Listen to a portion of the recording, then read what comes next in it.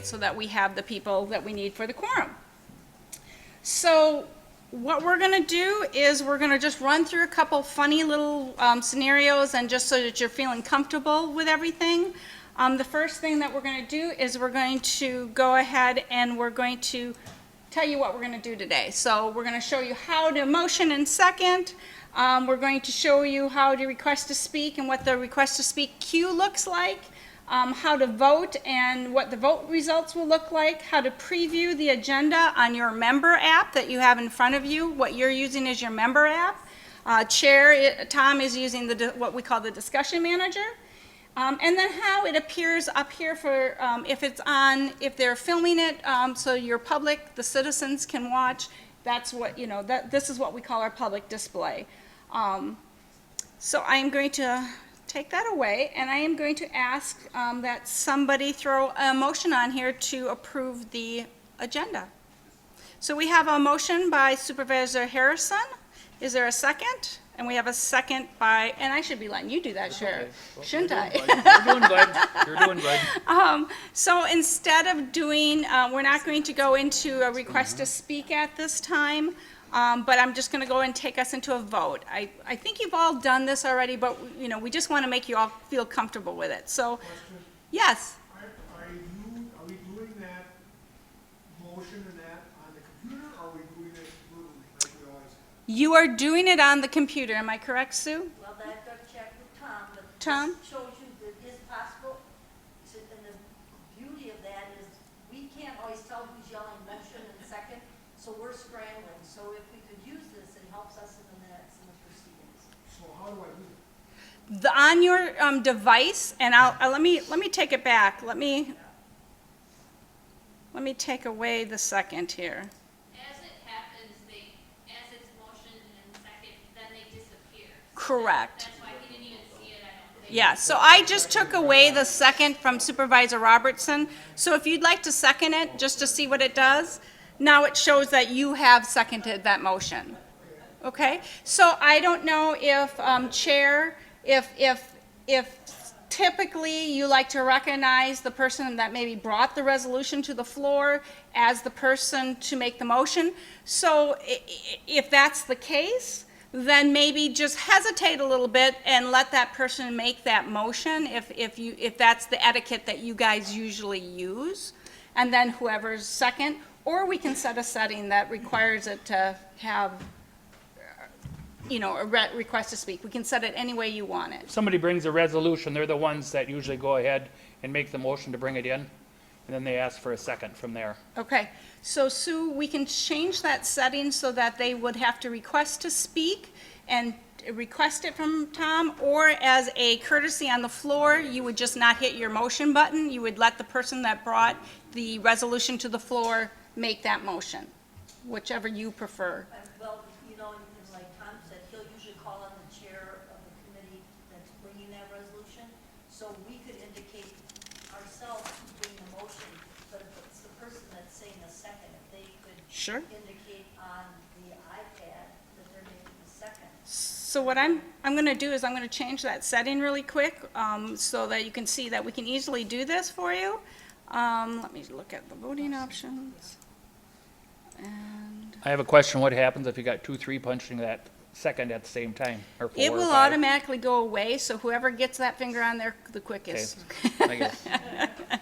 So what I'm going to do, Sue, is I'm going to have motion by clerk, second by member. Okay. And we can change that setting in yours. I just changed it in mine right here, so we can show that. And let's go ahead and take a vote, and then you'll see what it looks like, because I've changed that setting. Is that your configuration or hers? It might be hers. Yeah. It is. So it did just change. So go ahead, and to vote, you just go ahead and select what you have on your screen. Now, if you notice on your device, once you vote, it also gives you an opportunity, until that vote's been tallied, you can change that vote. So if you change your vote, you can just touch that little button, and it will unlock you.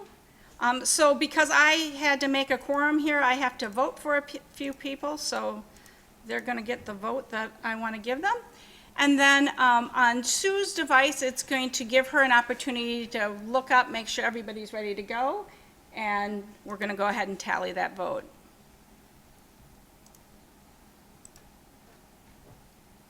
So here it shows that it's passed by majority. It should also say that on each of your devices, and Chair, it should have it on yours. Yes. And it's nice with the chairs now, it's all on one device, you're not having to, put that up or down. And then you can close that by hitting that little arrow if you'd like, Chair, so that if it's out of your way, if it gets in your way ever, you can close it. That happens. So I'm going to go into our next item. Now, the next item is not a voting item, it's public comment, and I want to show you what we can do for public comment.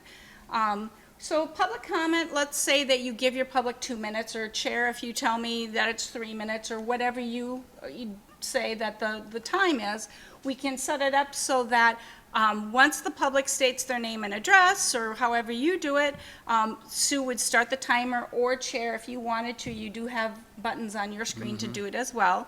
So I'm going to start the timer, and what it'll do, it'll start timing it down. You can actually maximize that, so you can make it really, really big and let them see. Don't we like that? Of course we do. You better stay around. I'm good. I fast forwarded it there because I want you to see what happens at 30 seconds. Does the net drop then? No, I promise it won't. So it turns red for the football screen, yep. Now, what are people on video going to see? Whatever is shown on the screen, so I don't think you show know. the speaker, right? Yeah, For the the ones citizen. on Zoom are just gonna see a shot of the room. Because we aren't set up remote cameras for Zoom, so this laptop is what connects this room to Zoom, right here. So we could turn it to look at the screen, Turn but, it to that. yeah. Yeah. But we usually have it facing out so they can see, and if someone's at the lectern, we turn it to, or podium rather, so that they can see that. So Now- if somebody on Zoom is a supervisor, wants to speak, they can press the request to speak button too on Zoom. Absolutely. If you are attending remotely, this will work as well. You could vote off of your device from home if your IT department allows it and sets up a special IP address to do that. So if you had a situation where your rules either changed, or if, like with the pandemic, and we go back into not meeting in person, or something like that, then you could set up, we've had people that went during the pandemic, the entire board has voted remotely. So, We're not set up for that. yeah. If we're ones on Zoom, the chair would call and take a voice vote or whatever. Yes, because when I was on the Zoom, I couldn't vote or anything. Because we didn't have the IP address, so that, we weren't set up for that, but that is an option. It's an option, right. It depends on rules too. I know when I was in Wapaka, our rules didn't allow us to do anything remotely, so we changed it for emergency purposes only. And then after the pandemic, they decided to make the rule that allowed them to do that. So it depends on rules in each location. Okay? Does this show up somewhere where the person back here sees this too? They know that they got to give their name and address and they got 2 minutes? Do they see that? You can. I put that in just as a test. Oh, okay. They don't know that back there. I could maximize that. That was just me playing. They would see this. Yeah, Oh, they yeah, okay, that's what I yeah. thought. They- I could maximize that screen and for them to see it. Before we go further, my question is, how do we make a motion to amend a motion? And that's my question. Do you do the same thing as the motion to second, or do I have to wait till the chairman recognize me and then I say, I want to amend this, and that's when I say that? Yep, and we're actually going to do a sample of that. Okay. Yep, it depends on settings. It does depend on settings, but we've got it set up that you would request to speak to your chair to make that motion to amend. So I'm going to go and, if the sound was on, because the computer and set up with the Zoom and all the different things, you can't hear it, but if the sound's on, when that turned red, it can also make a sound and kind of give them a pre-warning that it's, the red, I was told, is like a football stadium. You know, pretty soon you're going to have a delay of game here if you don't listen to that sound. So turns red for 30 seconds, it can ding, and then at the end, if the sound was on, it could go ding, ding, ding and tell them you're done. So, okay. We're gonna Did you set up the meeting tonight for no timer? correct. Yes, she doesn't, she, So the public Oh. comment, Is 2 minutes kind of the standard? I always thought we were at 3 minutes, and is that what other counties do, or? I would say it's each county is different. It's 3 minutes and 5 minutes is typically what I've seen. Sometimes I just put it in a little lighter so that I can get down to that dinging. You can change it so it would be 2 minutes or 1.5 minutes, depending on the crowd. Right, and if the chair said, Sue, I'm going to allow everybody 2 minutes today, or I'm going to allow everyone 1 minute, she could change that, and I'll do that really quick. Well, I can't because I'm past public We comment, get but, 500 people out on Zoom trying to get in. yeah, so we could do it, they could get 30 seconds, we could do anything. Patty? When the timer expires, does it shut the mic off, or does the chair still have to shut the mic off? The chair would still have to shut the mic off, yes. Maybe, now, if we have questions going forward, let's go ahead and if we're into that point, let's hit the request to speak button so that the chair can see that on his, okay? So we're gonna go into the next item, and it's resolution 17-01. I'm gonna maximize that. I see that we have a couple, and I did randomly pick people's names, and in this particular one, you're voting on whether or not we should allow pets to be brought to county board. Mr. Harrison had a question before you went on, I think. Oh, okay, so, No, I just hit it quick for that, the first one, that's why. Okay. So I didn't know, okay. Sorry. that's okay. So do you want to turn on your mic to I think, on. Mr. Norton is Yep. first in line? Supervisor Norton? Yes, why are we having this resolution brought forward? Well, let's see. For, Who for was our- practice. It is Supervisor Wise that poor person that I set this up to be, are they here to explain that? No. Sorry. It's just an animal. Supervisor Robinson? Yeah, I was going to say the same thing, but I think I'll deny that. I'll say nay on that. I don't think it's a good idea to bring dogs or animals to our county board meeting. So now, on your device, did you notice, on everyone's device, do you notice that you can see who's speaking? And if someone else wants to hit request to speak, a couple more, it'll say who's in the queue as well. So Chair just recognized Nichols? Supervisor Nichols? And so on your device, you can see that Supervisor Nichols has been recognized and Supervisor Borchardt Borchardt. is in the queue. And then that is also showing up on here. I just found it. So, I go to hold a highway and then it's got. so let's go ahead and, Supervisor. Supervisor Ron? It's my turn. Oh, do I get to speak now? Oh, yay. I think that if we have somebody Talk who into your needs- mic, please. I think that if we have somebody who needs to have their service dog here, that would be something to consider. Very good point. Thank you. Oops. Okay, yeah, we're done. So we're down to 15 minutes, so we're gonna move through this and go ahead and vote this one out, and then we're gonna show you how to do that amendment.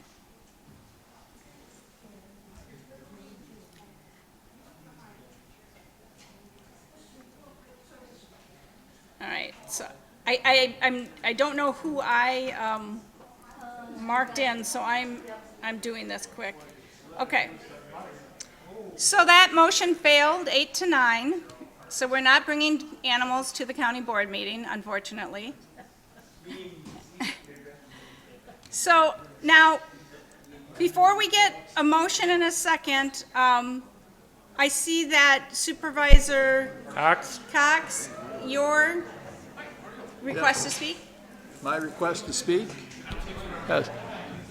I'd be glad to have her service dog come in, but I have a dog that I'd want in here too, and he hasn't been spaded, or she hasn't been spaded yet, and therefore I don't think it's good to have dogs in the same room unless they've been neutered and spaded. Thankfully, that failed, Thank you, so. Supervisor Cox. The vote's already over. All right, so now what we're gonna do next is, can someone please give me, and Supervisor Cox, you can turn off your mic on your device as well by, If we could do a reminder or a statement of that, because I think Mike stayed hot where okay. they do the done.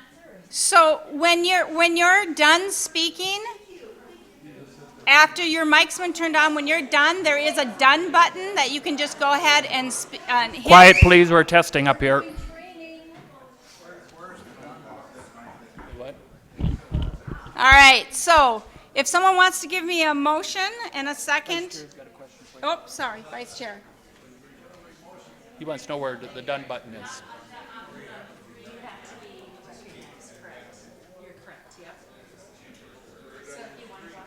Oh, okay, I'm sorry. We changed that setting that you have to request to speak to make the motion. Because then the chair can recognize the person that brought the resolution to the floor. So in this particular case, it says, Supervisor Norton, you brought this to the floor, just so you know. So Supervisor Harrison would be next. And so you can recognize, this will allow you to recognize whoever you want to bring it to the floor. Supervisor Harrison. Okay, so I second the motion, right? So actually that, we want to, Oh, no. we were looking for a motion, so, Well, he should. we'll just do Harrison for now. Okay, So now, I've marked the motion, now you should all see the second on your device. yes, yes, But it's gone because someone seconded it, okay. okay? No, it's not. All right. So now Supervisor Norton, you said that you wanted to learn how to amend. Done? So now you would hit your request to speak and ask for that amendment. Supervisor Norton. My amendment is only allow pets if they are service animals. Okay, so, and we're gonna pretend that that's this resolution. Now, obviously, if the amendment doesn't get a second, it fails, so I'm gonna go ahead and hit for Supervisor motion, that there was a motion by Supervisor Norton to amend. And do we have a second? Somebody seconded it already. And I wanna pull this over so you can see what happens for what Sue's doing. So what Sue is going to do now is she's going to try to write that resolution in here. So you need to just bear with her for a minute, and she's going to say Resolution 2022-05-17. Why did I name these so long?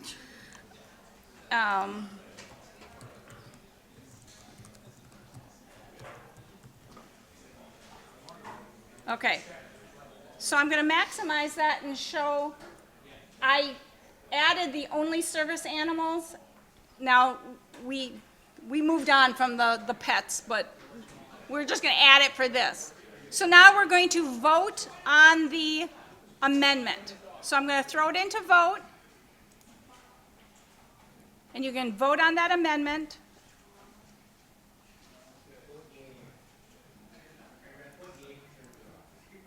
And I will vote for the members that I have to vote for here. And so that amendment passed. So then the next thing is it's going to take us back to our original motion. And depending on your rules, Chair, whether or not you want to keep that, what the original motion and second that was on the floor before we hit the amendment. It did pass, the amendment did pass. Right, so it'd be as amended then. Yes. Right. So keep the motion in a second? Right. Okay, As so we're going to amended. keep the motion in a second, and then I am going to edit this to say as amended. And hit OK. And so now you can see it says as amended. It should show on your device that it says as amended. And then that's what we're going to do, is we're going to go into a vote on it as amended. So now you're It shows on the bottom, but I'm afraid it Oh, was okay. too long. That's so fine. it's- That's fine.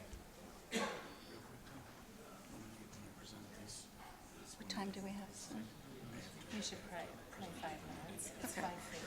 Right, Okay, just let's put make that, sure right. they log out.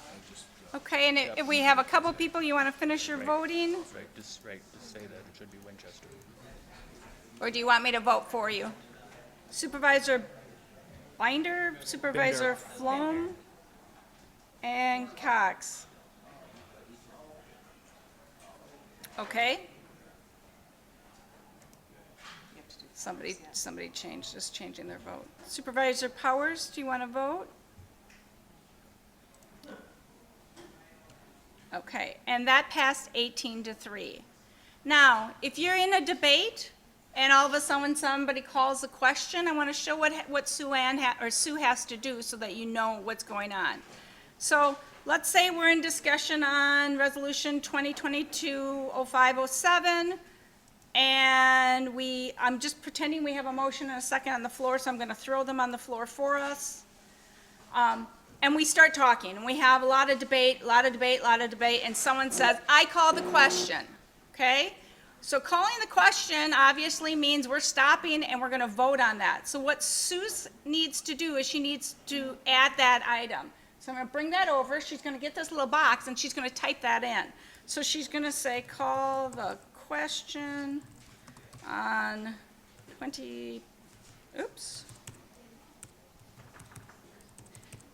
I'm just going to put X's in because I can't type quickly before your meeting. Okay, so now it's going to take us into a discussion on, we can't discuss calling the question, so we're going to go ahead and vote. So if you had a request to speak in there, the minute somebody calls the question, that's going to clear that request to speak because it's no one's speaking anymore. The question has been called. So then we go ahead and we hit vote, and you're voting on call the question, which you don't have to do now. But I wanted, Sue and I had talked, and I wanted to show you what she has to do. Sometimes she has to take a little time. Chair Tom, I'm sorry, Yes, I that's feel okay. like I haven't allowed you even time to. Nope, you're doing good. Okay. It's all new to me too, so you're doing good. When you vote on call the question, you're just voting on Calling, the stop discussion, you're not voting on the actual motion. Hello? correct. But when we go back to that motion, This is Julie. it will clear Hi, Julie. the queue. They have the So computer if- on mute. If The one that says If Winnie? you have it where you have, Yeah. Yeah. already have requested to speak, unfortunately, those people are gonna go away, so don't get upset with the chair when he says, okay, request to speak again, and you're not in that same order, because it has to clear it. Okay. Actually, after seeing that happen, we are in debate in the office on developing something that we can do a call the question and get that procedure in. Question gets voted on, and then you go back. Vote on the amendment. The amendment that was raised before the question was called. Right, Then you go back to vote on the total Right. motion. correct. So we Alright. just did that when we amended. We voted, we amended it, we made a motion and a second on the original motion. Then we went to amend and we added something. We voted on the amendment, and then we came back and we voted on the original as amended. Right. And then now we're talking about call the question, and that just ends everything. So I just wanted to explain that the request to speak will go away. So if you were the first in line to speak, it's got to shut, the system's got to shut that down to call the question. Right. Just so you know. And I will leave all those legal matters up to your corporation counsel on what you do. So. Doing good. Down Well, in front. does anybody have any final questions? We'll get out of here so that you can have your real meeting and I can get Sue set up on here to do this. Chair, did you have anything? No, but I thank you very much for coming, your Yeah. whole staff, and Thank you. don't be afraid to come back, I'm sure. Yeah. It'll only get better. Yeah. So I'm gonna end the meeting, and when I end the meeting, that's gonna kick you guys all off, and then we'll get set up for the real true meeting tonight. Not done yet. So I'm just ending the meeting. It's gonna knock you all off, and I'm gonna The Winnebago County Board is currently in a break. For a schedule of all GovTV programming, visit our website at oshkoshmedia.org. This is GovTV, opening accessibility and understanding of local government, helping you to be informed and involved. Also streaming live and on demand at oshkoshmedia.org and radio simulcast on Oshkosh FM 101.9. Like us on Facebook at our Oshkosh Media page. For a schedule of all GovTV programming, visit our website at oshkoshmedia.org. Please stay with us. Coverage will resume shortly.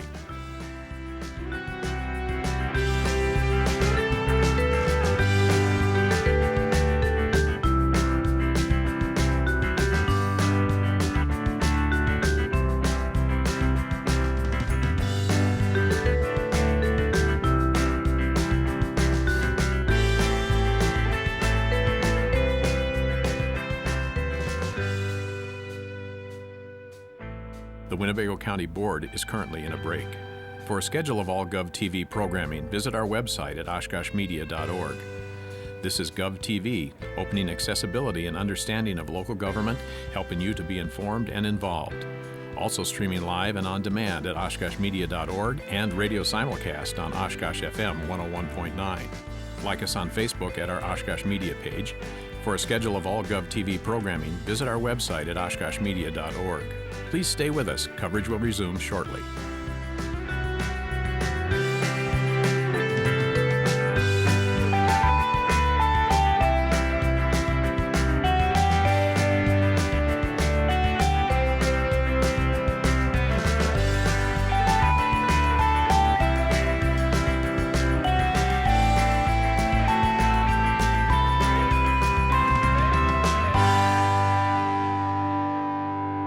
The Winnebago County Board is currently in a break. For a schedule of all GovTV programming, visit our website at oshkoshmedia.org.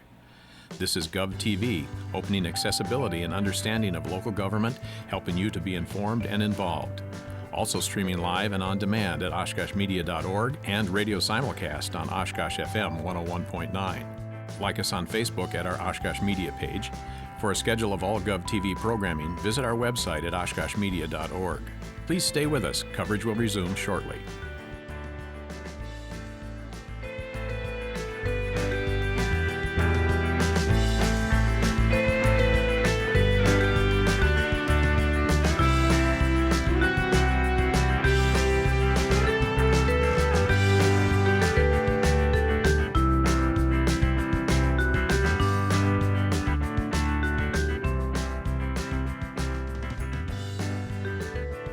The Winnebago County Board is currently in a break. For a schedule of all GovTV programming, visit our website at oshkoshmedia.org. This is GovTV, opening accessibility and understanding of local government, helping you to be informed and involved. Also streaming live and on demand at oshkoshmedia.org and radio simulcast on Oshkosh FM 101.9. Like us on Facebook at our Oshkosh Media page. For a schedule of all GovTV programming, visit our website at oshkoshmedia.org. Please stay with us. Coverage will resume shortly.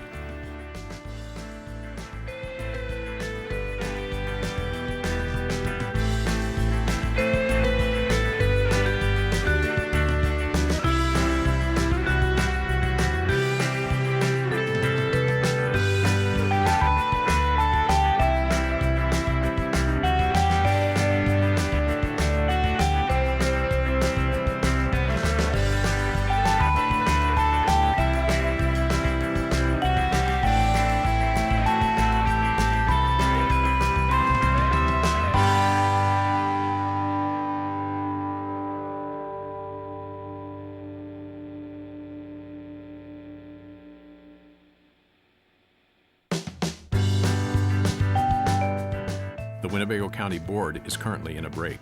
For a schedule of all GovTV programming, visit our website at oshkoshmedia.org. This is GovTV, opening accessibility and understanding of local government, helping you to be informed and involved. Also streaming live and on demand at oshkoshmedia.org and radio simulcast on Oshkosh FM 101.9. Like us on Facebook at our Oshkosh Media page. For a schedule of all GovTV programming, visit our website at oshkoshmedia.org. Please stay with us. Coverage will resume shortly.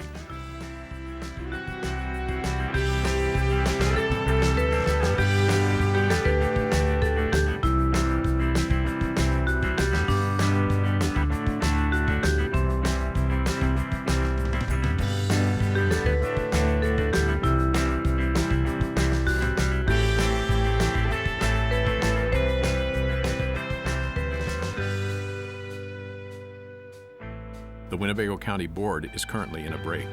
For a schedule of all GovTV programming, visit our website at oshkoshmedia.org. This is GovTV, opening accessibility and understanding of local government, helping you to be informed and involved. Also streaming live and on demand at oshkoshmedia.org and radio simulcast on Oshkosh FM 101.9. Like us on Facebook at our Oshkosh Media page. For a schedule of all GovTV programming, visit our website at oshkoshmedia.org. Please stay with us. Coverage will resume shortly.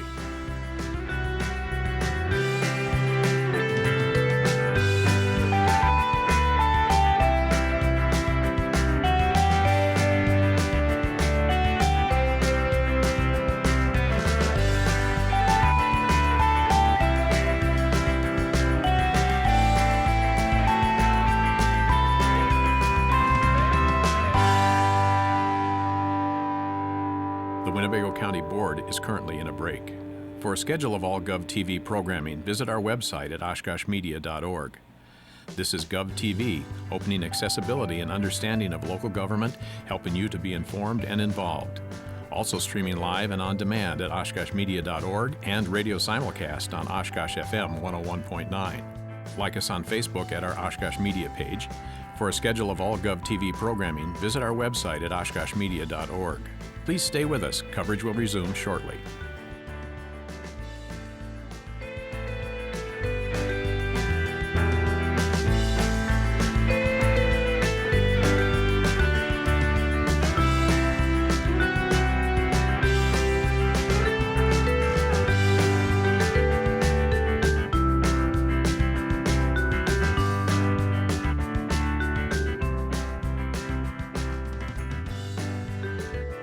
The Winnebago County Board is currently in a break. For a schedule of all GovTV programming, visit our website at oshkoshmedia.org. This is GovTV, opening accessibility and understanding of local government, helping you to be informed and involved. Also streaming live and on demand at oshkoshmedia.org and radio simulcast on Oshkosh FM 101.9. Like us on Facebook at our Oshkosh Media page. For a schedule of all GovTV programming, visit our website at oshkoshmedia.org. Please stay with us. Coverage will resume shortly.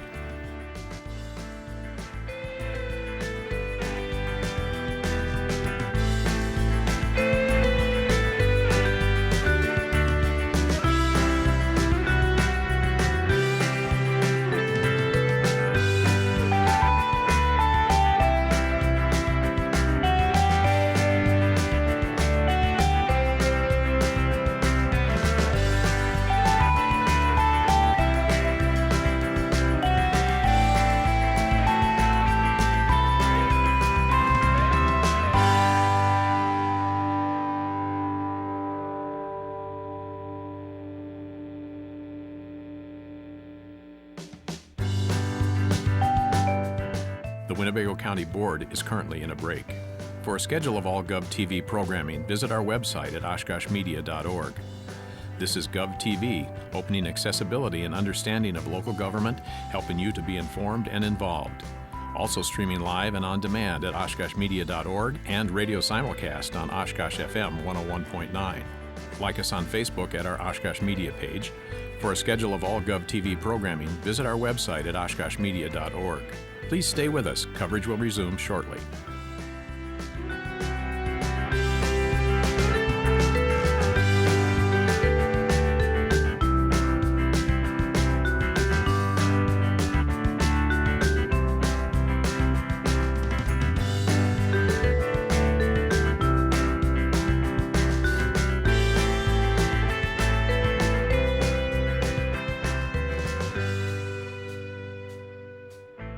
The Winnebago County Board is currently in a break.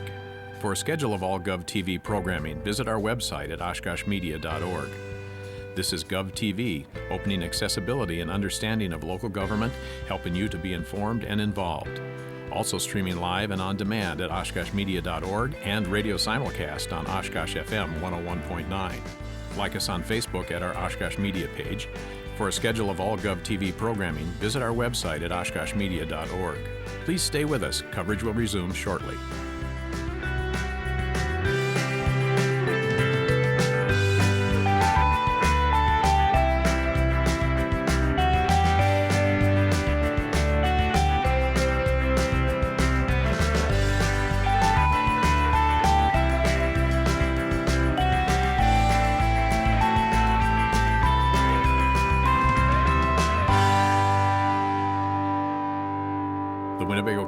Board is currently in a break. For a schedule of all GovTV programming, visit our website at oshkoshmedia.org. This is GovTV, opening accessibility and understanding of local government, helping you to be informed and involved. Also streaming live and on demand at oshkoshmedia.org and radio simulcast on Oshkosh FM 101. Supervisor Powers? Great Creator, we thank you for making the earth fruitful so that it may produce what is needed for life. Bless those who work in the fields, and especially bless our Winnebago County 4-H groups. Give us seasonal weather, and grant that we may all share the fruits of the earth, ever rejoicing in your goodness. Amen. Amen.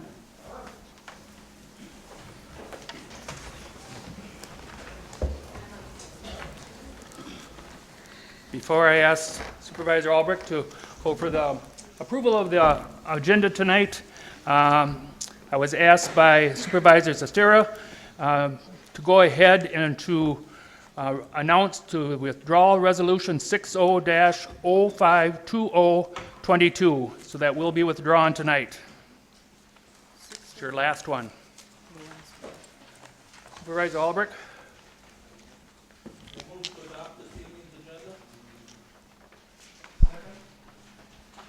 Seconded by Gustafson. All in favor signify by saying aye. Aye. Opposed, say nay. Carried. Communications, petitions, memorials, accounts, commendations.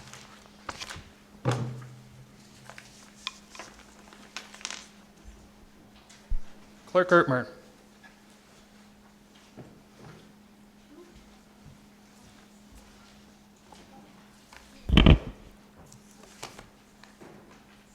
Public comments. Oh, I'm sorry, public comments, I'm sorry. Right, I didn't read that. This time will be allowed for persons present to express their opinions on resolution or ordinance that appear on the agenda, as well as any matter which this body has jurisdiction. I apologize for that. Anyone in the back wish to come forward and speak to the board tonight? Anyone wishing to speak to the board tonight? Anyone wishing to speak to the board tonight? Not seeing anyone in back. Is there anyone on Zoom?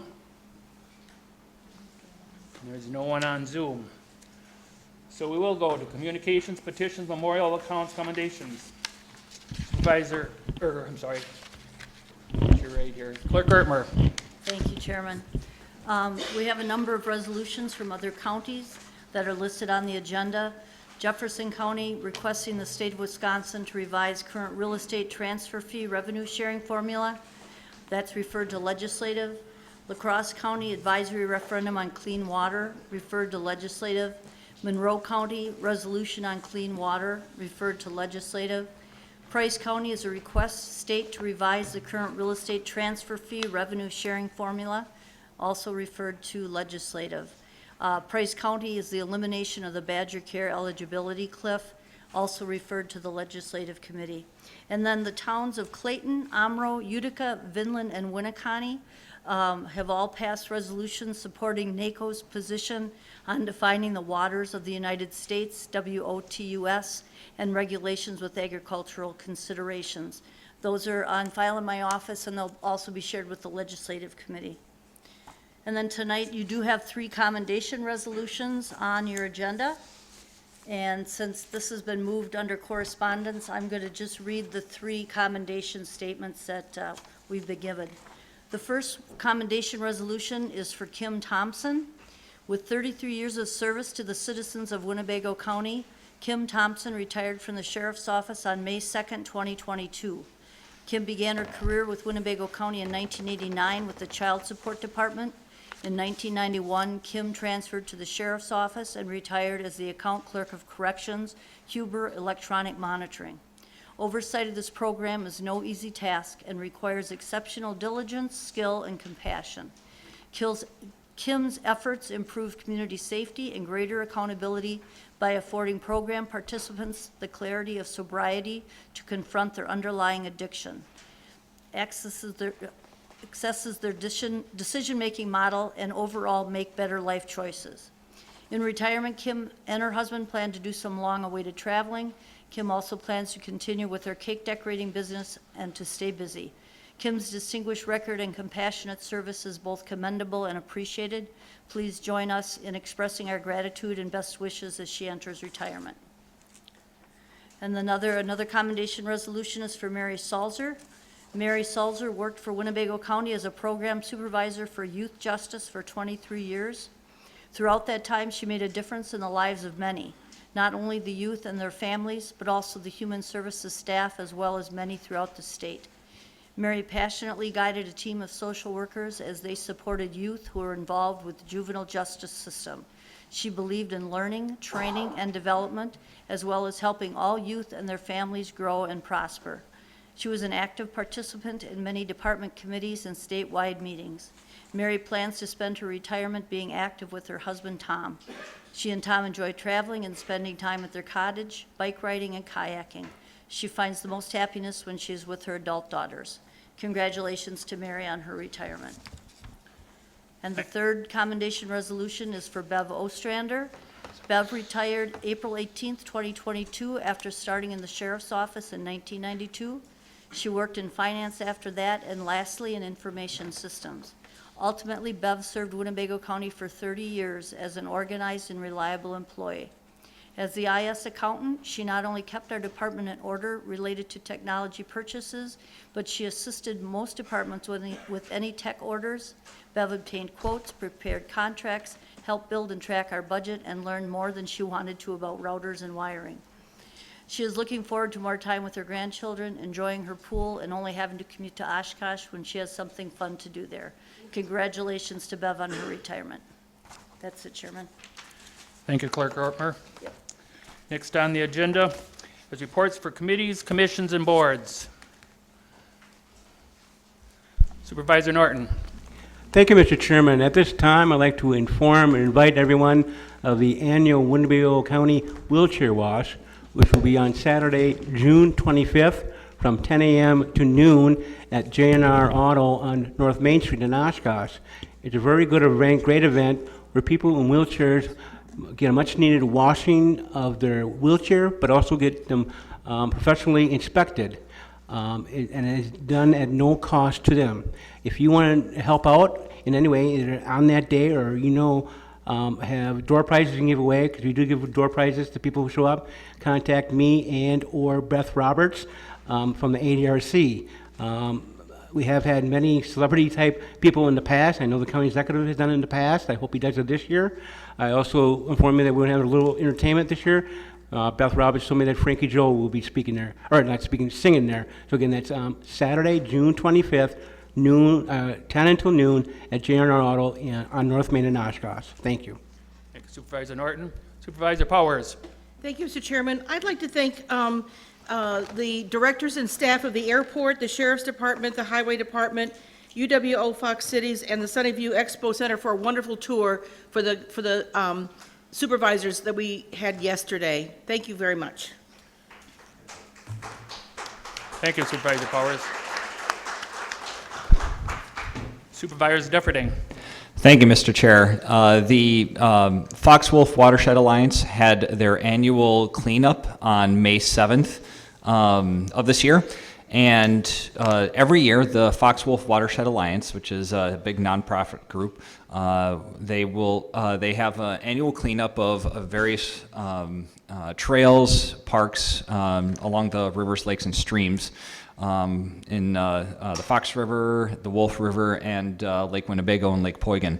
And I volunteered myself. I cleaned up a big part of the Waiwash Trail behind the Riverside Cemetery in Oshkosh, and found some interesting objects there. Probably the most interesting object I found was a cherry bomb muffler.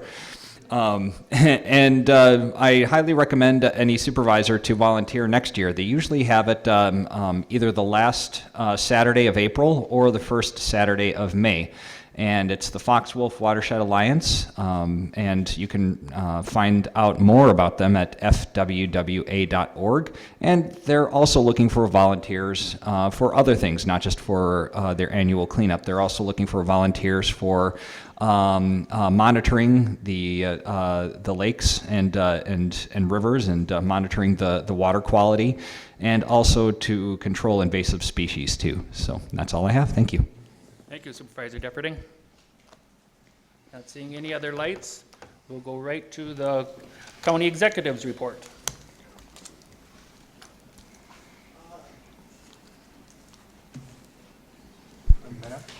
You have to approve the April 19th organizational session first. Oh, I'm sorry. Yeah, I'll go back to that. Go ahead and finish. You want me to do this first? Yes. Okay. All right, thank you. Thank you, Chairman Egan. There have been a lot of questions about the pending wage study. I want to be very clear that we are working diligently on this project. I would like to discuss some opinions I have on this matter in hopes in beginning discussions on a larger looming matter. I do not believe we are in a labor crisis. I've said this before. We are in the new labor reality. The instability of the market is not predicted to level out anytime soon. This wage study will show that some, not all of our positions are behind market. This will not shock any of us. Some of us may be shocked on just how behind some of our positions actually are and why we're struggling with workforce as is everyone else in the nation. Conducting the wage study now will help to provide information based on the most current market changes. Pending the completion of the wage study, we can address some critical changes needed to help retain and recruit personnel along the way. We have already addressed some of these. We granted the Sheriff's Department $3 per hour differential while performing specific duties that helped retain patrol officers while the salaries were behind in that area, while not granting correctional officers additional pay where the salary is slightly above market. We changed the table of organization in our maintenance department, eliminating custodian positions and changing them to facility assistants, raising their starting wages above $15 an hour. We recently reclassed some of our lowest paid positions in the county at the Personnel and Finance Committee to a new minimum wage of $14.86 per hour. This is a start. There will be other adjustments coming to help secure some of our most critical positions in the near future. But not all of our adjustments are based in salary. Some of the changes I have made administratively have been flex scheduling. In Land and Water, we created a new schedule that allows for staff to enjoy a 3-day weekend every other week. The schedule still gives the county the required 80 hours of work in a 2-week schedule, while increasing the hours of service to the public by 7 hours a week. Our Land and Water Department is open longer, the employees are happier, and it costs the county nothing in added payroll. We are looking at other departments for some easy administrative wins to help shore up our county workforce. We will continue to bring some critical fixes forward, as well as easy wins for you to discuss and decide on as we wait for the completion of the wage study. I do want to prepare you for the larger challenge ahead. It is one thing to adjust to market.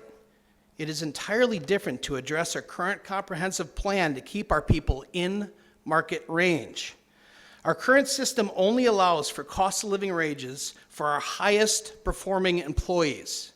We call it merit pay, but it's essentially a review-based system with cost of living and sometimes less, as in this year, as the highest reward for our best performing employees. This system, albeit better than what we had before, is adding to the labor crisis we are facing today. Again, there are more issues to be worked on above salary and wages. What hours can we flex? Can we help our employees to continue their education and grow tomorrow's leaders? What benefits do we offer? How do we become the desired place to work again? We also need to consider how our organization is set up administratively. Over the last year, I've tried to bring additional support to the 4th floor.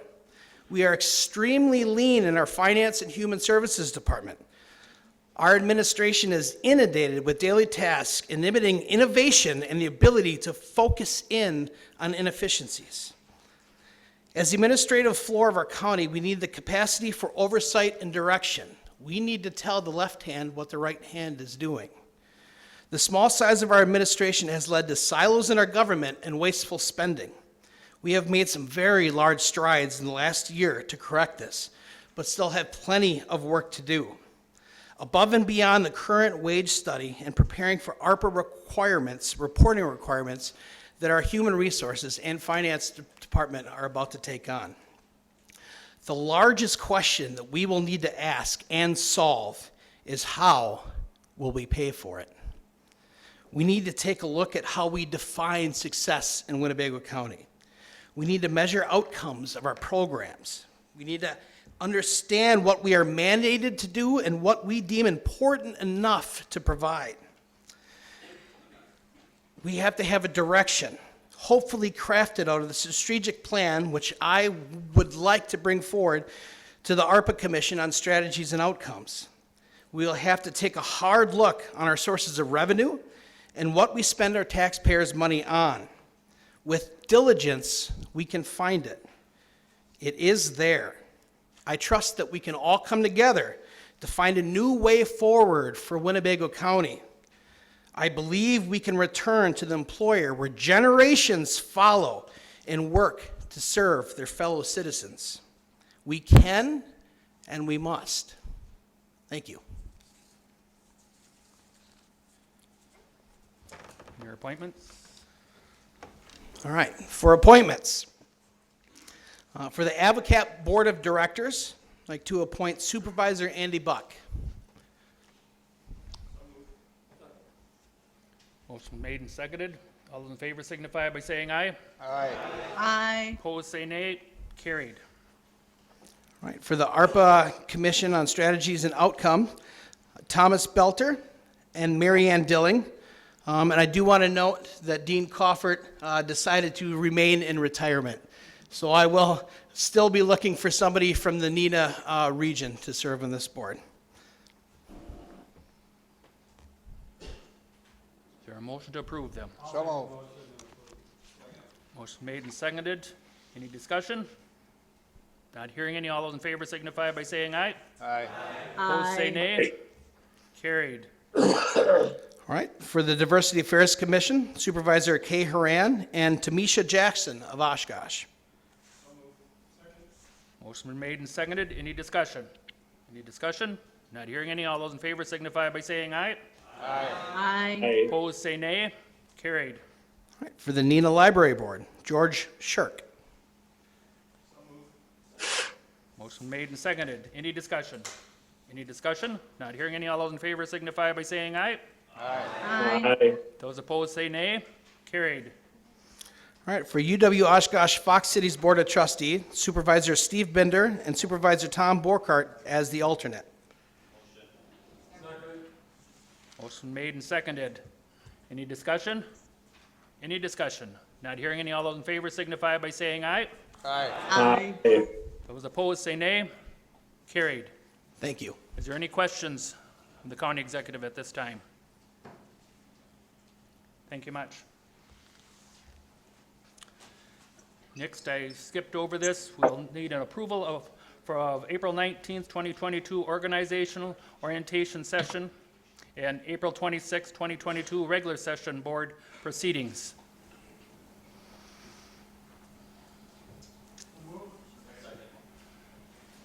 Supervisor Bender. It was a question. It was a question for the county executive. My button didn't register, but that's fine. I'll ask him after the meeting. Okay. Supervisor Schellinger. Thank you, Mr. Chairman. I have a question about the April 26th meeting and my attendance. I was not here physically. I was on Zoom. And I guess maybe it's a question for the Corporation Council then if I should be listed as present or excused since I was like here but unable to vote.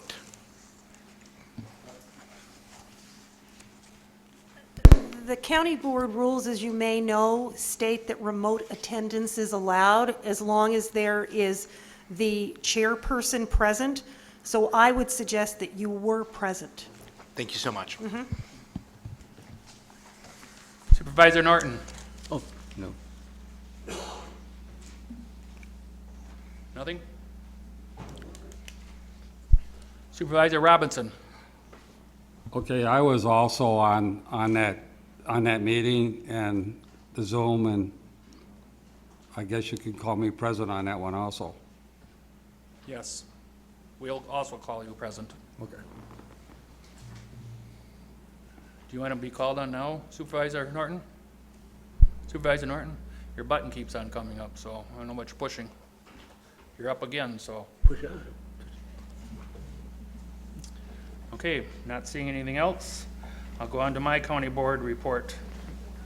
Oh, I'm sorry. All those in favor of the proceedings signify by saying aye. Aye. Opposed, say nay. Carried. County board report. First off, I'd like to thank those of you that went to the Jerry Finch Dog Park. I had previous engagement. I could not make it to that, but it was very well attended. I did see pictures in that. So thank you very much, and I'm sure that Jerry really appreciated it. I've seen a lot of new faces from here and also a lot of the other ones, so thank you very much. We did go on, as Supervisor Powers said, we did have a long but good tour, I thought, yesterday. Appreciate all those that you went on it. I think that we had some good food, and also at UWO, so hopefully you all enjoyed it, and a lot of questions got answered, and maybe it'll go a little bit better as time goes on. We can see what they actually wanted in that. One thing that I do want to bring up, it probably isn't such a good note, and I'm not going to stress it, and I'm not going to say any names, but it happened here this last week or so. I got notified by one of the supervisors, it don't matter who it was, but that they have a resolution in, and someone had asked to have it pulled. And the person that had asked to have it pulled was talking to someone else, and it got pulled anyways, to make a long story short, and it was somebody that shouldn't have even been talking to anybody about pulling a resolution, number one, and I do not think that this should go on. And I don't care where it's coming from. This board is for this board. This is the Winnebago County Board. You answer to the ones that you're supposed to and no one else. And it's goes to down here to corporate counsel, to the clerk, and I get to see the final copy of it. So like tonight, we had one pulled. She wrote me a nice letter and this, a nice little note, and asked to have it pulled. We did that. And the same way with this one that was going to be pulled, but luckily it didn't get pulled. This one here, it is down on paper, so if we have any more problems, it'll be taken with from there on. So if you do have any questions or whatever, you can contact one of them two offices or myself. We can take care of it and go from there. If you have any questions that you're questioning whether this is right or not, don't be afraid to call one of us. That's what we're here for. I'm not going to stress it. I think you all know who it is or whatever, or if you don't, I'm not, like I said, I'm not going to say names. It'll go on further, and the resolution has been put in, and we'll go on from there. But we're not going to start this back and forth and back and forth. That's something I said we weren't going to do, and I'm not going to have it done, and especially by someone that shouldn't be doing it to begin with.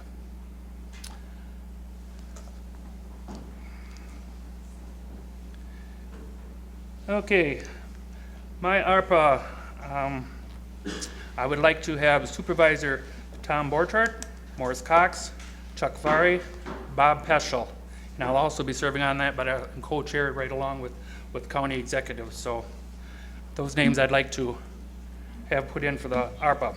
Motion to approve, Mr. Chairman. I'll second it. Motion's made and seconded. Any discussion? Any discussion? Any discussion? Not hearing any. All those in favor signify by saying aye. Aye. Those opposed say nay. Carried. Information Systems Committee. This is outside. It's not one of the board members. Patrick Brennan. He's been on it before from Winnebago. Move to approve. Second. Motion's made and seconded. Any discussion? Any discussion? Any discussion? Not hearing any. All those in favor signify by saying aye. Aye. Those opposed say nay. Carried.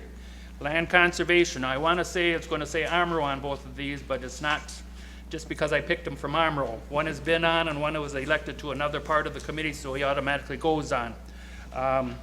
They both just happen to be from my area. But at this time, Land Conservation Committee, I would like to appoint Bruce Bone and Daniel Stokes. So moved. Motion made and seconded to approve. Any discussion? Any discussion?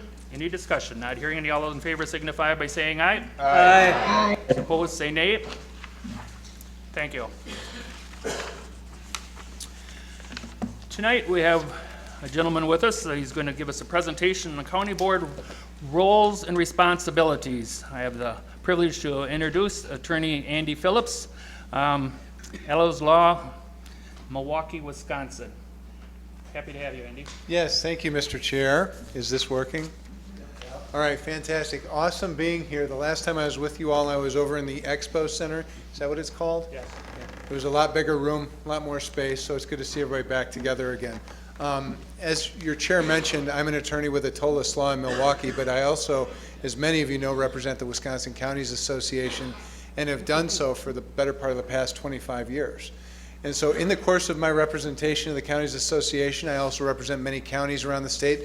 I've witnessed a lot of things that I think go really well with county government and some things that don't go so well with county government. And so this is an opportunity for me to share my insight on roles and responsibilities with you all. And I want this to be more of a discussion than it is a lecture, because I'm not a professor of county government.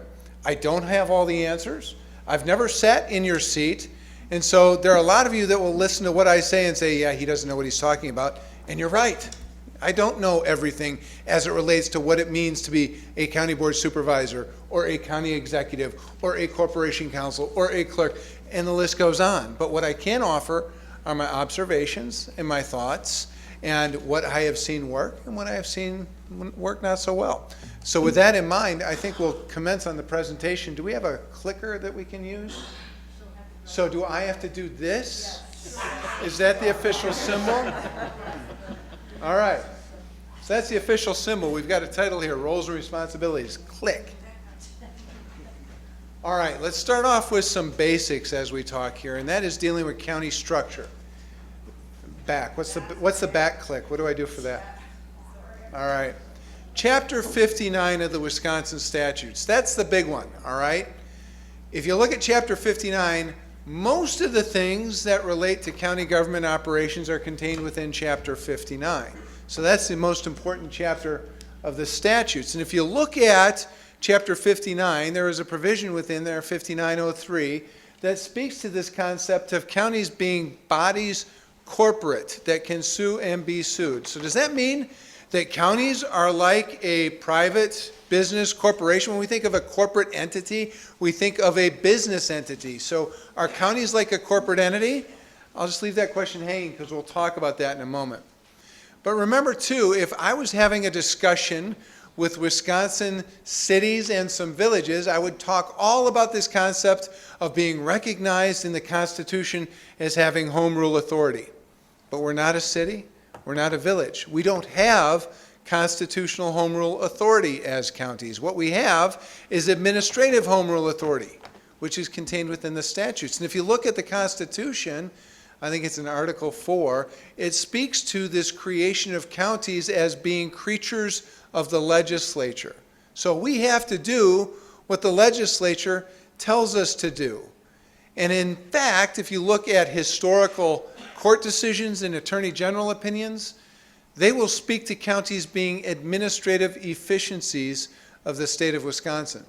Now, I don't know about you all, but that makes me really irritated when I hear that. Because what we do as counties is so much more than just do what the legislature tells us to do.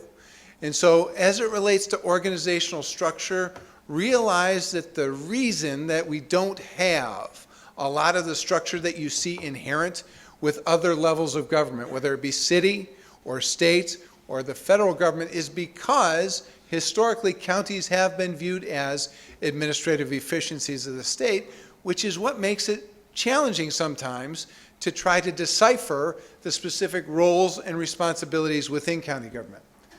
So let's click. So as I mentioned, 59.03, that gives us our administrative home rule authority. And we look back, and we didn't have this as counties until 1985. Does anybody remember when we were formed as a state? 1848, okay? This was a real quick civics exam, all right? So when I say something like that, you got to blurt it out. We should all know, 1848. Things changed quite a bit from 1848 all the way up to 1985. And it took until 1985 for the legislature to recognize that counties should have an amount of self-control over the way that they organize themselves and conduct their affairs. But that's what happened, is that this statute came in 1985. So we have administrative home rule authority. Next.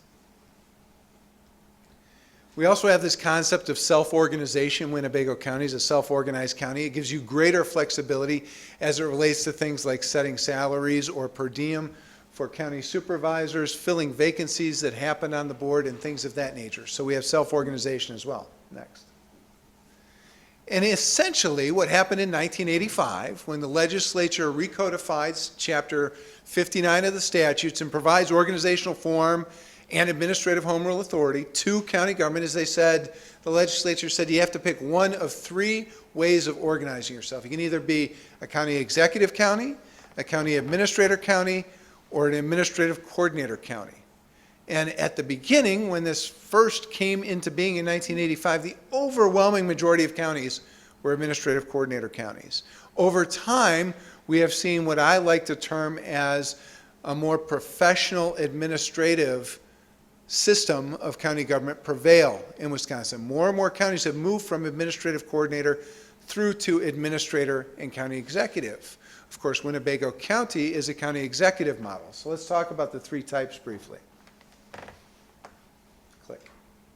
Oh, and this is just a map showing currently what we have here. So as I mentioned before, the overwhelming majority were administrative coordinator counties. Now we're down to 33. It's still a plurality, but it is not the majority of counties. It is, the majority of counties are either county administrator or county executive. Next. So let's talk a moment about county executive, because that's what we have here in Winnebago County. Let me start by saying that the three different forms are in 59.17, 59.18, and 59.19 of the Wisconsin statutes. 59.17 deals with the office of the county executive. I will tell you, when you pull out 59.17 of the statutes and start reading, that you have to be careful, because there are a lot of provisions within 59.17 that start with the phrase, in counties with a population of 750,000 or more. Which county is that? Milwaukee County. Those provisions don't apply here, and in fact, they don't apply in any other county with a county executive. Those are specific to Milwaukee County. And the reason those are there in large part is because of a series of disputes that happened between the board and the executive that culminated in 2014, I believe it was, with what was called Act 14, that introduced a lot of provisions into the law specific to Milwaukee County and Milwaukee County organization. That's a word of caution.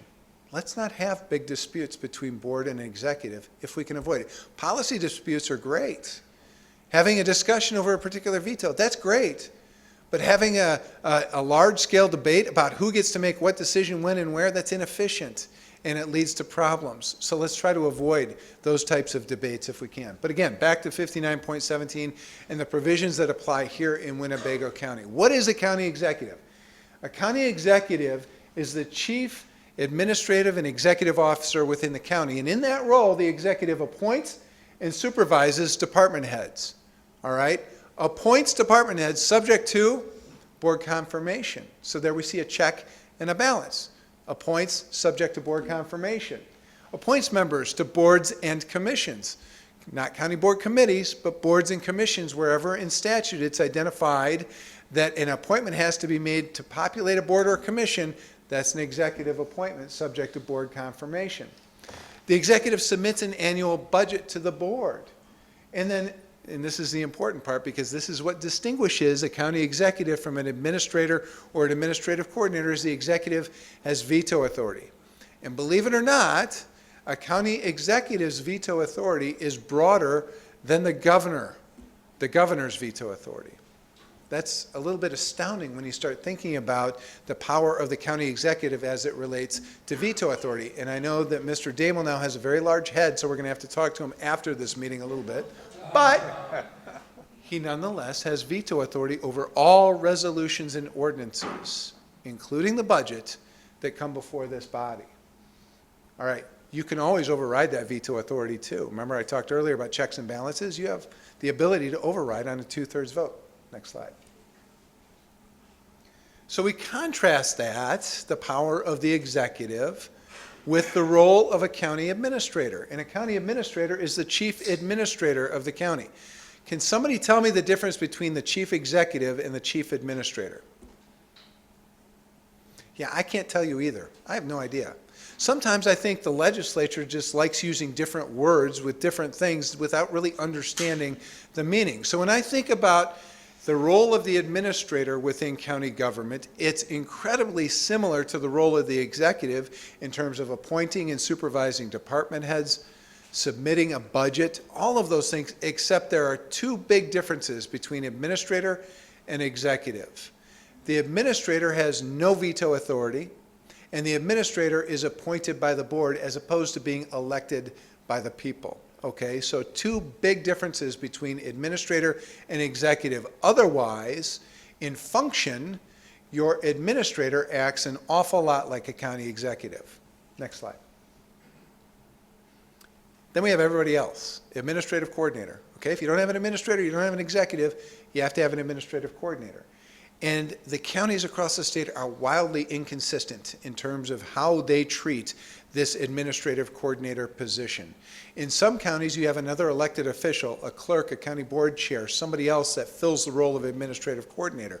In some counties, you have an administrative coordinator who is the head of an appointed Department of Administration, and they act an awful lot like a county administrator. So again, wild disparity in terms of the function of an administrative coordinator. Next slide. So where does that leave us as a county board? What is your role as the county board for Winnebago County? Well, county boards serve in a legislative capacity. The legislative function relates to policy making, law making, approving a budget, and cooperative decision making as a board. Supervisor's authority is collective and not individual. All right, so when we think about the role of the county board, you're a member of a legislative body. You weren't elected to the county board to head up a department. All right, even if you are the chair of a committee of jurisdiction, so to speak, the highway committee, that doesn't mean that you run the highway department. You are on the highway committee and you are a member of the county board that makes decisions on a policy basis that impact the highway committee, but you are not operating and running the highway department. Big difference there. So I ask the question at the end here, do supervisors actually supervise anything? It's a rhetorical question, but if it were up to me, and again, this is just one person's view on this, I would take white out and replace supervisor throughout Chapter 59 with the term board member. And I think that might eliminate some confusion about roles here. That's what we're talking about here, is roles and responsibilities, providing clarity to the function of the board, the function of the executive. And so if we think about ourselves as members of a board as opposed to supervisors, that's a historical term, and I'm fine with that term, but I think the connotation is that we're supposed to supervise something, and in reality, we're members of a broader board, a policymaking board. Next slide. And so when we think about the functions, the role of the board is to be involved, to represent the electors that put us in this seat, be accountable to those electors, and enact policy. All right? That's what we do as a county board, is we enact policy. Once that policy is enacted, we don't carry out the policy. We hand it off to the individuals charged with the responsibility of carrying out that policy. Okay? So our job is to be policymakers. Next slide. And so I have the V word in here. And I want to ask this question. How many of you on the board have been called a visionary by somebody other than your spouse in the last 6 months? Not a lot of hands go in the air. That's common when I ask that question. But for me, I think that's aspirational. As county board members, should we aspire to be called visionary? Because as policymakers, as being proactive in confronting these issues and setting the direction for the county, don't we want to be known as visionaries?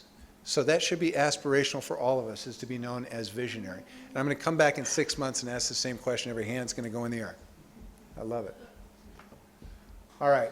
So what is the role of your county board chair? That's in 59.12 of the statutes.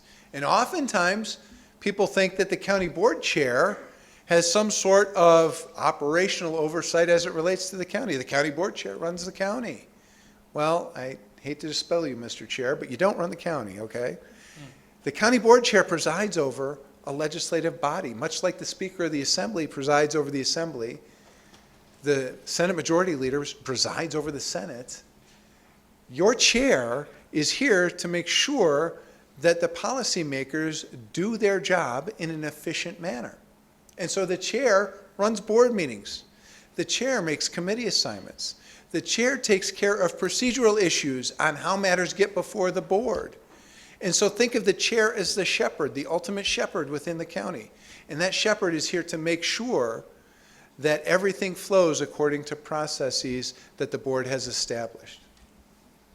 Next. So what is the function of a standing committee? Again, that's in statute when we talk about what the standing committee is supposed to do. The standing committee is designed to assist this policy-making body in policy development.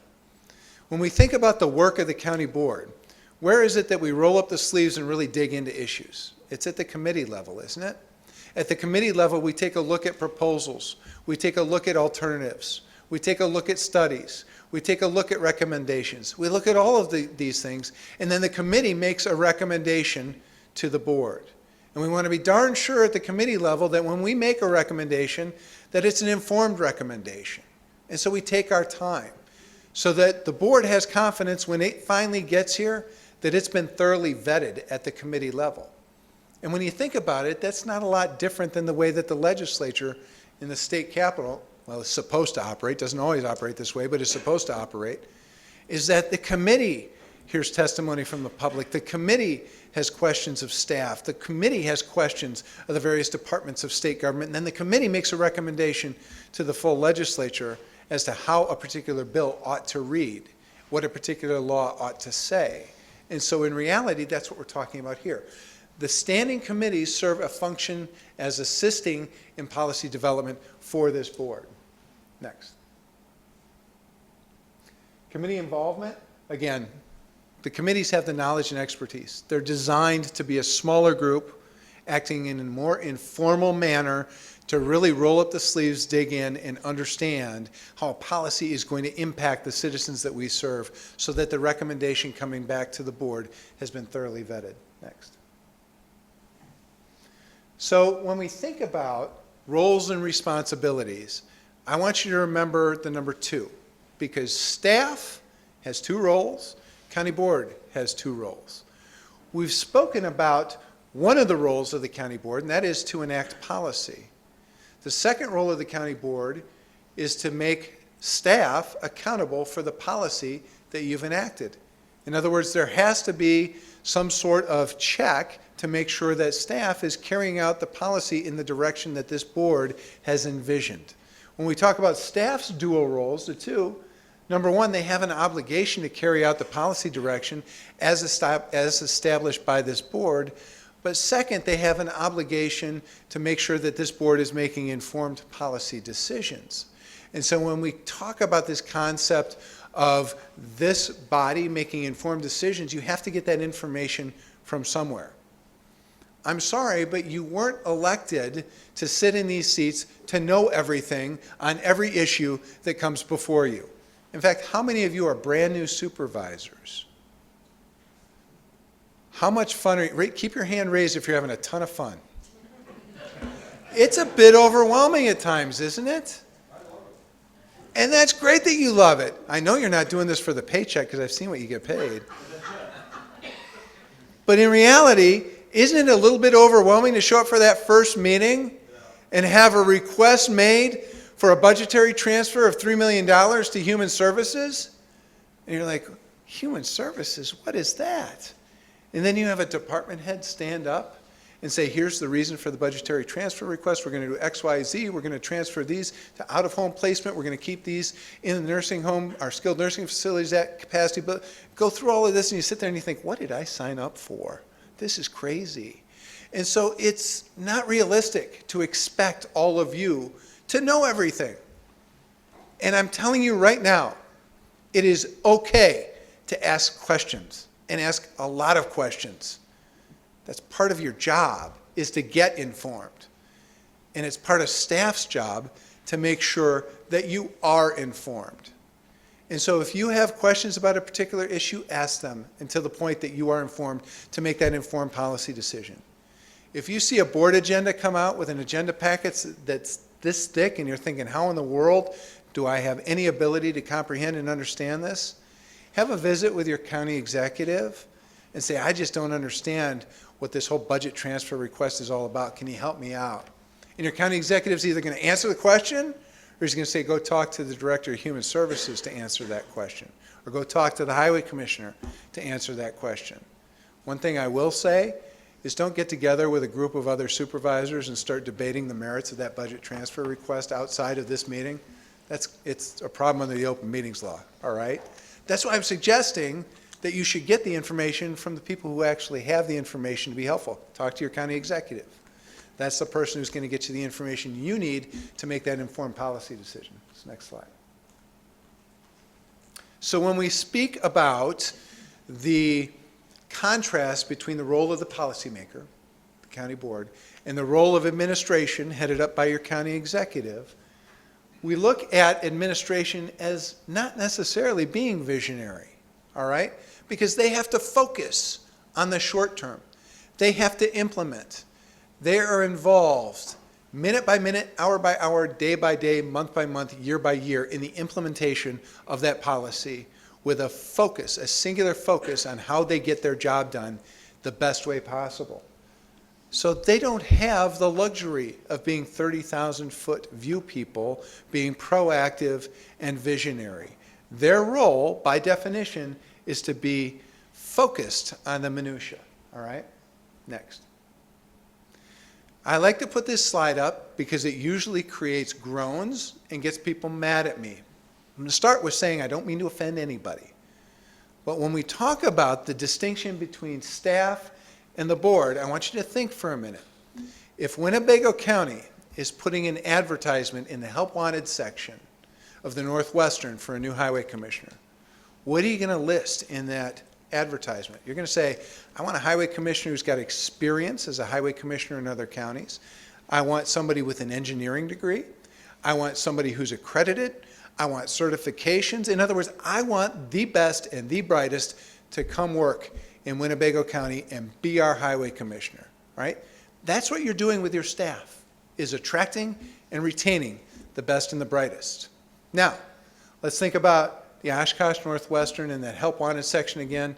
What does the ad look like for County Board Supervisor? 18, check.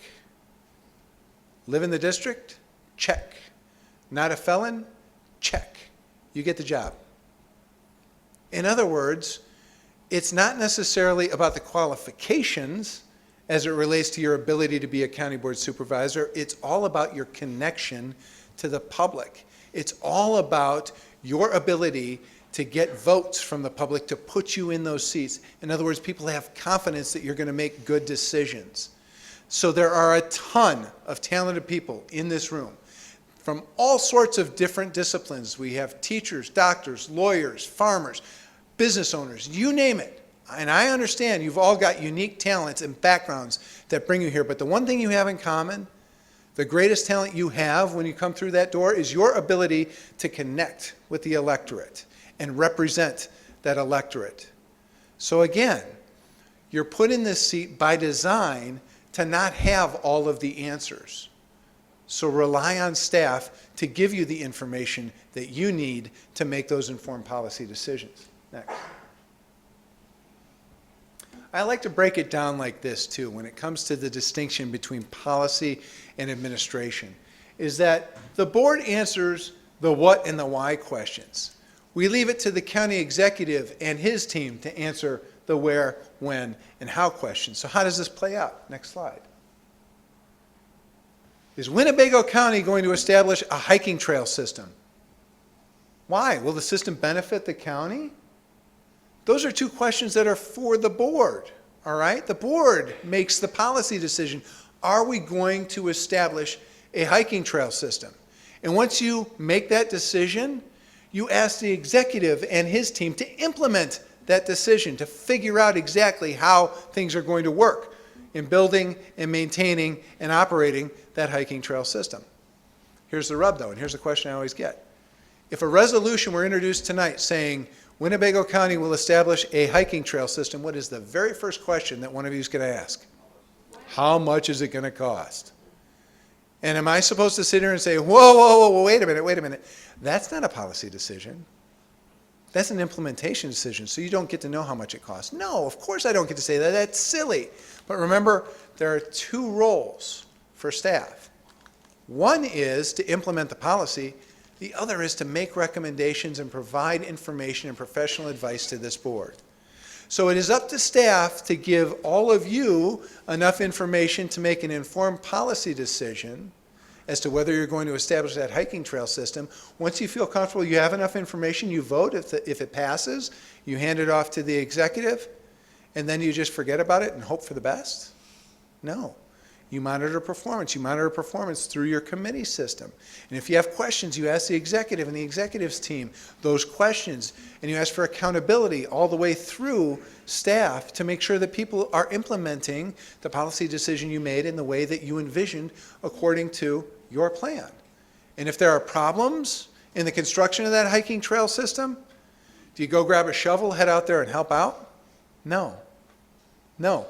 You call the executive and say, we got issues over here on the hiking trail system. How are we going to solve this? All right? So again, the two roles for the county board: enact the policy and hold the people responsible for implementing that policy accountable. Two roles of staff: give you enough information to adopt that policy, and then number two, implement that policy once you've acted. Next. So when we think about leadership roles within the county, non-elected individuals have a leadership role within their department and the guidelines that are established by the executive and by this board. Individual county supervisors don't have a leadership role other than being the head of the legislative body, in the case you're board chair, or the head of a committee, in the case of a committee chair. Two different types of leadership roles here. Next. And so just so you don't think I'm making this all up, I did put up here one of the two cases that have been published that relate to the roles and responsibilities of both a county board of supervisors and a county executive. This is the Schutte versus Vandehey case, and it's from Outagamie County. And if we look at this, I love this paragraph because I think it does a really nice job encapsulating everything I've been talking about the last few moments. County board's function is primarily policymaking and legislative, while the county executive functions as an administrator and a manager. And the court cites to an attorney general opinion. Policy is defined as a high-level overall plan embracing the general goals and acceptable procedures, especially of a governmental body. And the court cites to a dictionary definition of what policy is. Legislative power, as distinguished from executive power, is the authority to make laws or ordinances or policies, but not to enforce them or appoint the agents charged with the duty of such enforcement. And you see the citation to McQuillan Municipal Corporations there. That's the leading treatise in the country on municipal entities. The crucial test for determining what is legislative and what is administrative, legislative belonging to the board, administrative belonging to the executive, has been said to be whether the ordinance or resolution or policy is one making a new law or policy, or one executing a law or policy already in existence. All right? So this was the court that spoke to the distinction between the powers of a county board and the powers of a county executive. Is anybody curious what happened out of Outagamie County that resulted in this case? Outagamie County has an airport.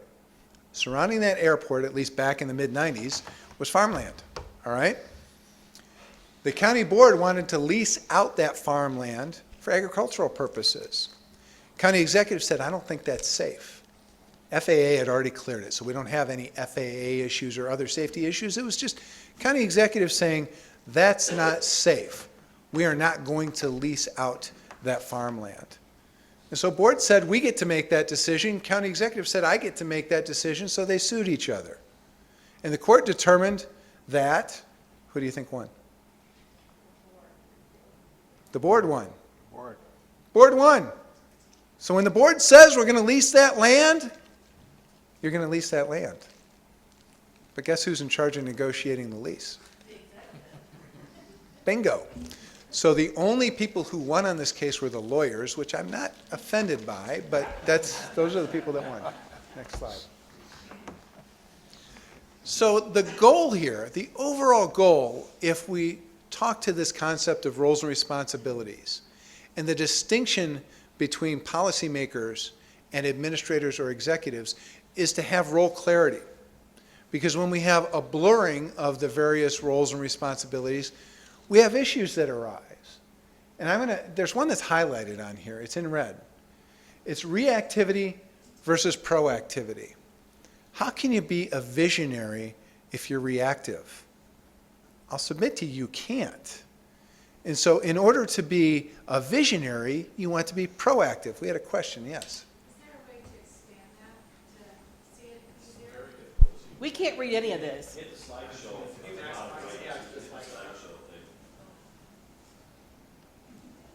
My clicker wouldn't let me do that. Do you know where you want to do it?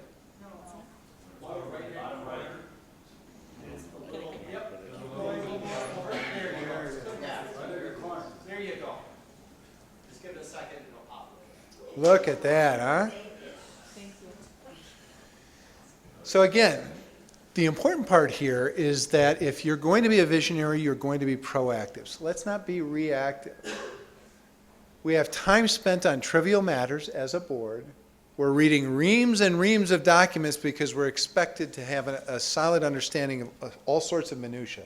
We have long-running meetings that you walk away from saying, what did I do for the last 3.5 hours? This is crazy. I know that never happens here. This is all hypothetical in theory, okay? We have boards meddling in administration. And what do I mean by that? Meddling has a negative connotation. So I don't want to suggest that you're not doing your job by not being informed. What I'm talking about is that every single time you hear about an issue, you're running to the highway commissioner, you're running to the land conservation office, you're running to the zoning director, you're going and talking to all of these different folks, taking them away from what they're supposed to be doing in an effort to get information so that you don't feel silly at the next county board meeting when an issue comes up, all right? Let's not do that. Let's let administration do their job, and if we have questions, funnel them through the executive. I'm sure that Mr. Damel is super eager to get you whatever information you need to make an informed policy decision. I know he is, because every single administrator, executive, department head that I have talked to throughout the entire state said, I wish they would just ask me about how to get this information, and I would provide it to them. And I love this exercise too. I often do, I'm not going to do it tonight, but I often do this in counties where we have the board all sitting here facing me, and then we have a whole room of staff back there. And I say, don't turn around, but board, raise your hand if you honestly think that you're a micromanager. Do you micromanage? And usually I have a couple of hands that go up like that. And I say, board, don't turn around, but staff, raise your hand if you think the board micromanages. And they shoot their hand in the air. They can't get it up fast enough. That's a disconnect. That's a disconnect between how the board views its job and how the staff views the board's job. So the conversation tonight is intended to break down those barriers and have that discussion and think, you know what, I'm just trying to do a good job. Like I said earlier, I know you're not doing this for the paycheck. I've seen what you guys get paid. You're doing this because you have a love for Winnebago County. That's awesome. Sometimes that love can get carried away a little bit. And what you view as diligence in attempting to do a good job, staff is saying, that's taking me away from my job. That's micromanaging the heck out of me. I can't get anything done. All right? Let's break down those barriers, have those discussions about the most efficient way to get you the information you need to do your job. All right, next. I I want to talk about Corporation Counsel for a minute. I don't know if Mary Ann needs to leave the room. Do you want to stay here? You are a special case. I've seen this come up in counties with executives and county boards, is that there is always a tug of war going on with the Corporation Counsel in the middle. Because everybody wants to say, that's my lawyer. Well, how can your executive say, that's my lawyer, and the board also say, that's my lawyer? Well, you can. That's the way it's designed. But I want to talk about that for a moment. The Corporation Counsel is appointed by the executive, confirmed by the board. If for whatever crazy, unfounded reason you decide that you want to dismiss your Corporation Counsel, which I know won't happen with Mary Ann, it requires two parties to dismiss. It requires the executive and it requires the board. But what I have seen in other counties with a county executive is this tug of war go on to the point where the board feels that the Corporation Counsel works for the executive, so we're going to hire our own lawyer. And then what do you have? You have two fully employed lawyers on the taxpayer's dime that just want to argue with each other. Again, I'm all for that. I love that. I think that's awesome. It's not very efficient. It's not very good.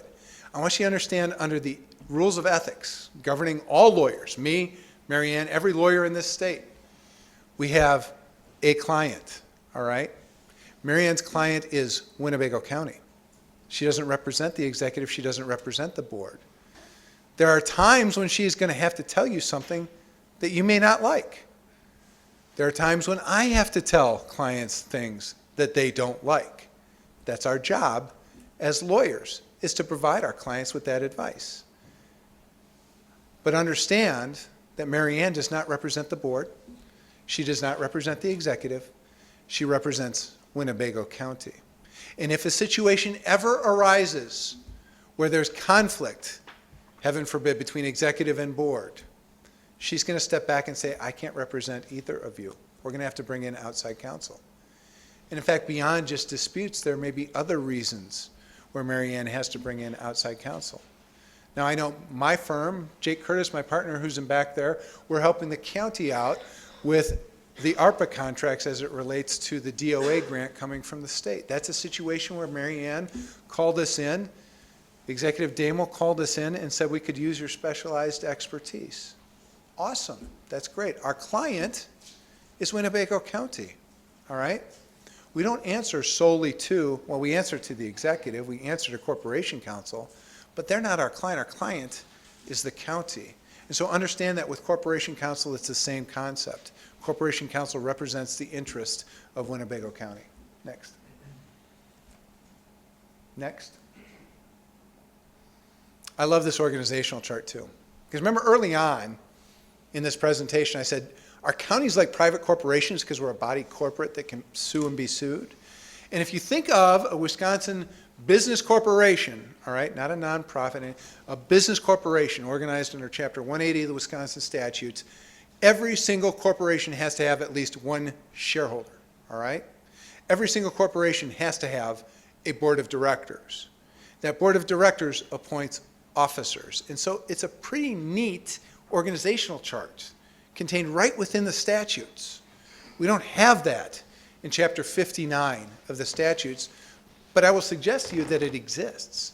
But there are some complicating factors that we'll get into. We have the county board up top. The committees serve as assistants, if you will, to the county board in adopting policy. So we have the county board and its committees at the top. Then we have the county executive. We have an arrow between county board and county executive. Does that mean you supervise the county executive? No, I think the electorate might have something to say about that. But it does mean that you provide policy direction to the county executive. The county executive has no unilateral authority to adopt an ordinance in Winnebago County. This board does. And if that ordinance is adopted, not vetoed, and is part of the books, then the executive has the obligation to follow it. So you're giving policy direction to your county executive. The rub is that the county executive also answers to the electorate, all right? And so in many ways, the county executive serves two masters in that circumstance. Then you see arrows from the executive down to department heads and eventually down to all staff within the county. What's missing is any arrow that goes from staff and department head back up to either the committees or the county board. Those department heads, they don't answer to this board. The county executive does. Staff doesn't answer to this board. The county executive does. So if we have a problem with staff, we have a problem with department heads, we have a department that's just not functioning, who do we address those problems to? The county executive. We go through the county executive to resolve those issues.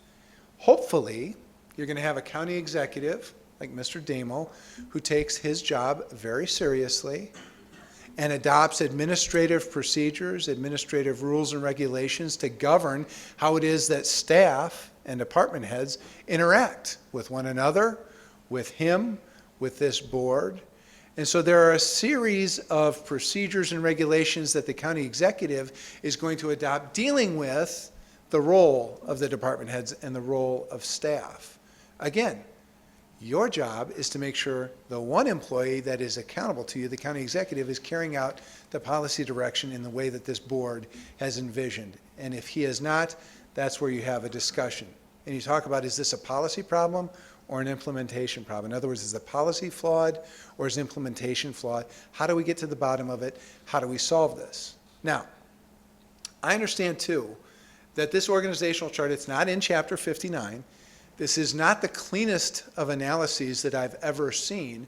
And so the relationship between a county executive and the county board has to be much tighter, much closer than the relationship, for example, between the governor and the legislature, even though I don't know how they could get closer. I mean, Governor Evers gets along really well with the legislature. It's astounding.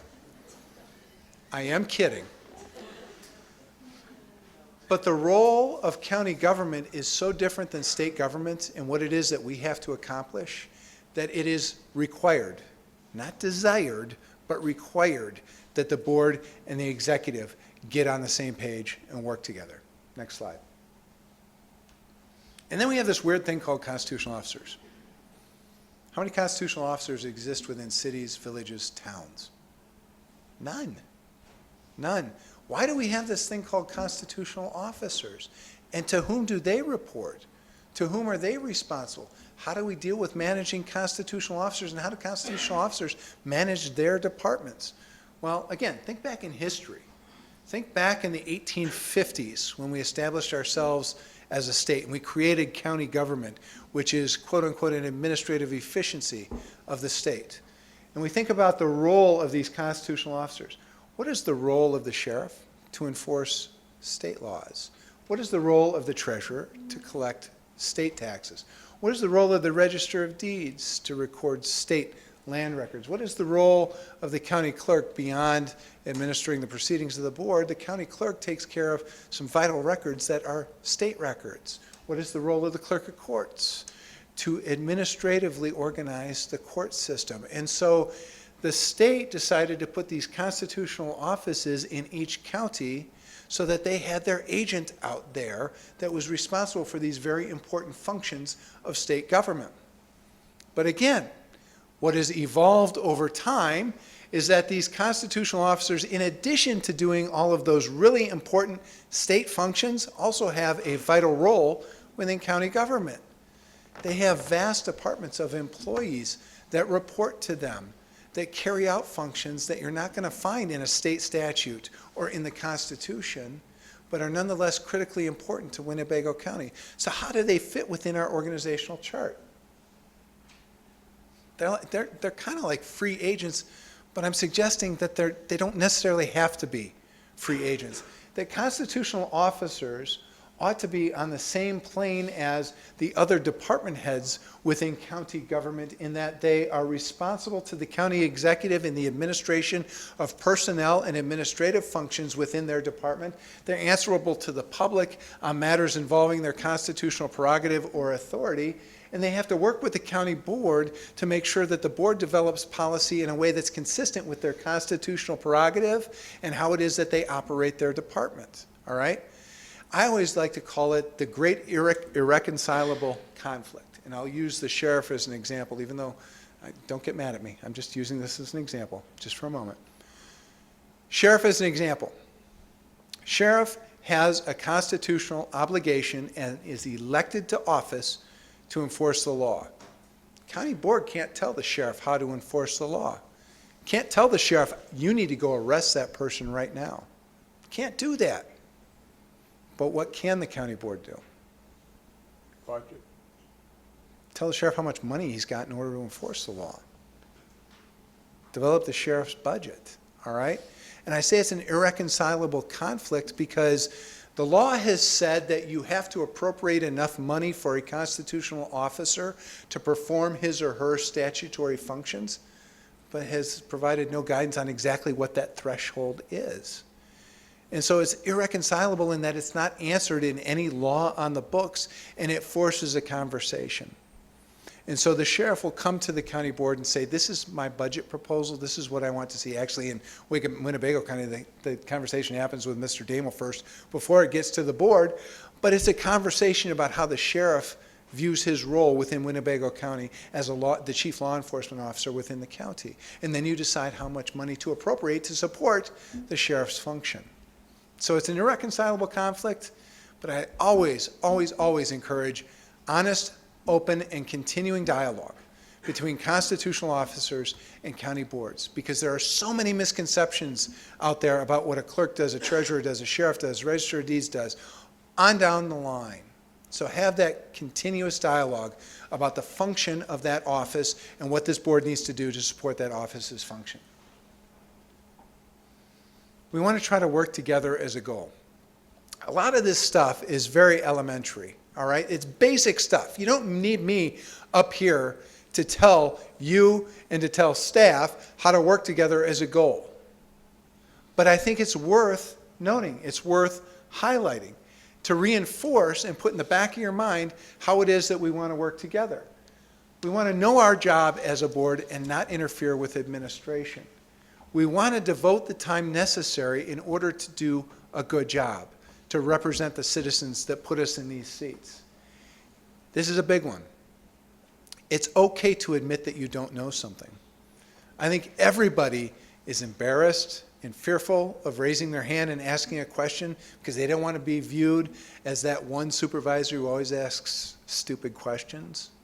I will tell you, there's no such thing as a stupid question. This stuff is hyper complicated. I don't envy you. I don't. There's a reason I'm not sitting in your seat. To me, it's a bit overwhelming. And I've represented counties for going on 27 years. And so for you to sit there and try to have all of that knowledge, frankly, it's impossible. So it's okay to admit that you don't know something, that you're not an expert, that you're going to seek out that information. If it's between board meetings, you're going to the executive, you're asking those questions. If it's at a board meeting, you're lighting up that microphone, you're asking those questions. That's okay. Don't make promises outside of board meetings, not only for legal reasons, but it just leads to a breakdown of the entire process that you've put in place on dealing with issues. Listen to what your constitutional officers have to say. Invest the time in those conversations to make sure you understand what it is that they have to do in order to carry out what it is that the Constitution and state statutes require them to do. If somebody complains to you about a member of administration, you can listen, but I don't think you have to agree. What I always say is that as county board supervisors, you ought to have the best Rolodex ever sitting by your phone. And I know that dates me, but I remember Rolodexes. Those things were awesome. You'd flip through them and they make all sorts of whirring noises. But you ought to have a really great Rolodex right by your phone so that when you get a call from a constituent that's complaining to you about how that highway construction project is proceeding, you don't grab a shovel and go out there and start investigating on your own. You point that citizen to the right place to get the question resolved. And it's not you. All right? The executive is going to tell you exactly where those questions need to go. So put that in your Rolodex and be a good shepherd for that constituent to guide them where they need to be. Next slide. So here are key points. This is our takeaway slide here. Key points to remember. We as counties are creatures of the state. We can only do what the statutes and the Constitution allows us to do. As county boards, we serve in a legislative policy-making capacity. The most important policy-making document in Winnebago County government is the budget. Absolutely. That budget speaks volumes about the priorities that you have established and how you're going to fund those priorities. committees are designed to do a lot of the preliminary work. Roll up your sleeves and do the heavy lifting at the committee level. Individual supervisors, regardless of what committee they chair or even the board, have no individual supervisory authority over any particular department within county government. County administration and department heads implement the policy that you adopt, so make that handoff real. Hand that policy off to administration and allow them to implement. Micromanaging, the dreaded M word that stifles productivity and takes staff away from their responsibility. So as a goal, we want to work cohesively between board and executive, board and administration on getting the very important work of county government done. I'll leave you with this, is that as a lawyer, I typically don't get phone calls where I pick up the phone, I say, Andy Phillips, and they say, oh, hi, Andy, it's Bob from so-and-so county. I'm doing great, no issues. How are you today? Are you feeling okay? That call never happens. I always get called in for the really ugly, messy disputes. And I have been involved in really ugly, messy disputes within counties, and some of them relate solely to the question of who gets to make a particular decision, as opposed to the very important decision that's before the county. And so we're wasting a lot of time. I'm not speaking to Winnebago County, but county government in general. We're wasting a lot of time debating about who has the appropriate decision-making authority, as opposed to the really important business before this board, before Winnebago County. So if we have clarity of roles and responsibilities, we have an understanding of procedures, we have discussions whenever these questions arise, we're going to break down those barriers and eliminate those disputes and get back to the really important business before this Board of Supervisors. And that's the entire goal. Next slide. There are resources out there in the event that you find yourself stuck. Feel free to utilize those resources. The Counties Association is a great resource. They do a lot of work in this area of roles and responsibilities, and they've obviously interacted with every county throughout the state, so they can tell you the good, the bad, the ugly. Next slide. So now we're at the question and comment period. So questions, comments, disagreements, concerns, issues. Supervisor Powers? Thank you, Mr. Chairman. Andy, is this PowerPoint available now or sometime in this week? Because except for a few title boxes, we couldn't read a single word on that PowerPoint. That was intentional, to make sure that there was no record of what I said this evening. Why'd you waste your time? It will be. Yes, I believe that it's here, so I think it will be on your system. This meeting is being recorded. Well, now And so are your words. Now I'm going to have to change my tune. I think yes, it will be available, and I will tell you, go ahead and read through the slides, and if you have questions about what something meant or what I said in relation to a slide or a point, call me. I'm happy to have those discussions, but yes, my understanding is it will be available. Supervisor Defferding. Thank you, Mr. Chair. This was a very informative presentation, and thank you so much. I think a lot of people needed this primer. I still need this primer. I'm not a new supervisor, but I still need to, this education to help me out as well. And I just this is just a general comment for the board too, is in particularly with Winnebago County.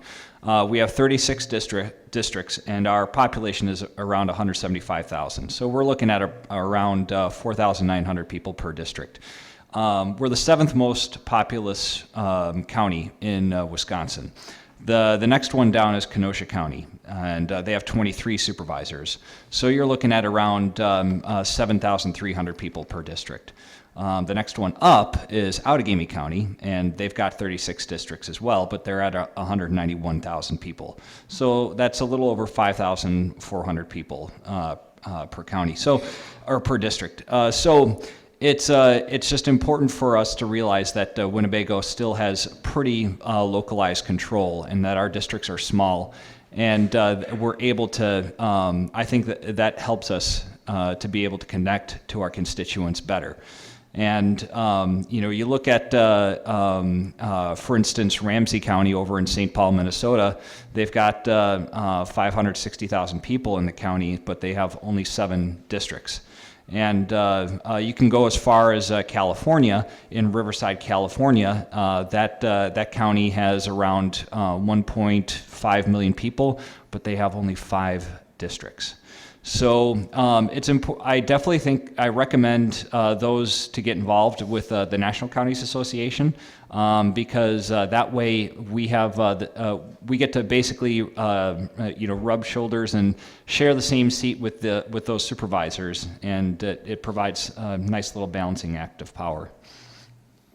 Thank you, and I will note that I usually have a couple of slides talking about the history of Wisconsin county government. In the interest of time, I didn't include those, but there is a big distinction between the New York model that we follow and the commission model, which is prevalent in California. And so I would encourage you, the Counties Association, wicounties.org, has some of that history, and it's worth looking at because just because somebody from Texas tells you that they are a county judge, which is the equivalent of supervisor here, they have a lot of operational authority and a lot of operational control. They have multi-million-dollar budgets down there that they're responsible for. And as enticing as that sounds, that's not how we're organized in Wisconsin. So it's interesting to see the different models that exist throughout the country. But I will tell you too that this is a shameless plug, at the Counties Association Conference in the Dells coming up in September, starts September 18th, there will be a session, a breakout session, the top 10 things I wish I knew before I was a county board supervisor. I'll be talking at that. So you can come see the David Letterman top 10 list at the conference. Supervisor Albrecht. Could you mention how is the form of county executive government brought into the county? In Winnebago County? I don't know the specifics of Winnebago County. I can tell you it started in Milwaukee County in the late 60s where they decided Milwaukee County was too big to not have a county executive, and then they opened it up a few years later to every county within the state. And so you can get it either through passage of a referendum at the county board level to create the office, or you can go through a citizen referendum process to create the office of county executive. Winnebago was citizen referendum. Winnebago was citizen referendum where the citizens decided to create the office of county executive. And to abolish it, you have to have a referendum. You have to have a referendum to abolish. That's right. Supervisor Norton. Thank you, Mr. Chairman. Andy, you talked about the legislative branch and the executive branch, how they relate, but you didn't talk about the legislative branch and the legal branch, which in our county we've had some issues. So, or would you consider our relationship with the legal branch, the court system, the same as dealing with a department head? Court system is great. Whose court system is it? State court system. Right, so it's not county. So the interaction with state court system, and this is, again, one of my biggest frustrations, is when the legislature says, county, thou shalt do this, we have to do it, but when we hold our hand out and say, can you give us a little something for doing this? They say, no, you don't get it. Court system is a great example of that. If you look at the history of court funding throughout Wisconsin, when they handed off responsibility for administration of the court system to counties, they fully funded it. They're not doing that now, and so that's a big frustration. That being said, we do have a role in the administration of the court system, and so when we talk to the clerk of courts, when we have a discussion with register and probate, and we administer staff within that system, then we as the county board, we treat them just like we would other department heads, absolutely. But I don't view counties as having a judicial branch, which makes counties different than municipalities, which have their city court system, different than the state court system, different than the feds, they have their own court system.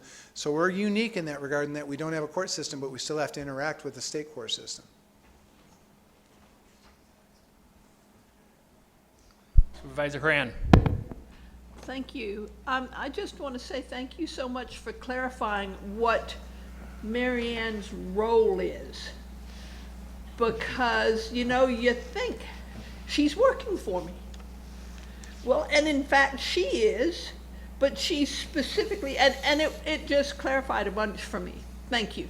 Well, and I will tell you, let me just add this proviso too. Remember how I said her client is the county? There are circumstances where Mary Ann will give confidential advice to a supervisor, for example, in an ethics situation. All right, so I don't want to mislead you into thinking that every time you talk with Mary Ann, it's going to get blown up to the entire board. It may not. It depends on the circumstances. But if you have questions about that, consult with your corporation counsel, because her entire job, her entire being, is to represent the interests of Winnebago County. That was huge. Thank you. You bet. Not seeing any other questions, we thank you, Attorney Thank you, Phillips. Mr. Chair, and very thank you, much. everybody. I look forward to seeing you in September. Thanks.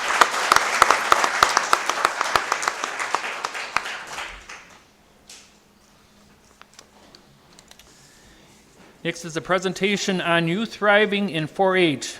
Dana Berger, Winnebago County 4-H Program Coordinator, Sarah Thompson, 4-H Youth and Science Educator, Mariah Zilgus, 4-H member.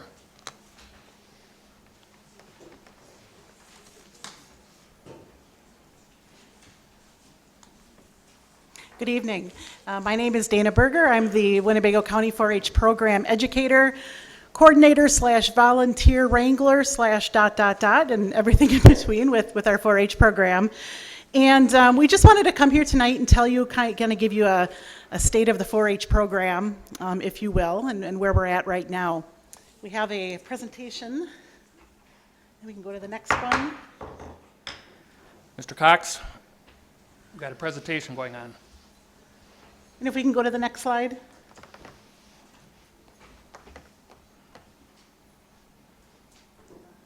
Yeah, it's not advancing.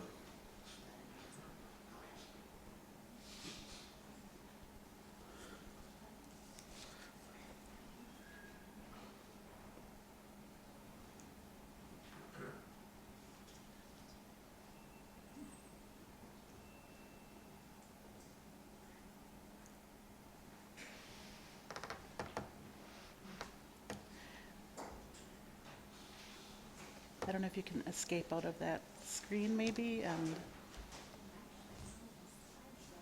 okay.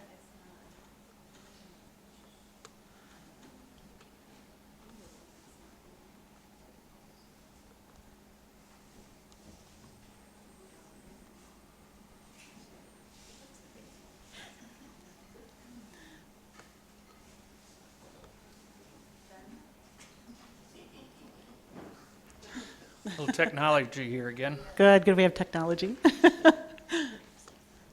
And as they're figuring that, I'll continue on with some of the information. So, how many of you are 4-H alumni? Have you been a part of 4-H as a youth?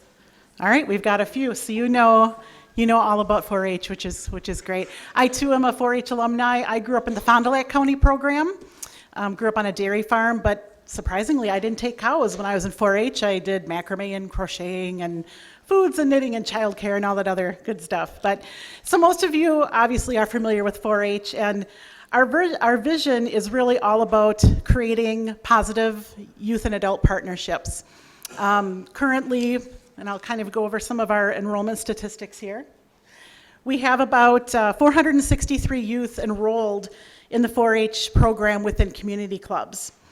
We are in a kind of a comeback mode and in a regrowth mode from COVID. We had a year and a half where not only our county but statewide enrollment was affected by not being able to do that face-to-face programming. So happy to say that we are growing and coming back from that.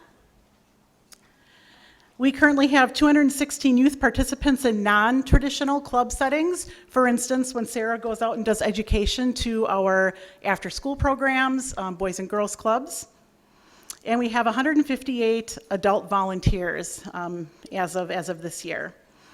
18 4-H community clubs. So those clubs are formed by volunteers and youth within different areas of the county. They meet usually on a monthly basis and do all sorts of hands-on projects. We have 9 educational 4-H groups, and these are more so project groups led by project leaders in areas such as clothing, dairy, dog. We have an interstate exchange group that travels, archery, horse and pony project, those types of groups. We have 2 youth leadership groups. One is called 4-H Ambassadors.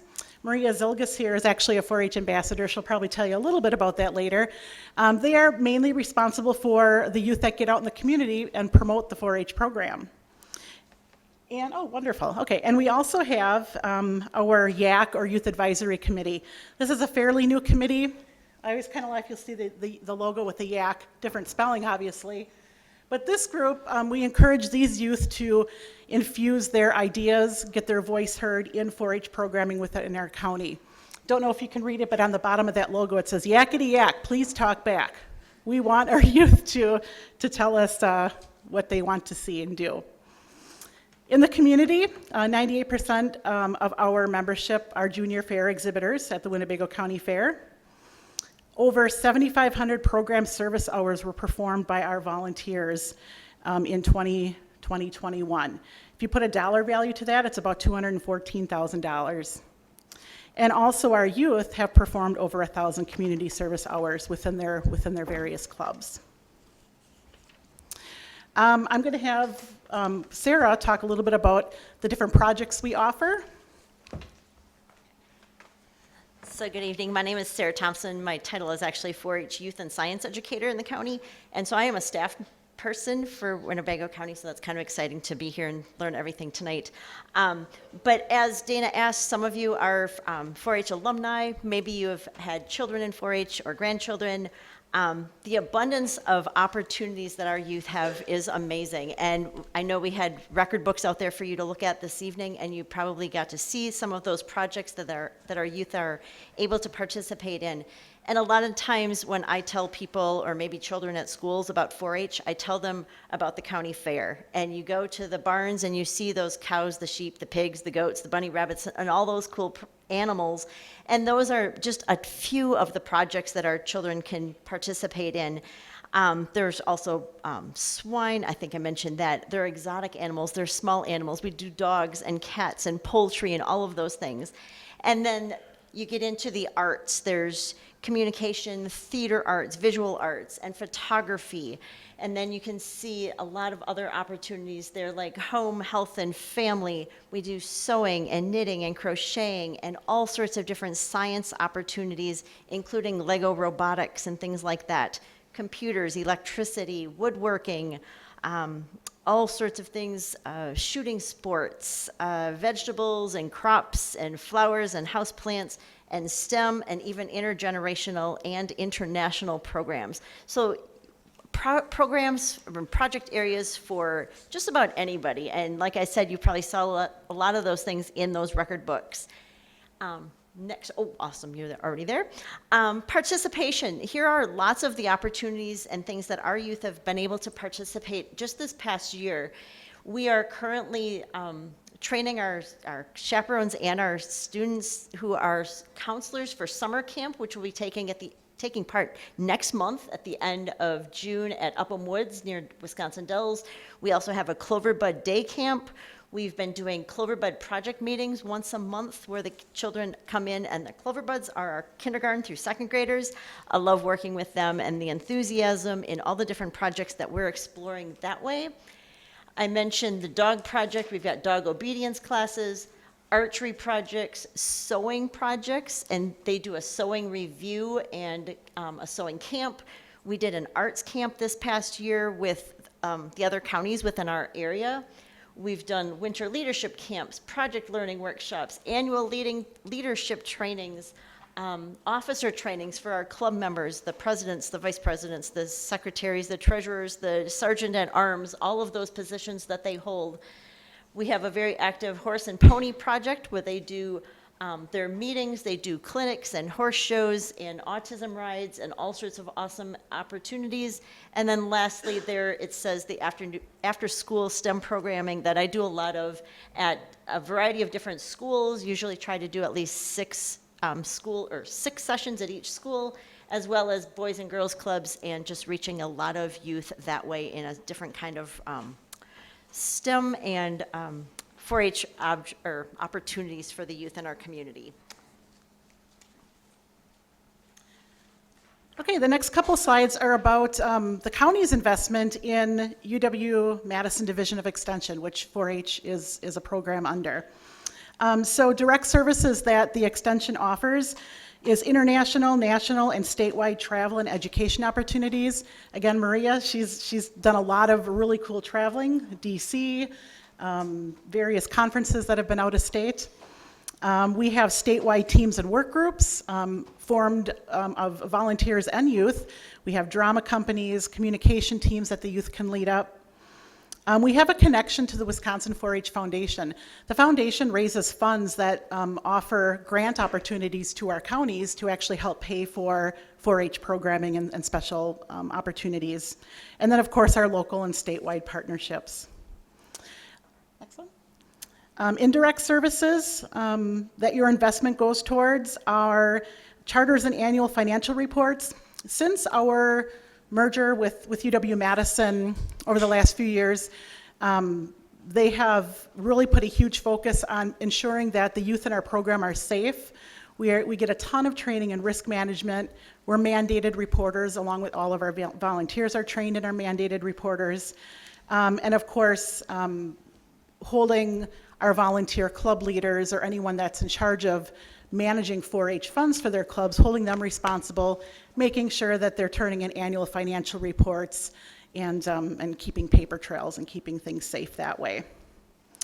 The state, UW-Madison, also provides us with volunteer training information, technology needs, marketing materials, staff development for us 4-H educators, and also program quality and evaluation tools. And that's what we're going to get into next. So you can go ahead and go to the next screen. In the fall, youth, our 4-H youth in grades, or I should say ages 13 to 19, had a survey sent to them. It's called the Youth Thriving Model, and it surveyed the youth, not their parents. At least we're hoping the youth are the ones that filled out the surveys. Surveyed the youth on what they felt the 4-H program did for them and how it helped them grow. And the model, the Thrive model, if you look at the flower, you can see that bottom portion, the developmental context. It's kind of like if your soil is rich and fertile and you take care of it, your plant is really going to grow nice and strong and be beautiful. And so that bottom portion is looking at sparks. What interests are we creating in the youth? Do they have a sense of belonging? What kind of positive youth-adult partnership relationships are these youth forming? And also engagement in the program. As we move up the flower, we'll talk about the youth thriving, social and emotional and cognitive learning. And then as we get closer up to the top of that bloom, what are the outcomes, short-term and long-term? So if we go to the next slide, the first section, that bottom section, that fertile soil, is kind of a program quality overall score. Now you look at 5.6 and you say, well, 5 out of 10, that's not great. This scale is actually 1 out of 7, so 5.6 is actually really good. Anything with a score of 5 or higher is considered outstanding, excellent programming. So on the next slide, it just kind of gives a better explanation of that particular program quality score, looking at the youth interests, the belonging. Are we challenging growth? Are they forming positive youth-adult partnerships? And so we rated a 5.6 in that area, which we're very proud of. The next portion of that flower, as we're moving up, the program trajectory score is at a 5.8 out of 7. And the next slide, again, talks about all those different elements within that score. So the youth were surveyed on growth mindset. Are they openness to challenges and new discovery? Do they feel like they have a good sense of purpose? Pro-social orientation, positive emotionality. We know that's been a real challenge for youth, especially since COVID. And also goal management. So overall score of 5.8 on that. And then again, as we're moving up closer to that flower, we have a development outcome score of 6.1 out of 7. And the next slide explaining those elements, it's looking at how are our youth performing academically? What is their academic attitude? Social competence, personal standards, how do they hold themselves in regards? Connection with others, personal responsibility, and contribution or giving back to others. I will say that just about every single one of our 4-H clubs or groups do some kind of community service, and that is such an important part of helping the youth feel that it's not all about them. There's a whole world out there, and we all need to help each other out. So our total score with that being 6.1. Without talking your ears off a whole lot more tonight, I just wanted to say thank you. Thank you, thank you, thank you so much for supporting the 4-H program in our county. Thank you to our Ag and Extension Committee that meets with us monthly and listens to all of the good work that we're doing. And again, we can't thank you enough for supporting this really positive program that our youth have an opportunity to grow in. I want to bring Maria Zilgis just to speak a few words about her experience. She's a senior at Winnebago High School. Maria's been in 4-H since she's been, what, kindergarten? So we're going to have her talk a little bit about her experience and what 4-H has meant to her. Thank you, Dana, and everyone else for allowing us to be here. So my name is Maria Zilgis. I've been in 4-H for 13 years, so practically my whole life. And overall, it's just a big part of my life and pretty much has made me who I am today. So to me, 4-H is kind of, you learn the skills that you don't learn in school. So communicating with others, adults, youth, peers, other people. And it's also the public speaking, so getting up in front of a crowd and talking about what you like to do and your, I don't know, other experiences. But overall, I've had quite the 4-H career. I've been involved at the club, county, state, national, even international level, so I'll kind of go down the tier. So at the international level, I had the opportunity to host a host sibling from Costa Rica for a whole month during June, which was an incredible experience. I loved every minute of it. And then also, I was supposed to travel to Japan and Costa Rica as well, but COVID kind of put a little dapper on things, so it was so cool to learn about those countries as well. And then at the state level, I'm involved in the Wisconsin 4-H Leadership Council. I'm actually the co-president, so really great opportunity there. So I'm able to talk with, there's half adults and half youth on the council. So I get to talk with the people at the state level that are making the big decisions that impact all the 4-Hers throughout the state. And then at the county level, I serve on the county board. So also as co-president, so actually we had a board meeting tonight. So I help make decisions that impact the county and other youth within 4-H. And I'm one of 2 youth on the board, so it really, and then the rest are adults. So it really helps me kind of branch out there and create a reputation for myself and talk to others. And then also, like Dana mentioned, I'm also involved in 4-H ambassadors, so I promote 4-H at all sorts of events and parades, spotlight stage at the fair. We're putting together a giant, like, 6-foot DNA model for all about 4-H for the fair. So, yes, come check it out at the fair, of course. Always supporting the fair. So, and obviously at the club level, I'm very involved. I love doing the community service. I think this year we rang bells for the Salvation Army, and we went caroling at different nursing homes and local houses throughout the community. And we just assembled fruit baskets for a nursing home as well. So community service never ends within 4-H, as well as public speaking, communicating with others, and just developing those really impressive quality life skills. So yeah, overall, 4-H has had a tremendous impact on my life, and like I said, it made me who I am today. Thank you.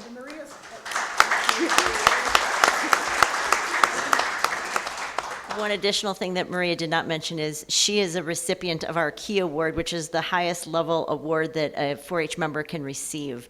And so congratulations on that. She didn't mention that. And also, some of you may have seen her record books, and if you still have any of those, if you wouldn't mind sending those to this end so we can pick those up, that would be fantastic. Thank you. Thank you for your time. I have a couple of questions, please. One of the supervisors asked me yesterday, is there breakfast going to be at the fair this year? I said I was going to find out the answer to that. Oh, I'm sorry. Oh.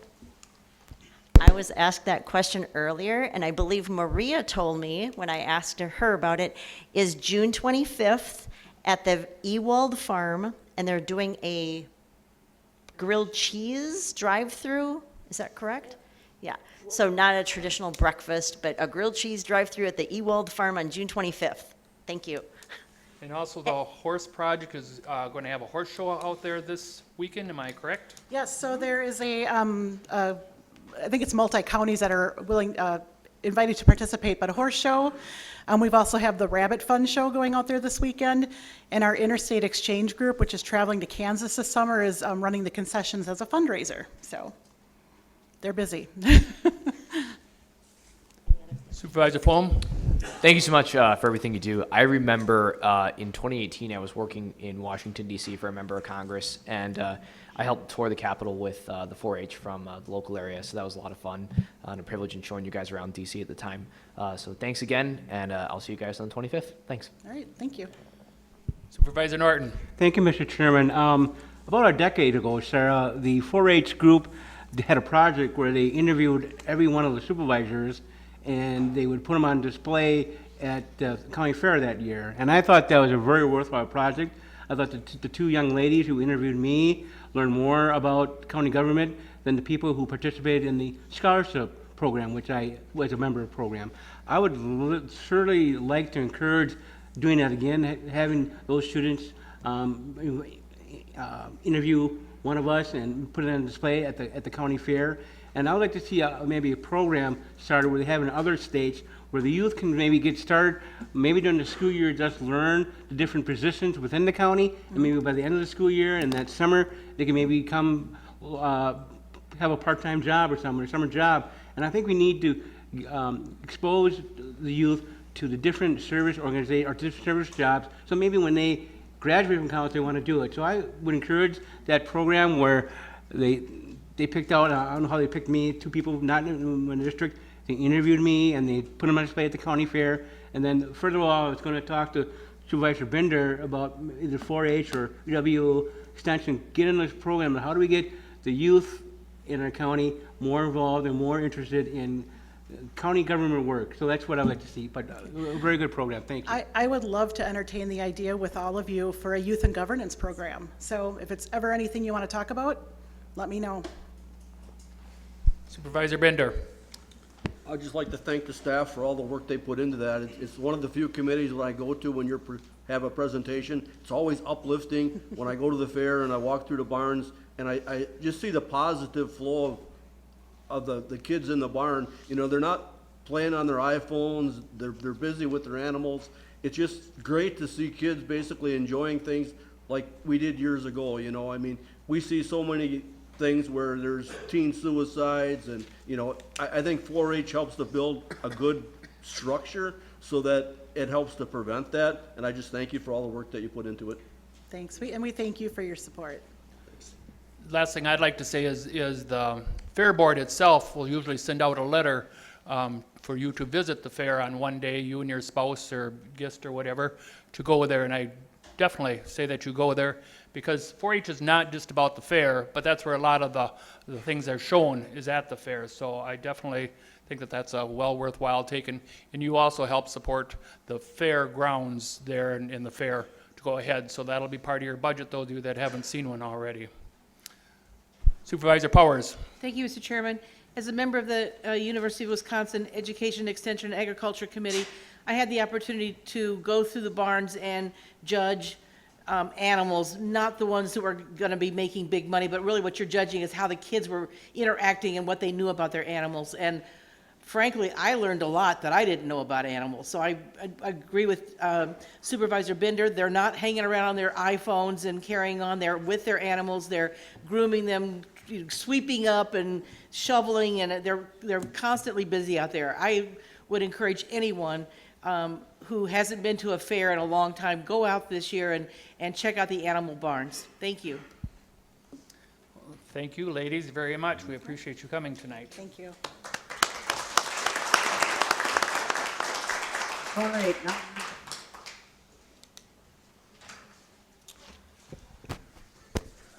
Zoning reports and ordinances. The first mandatory ordinance number 050222, Town of Winchester, on behalf of John and Shelley Olson to rezone from R1 Rural Residential to A2 General Agricultural District for a tax parcel number 02807870101. Supervisor Hens.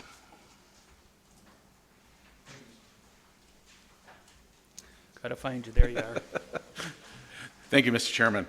I make a motion to approve a mandatory ordinance number 05/02/22, Town of Winchester, on behalf of John and Shelley Olson to rezone from R1 Rural Residential to A2 General Agricultural District for tax parcel number 028-0787-01-01 with an amendment because we have a little bookkeeping work here.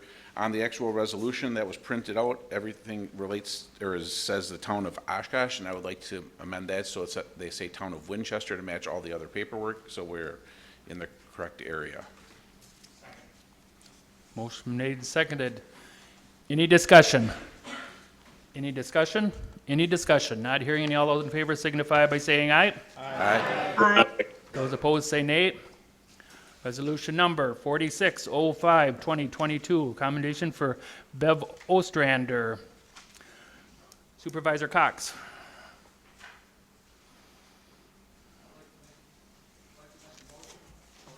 Just hold on a minute, I gotta find you. There you are. Okay. Yeah. I'd like to make a motion for the commendation for Bev Ostrander, 4605.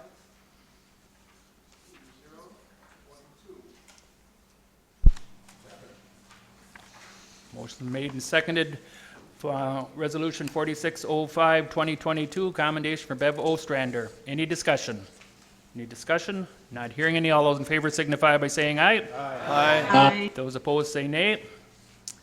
Resolution number 4705, 2022, commendation for Kim Thompson. Supervisor Cox. I'd like to make a motion for 4705, 2022 for Kim Thompson. Motion made and seconded for Resolution 4705, 2022, commendation for Kim Thompson. Any discussion? Any discussion? Any discussion? Not hearing any. All those in favor signify by saying aye. Aye. Those opposed say nay. Carried. Resolution number 4805, 2022, commendation for Mary Sulzer. Supervisor Cox. I'd like to make a motion that we accept the resolution for commendation for Mary Salser, 4805, 2022. Motion made and seconded for the resolution number 4805, 2022, commendation for Mary Sulzer. Any discussion? Any discussion? Any discussion? Not hearing any. All those in favor signify by saying aye. Aye. Those opposed say nay. Carried. Resolution number 4905, 2022, authorize $5,160,000 for Winnebago County Highway Department's 2022 Annual Infrastructure Capital Improvement Program and $750,000 for parking lot capital improvements. Supervisor Albrecht. Resolution 4905-2022. Motion is made and seconded. Discussion. Supervisor Depperding. Thank you, Mr. Chair. I wanted to bring this to attention here, and this is something similar that Supervisor Fari brought up in previous meetings. In regards to line 33 and 34, where it states that it will either be advanced from the general fund balance and will either reduce the undesignated fund balance or will be reimbursed from a subsequent bond issue. So essentially what we're doing here is we decide to pass this resolution as is. We're then giving the discretion to the finance director and not the county board. And so I wanted to bring that to our attention here if that's something that we really want to do.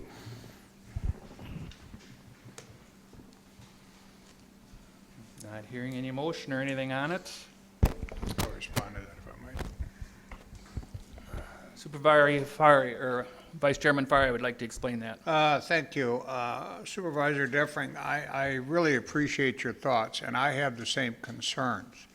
Apparently, last term, there was a resolution brought in by PNF that pretty much allowed this process. So I suggest in the future that it be corrected by resolution.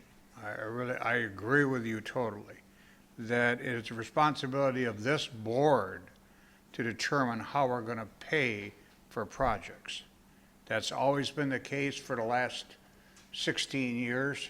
So this is a change. Now, it might be in a change acceptable to the majority of the board and it might not, but I think you need to understand there is a difference in the responsibility of the board. So I do appreciate your thoughts. Thank you. Supervisor Dowling. Thank you, Mr. Chairman. My first question is in regards to the order of the projects listed here. Will they be done in this order? I would like to call on the Highway Commissioner.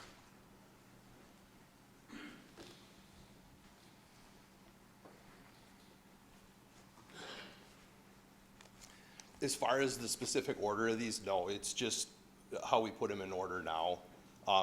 Priority, I mean, our two projects we have ready to go, CB and Double J, is pretty much our top project that's ready to go right now, and the Pioneer and T. Both those projects are just waiting for approval. But as far as the rest of the projects, those will be scheduled. Our mill and overlays, it just depends where we are on our projects during the summer.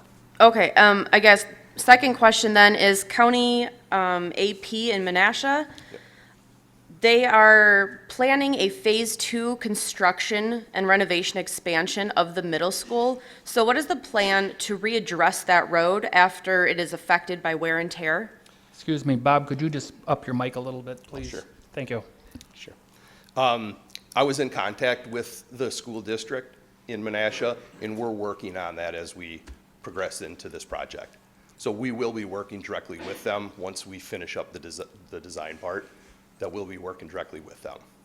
Okay, great. I just want to make sure we're not doing something to redo it later.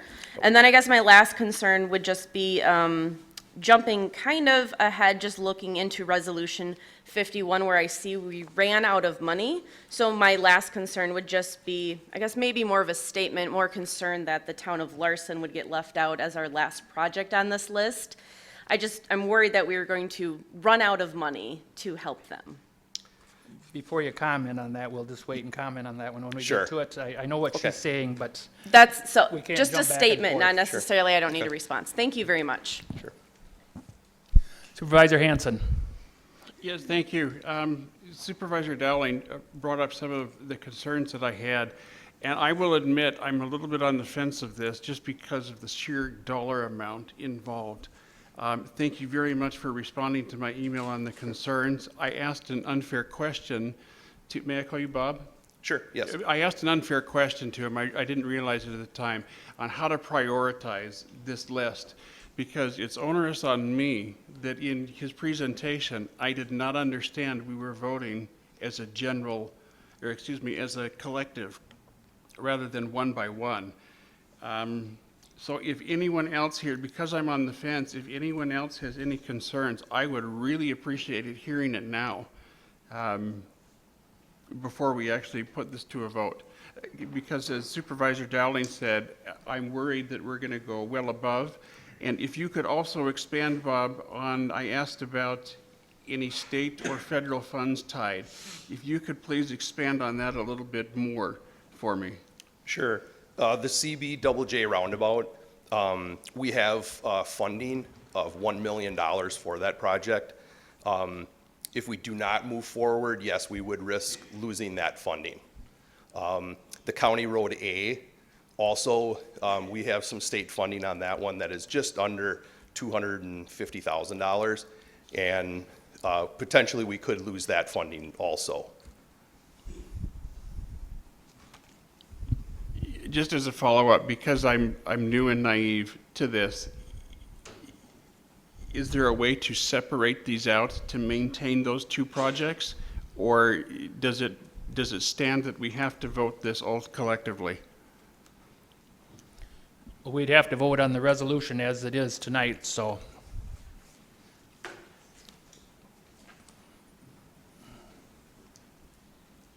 Supervisor Norton.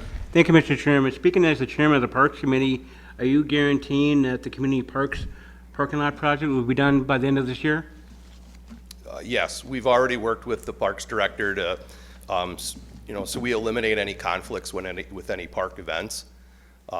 Just basically how we mobilize our crews, it'll just fall into how we mobilize around, just so we're not running from one end of the county to the other. So yeah, that will be completed this year. Supervisor Bender.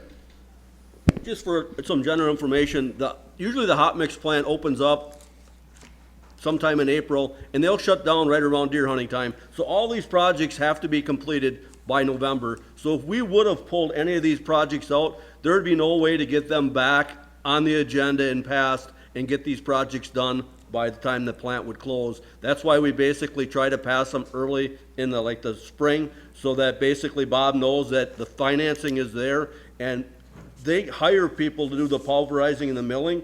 So you're at their mercy when they can come to our county to do it. So if we don't have the authority to basically pay for that, he can't schedule those people to come and do the work for him so that he can pay them. So it's essential that we basically pass this so we can get these projects done this year. Because if you rode down the county roads, you can see they just continue to get worse. We basically need a lot more money than this to actually catch up, but we're doing the best we can as a county to keep our roads in the best shape that we can.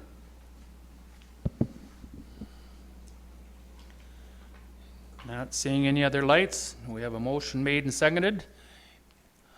So I'm going to call the question. All those in favor signify, oops, you want to do a vote? Okay, let's go and vote on our pads here. 2/3. It's a 2/3 vote, so we got to do it this way. Mr. Chairman, Supervisor Bean just stepped out of the room for a moment. Can't help it. That's okay. Sorry.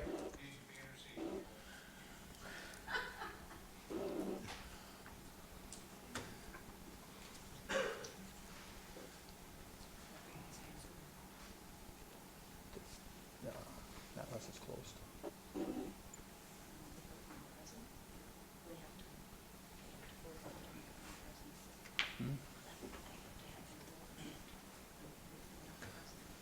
We'll have to do a roll call on the ones that are on Zoom.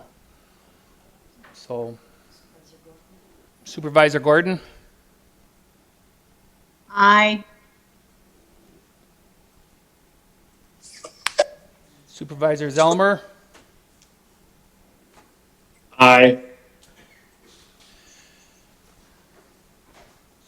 Supervisor Beam, did you still want to vote, or? Oh, oh, you're out, no, it's over already.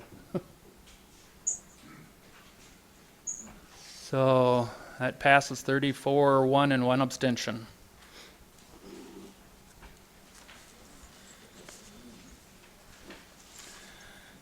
Resolution number 50-05-2022, authorize $300,000 initiate design services for the Winnebago County Highway Department building. Supervisor Albrecht. I move for resolution 5005-2022. Motion made and seconded. Supervisor Flom. Thank you, Mr. Chairman. I would like to thank the Highway Department Director for showing us around the building yesterday. One of the things that was pretty kind of shocking was the mold in the building itself. And one of the questions is in this design work, does that go beyond mold remediation and kind of looking at future-proofing the site itself? So for larger vehicles, different types of vehicles and whatnot? Yes, that is correct. That will. Supervisor Defferting. Thank you, Mr. Chair. I do want to echo Supervisor Flom's concern. I'm glad I took the tour. I did not have a chance to take a look at the building before, so at a previous tour. So I was glad that I was there to actually see it in person. And obviously that we need to do something about that, because that could even turn into a liability for the county to have county employees potentially breathing in breathing in air that has toxic mold. We have to remediate that immediately. This was just a question that I had as I was driving away from it. Perhaps Damel could provide me with some history on this, but I know that it was originally those offices were built on a marsh. Why did they pick that location? Well, that is a great question. I'm not sure. I was focused on pizzas when that happened. Maybe. Mike, can you answer any of that? It was 90. I'm going to have to say that predates my time here. And all I can say is that was land that was probably purchased for the landfill construction, and it was left over, and because it was county property, they chose to build it there. That's probably the most cost-effective way at the time that they could see it being built. Okay, all right, thank you. It's just a question I had. I just, I'll date myself here. I was here when we started on that, and that's exactly it. That land was available, and the plans at the time, that was centrally located, and that location was ideal for the highway department to deploy, whether anywhere in the county. So it was that land was available, and that's what we went with. So. Supervisor Dowling. Thank you, Mr. Chairman. I was on the tour for the highway department. I would have to agree, the mold was atrocious. It was very difficult to breathe in the room. My big concern is the truck storage area. I understand the reasoning behind it. I'm just having a very hard time getting behind the financial taking on of that project. So again, totally fine with the office building being redone. I believe it does need to happen before we have medical claims on our hands. But the extra stuff, I'm really having a hard time with. The only thing that I can add on that is to keep on getting bigger equipment, and we're working and doing all the work for the state and that, so you get bigger equipment, and pretty soon it all don't fit into place. Then you start hitting the sides of the sheds and whatever, and then you're breaking plows or cracking axles or one of the big things I was disappointed in, but I understand they're up in Winchester, is the big tow plows. If you would have seen them and had them out onto a truck besides and trying to see them make the swing in there, I think that would have enlightened more of you. I'm not saying way beyond everything, but the bigger equipment is what I can say is the biggest thing when you go into that equipment shop that I'm quite surprised of.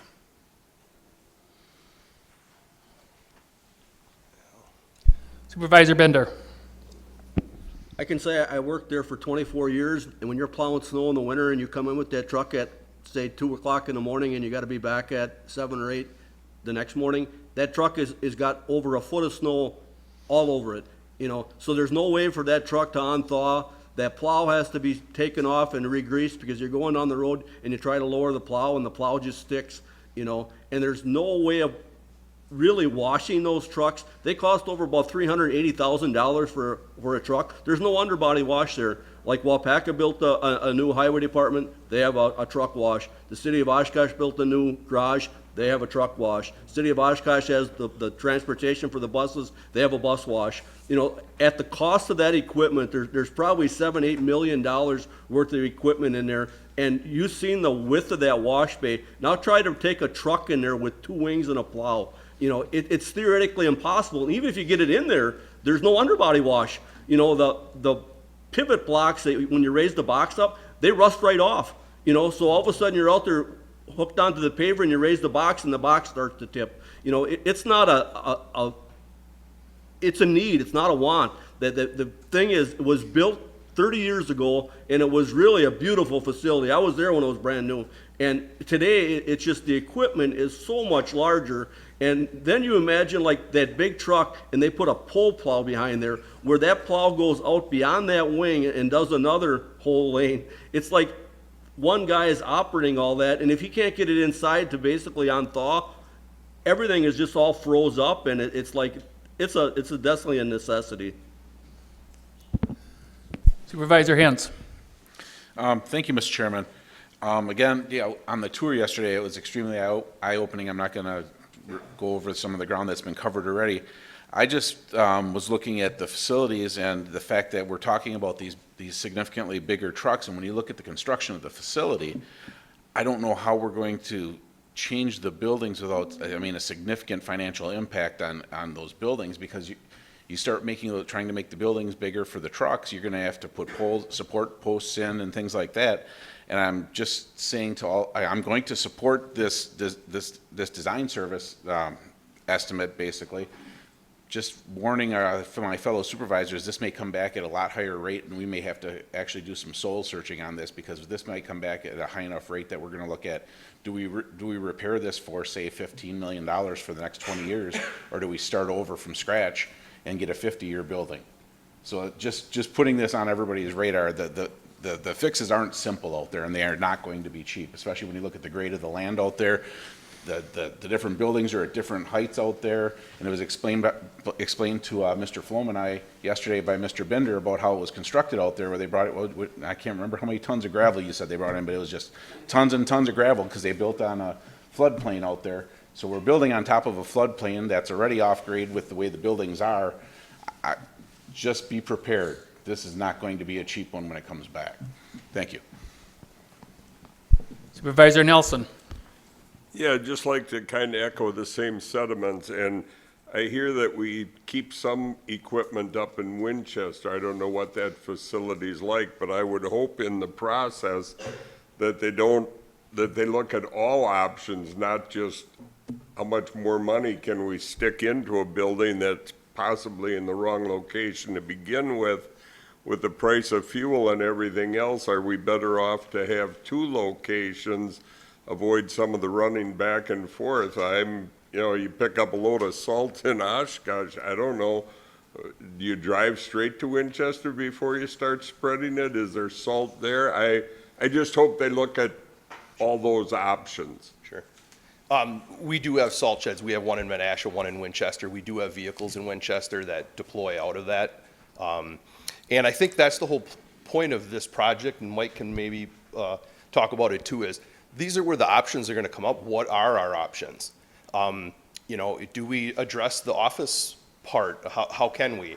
Our truck storage, can we expand our facility, or would it be a separate facility, another structure? That's the plan of what this project will, and Mike could probably maybe elaborate a little more with this next step.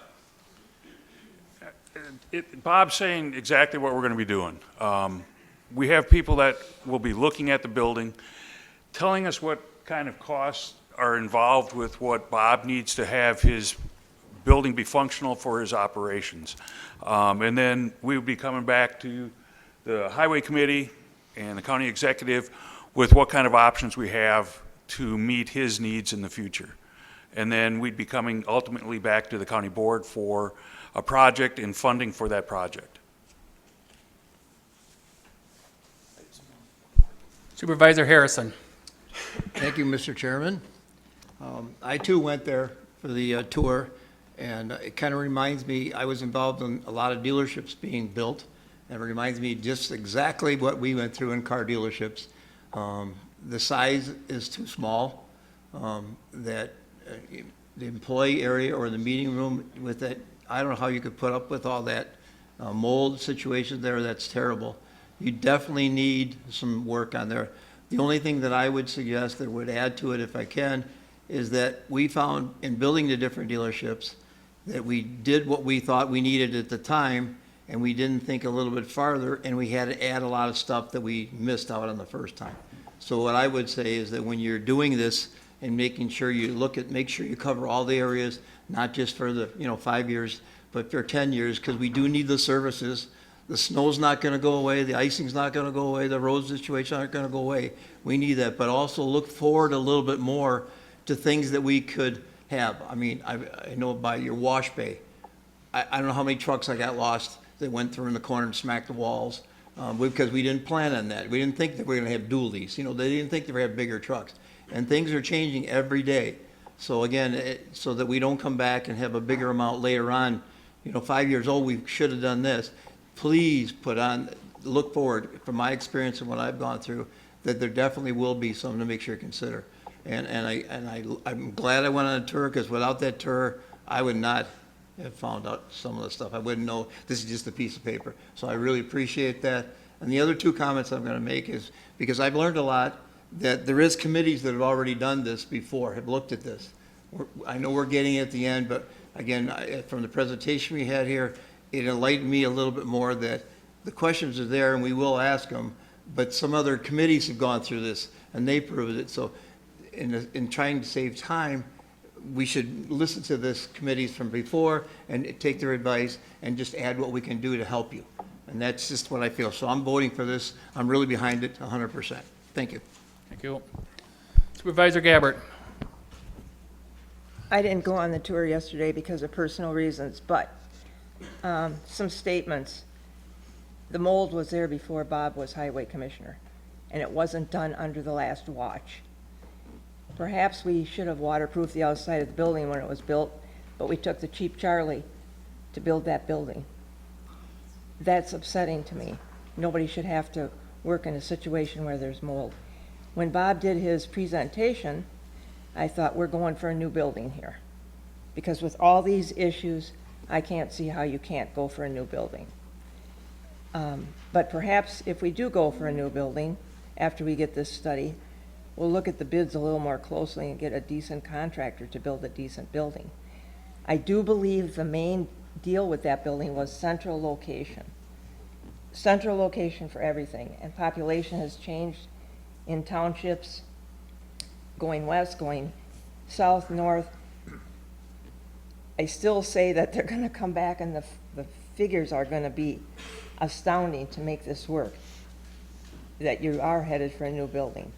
I do have a couple of questions. One is for Mike, and he'll know this right off the top of his head.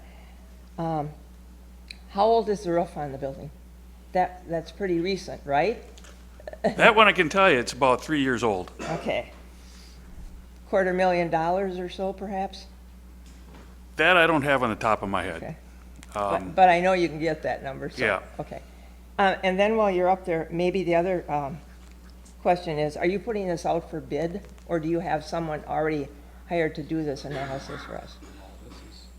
We would probably have to go out for an RFP. Okay. Eventually, when we kind of define what the scope, what we're looking at doing, and have it go out to,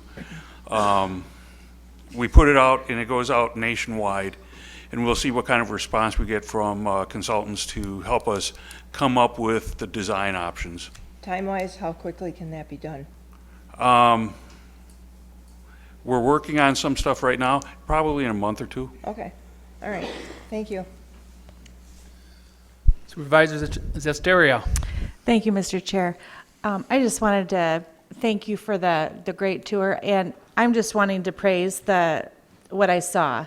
The repair area, welding area, burning oil, saving a tremendous amount of salt with the solution. I just saw a great amount of resourcefulness that has been going on, and would like to see an underbody wash. I know that's important for my vehicle, but no, I just wanted to commend the department head and all that is going on there. Thank you. Supervisor Haran. My question is, do you have a time frame for the completion of the study? You've got to send it out for bids to come up with somebody who's going to, not for bids, excuse me, but for the planning of the building. What would that time, the design of it, what would be the time frame on that? And the next thing I would say is for me, it's sounding like these buildings are not adequate. And so I think that after we heard the lawyer just a little bit ago, we need to plan forward and make sure that we have ourselves in a position that 50 years from now, they're not coming back and looking at us and saying we're a bunch of dummies. And then finally, I want to say that your staff, Bob, is a terrific resource for them to accomplish what they accomplish in the spaces that they have. Way to go. I'd like to answer that if I may. I think there are a lot of really great points here. This is something that I think we should do countywide. We should take a look at our building plan and why we do what we're doing. Look at all of it. And there's things that aren't addressed to this, so I'm going to stick on this. But you're absolutely right. And I wanted to hold off any building project until we had a plan to kind of guide us. The reason this isn't for us today, and many of you have mentioned this, and thank you for that, is safety of our employees. When I went to my first highway committee, I talked to Bob and I said, how can you deal with this? How long you've been dealing with this? 4 to 5 years. They've been working those conditions. And it was a week after we had the industrial air, whatever, purifiers out there, and I gave them permission to go and purchase as many air purifiers as they needed so they could at least breathe. And the reason this is coming forward is because I care about our staff and we all care about our employees, and I think you all understand that. And I love the fact that I hear the safety is a concern with you. So I agree, like, we need to take a look at this project as a whole. This is just engineering. We'll have time to come back and look at it. We have buildings all over, as you guys saw. And that we need to make sure that what we're doing makes sense. So therefore, for this engineering to start is not committing us to any project, but it will allow us to commit to bring you some options on if we can just take care of the office or if we can rent some construction trailers long term. This is all things that we can look at by approving this engineering process. We will have some options to bring for you, policy decisions for you to make. And I'm very encouraged with the discussion on looking forward and looking at all our plans and how it all makes sense together. So thank you for that. And I just wanted to thank you all for your comments on the safety of highway. And I'm sure Bob will agree with you or with me that means an absolute lot for these people. Supervisor Albrecht. I just wanted to comment how the mold situation came about. It wasn't too long ago. A person came out there to look at some highway plan, and he was allergic to mold, and that's brought it to Bob's attention. Supervisor Borchardt. Thank you, Mr. Chair. The question I have is a general one. I noticed in a tour yesterday, the airport building had LEDs in, but the police or the sheriff's department,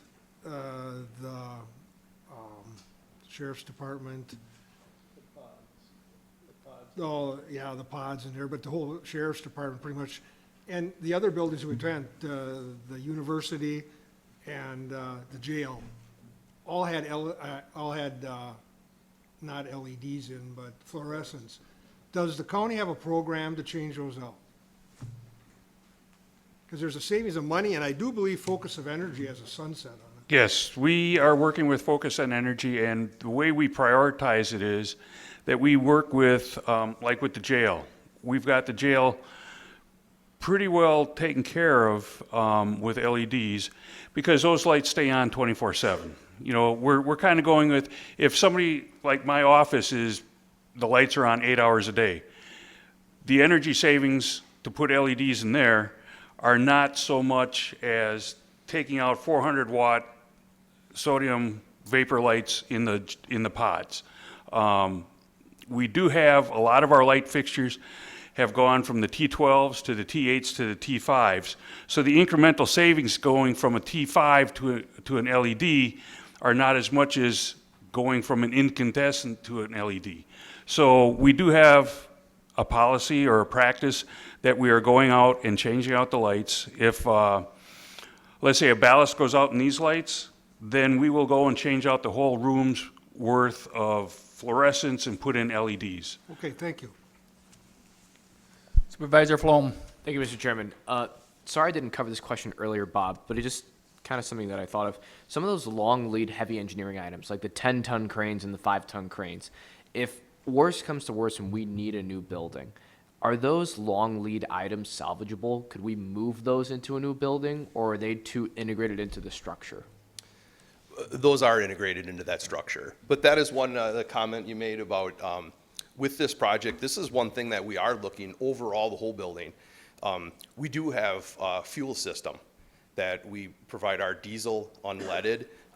We provide it to the sheriff's department, not only our department, pretty much all the departments in the county. So this is something that we were looking at too is, you know, how long has our fuel system been in the ground? What is the life expectancy on that? So these are all parts that we're going to be looking at with this, and that we've asked the engineers to look at. So we are looking at the whole project, not just we're not just, I mean, the mold issues, yeah, we're definitely the major priority. But every part of this building, that's what we're looking at. These cranes have been in there since that, you know, how long do those last of serviceability with those? That's something that, I mean, it was specific with this building, you know, life expectancy on them. Those are the things that will be addressed in this project with its design, so for future. Thanks. So. Supervisor Nichols. Thank you, Chair.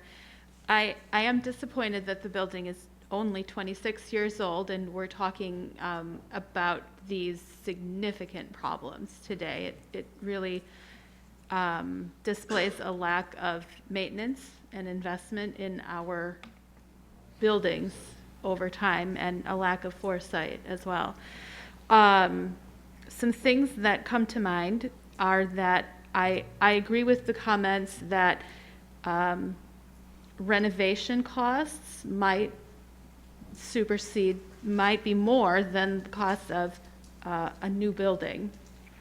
And I think that we all should be open to that possibility, be honest with ourselves, and keep an open mind as we move through this process. I encourage you to tour other facilities in the area to help you decide what you might want, because you don't always know what you can have until you see it other places. We don't know what the possibilities are until we see them. The city of Menasha just completed a brand new public works facility, and it's an entirely new campus. And we really took seriously, we looked at renewable energy options for the building. So I think this presents the county with a lot of opportunities to explore things like rooftop solar panels and how you can bring daylight into the building and things of that nature. Thank you. Supervisor Haran. Back again. Thank you. I want to say that it is not just the staff, it's not just the equipment, it's the public safety as well. And we need to seriously consider that. Thank you. Supervisor Robinson. Okay, I would just like to say about the health and wellness of your employees right now. I know you put in these air things or whatever to control that, but do you think, what is I mean, really, if it was in my house, I would shut my house down. I wouldn't be living there. And so how can we fix that problem right now? And I mean, I think this is a serious condition. It's nothing to overlook. If we were in a normal situation, I don't think anybody would be living in that kind of situation. Right now, we are monitoring the air quality, and the mold levels are less than what it is outside. So if it becomes a problem where it's a health hazard, then we'll be dealing with it probably very similar to what you're talking about. Supervisor Bender. Just a point of reference, the old highway department is where facilities is today. So when we moved into that building, it was like, I couldn't believe all the room we had. But at that time, we had the highway department had 2 double wing trucks, and you didn't have 6-lane highways.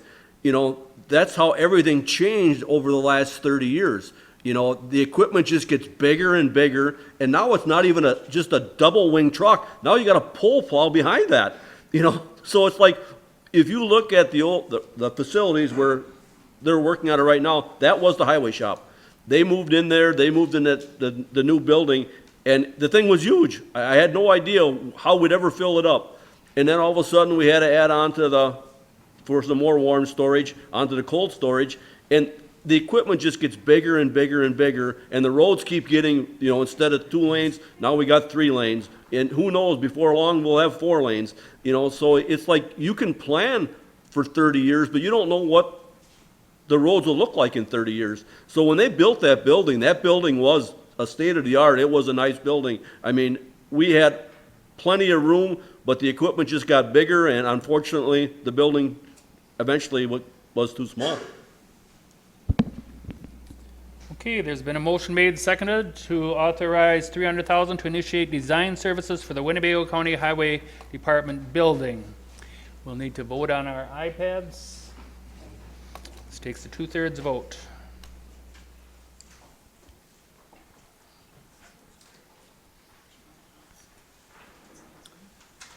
Those on Zoom,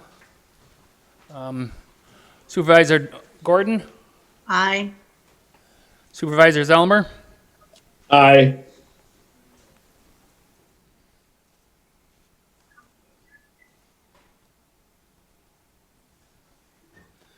and that passes 35 and 1 abstention.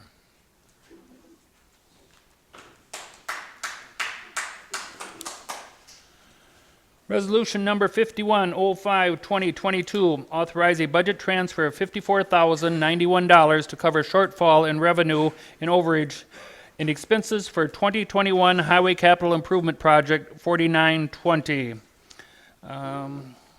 Supervisor Cox. I'd like to make a motion that we accept the resolution authorizing a budget transfer of $54,091 to cover the shortfall in revenue and overage in the expense of the Highway Capital Improvement Project of 4920. That would be Resolution 5105-2022. Motion made and seconded. Not seeing any discussion, we will go ahead and vote on your iPads.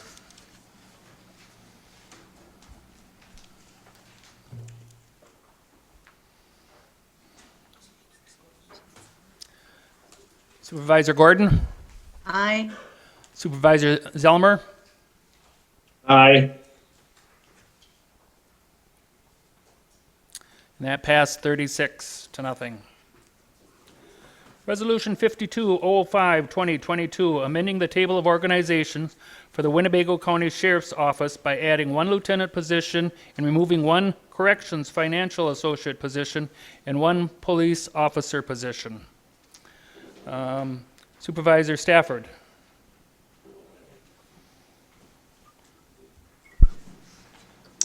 Thank you, Mr. Chair. I move to approve Resolution 52-05-2022. Motion made and seconded. And if I may comment? Yes, you may. Thank you. Even though this had passed in the previous JPS committee, I am in full support. And if there are questions, Deputy Sheriff is here to address any questions that we would have regarding this specific resolution. Supervisor Flom. Thank you, Mr. Chairman. I just want to say I've been to the Sheriff's Department now twice, and I'll be there many more times for JPS. And learning about the 24/7 alcohol and drug sobriety programs, these are programs that I know that Winnebago County actually was part of originally a pilot program for, and they have been massively successful in helping getting people back on track. So I'm happy that it's been moved over to Human Services where it can be administered more efficiently, and I am in full support. Not seeing any other questions? All those in favor signify by saying aye. Aye. Those opposed say nay. Carried.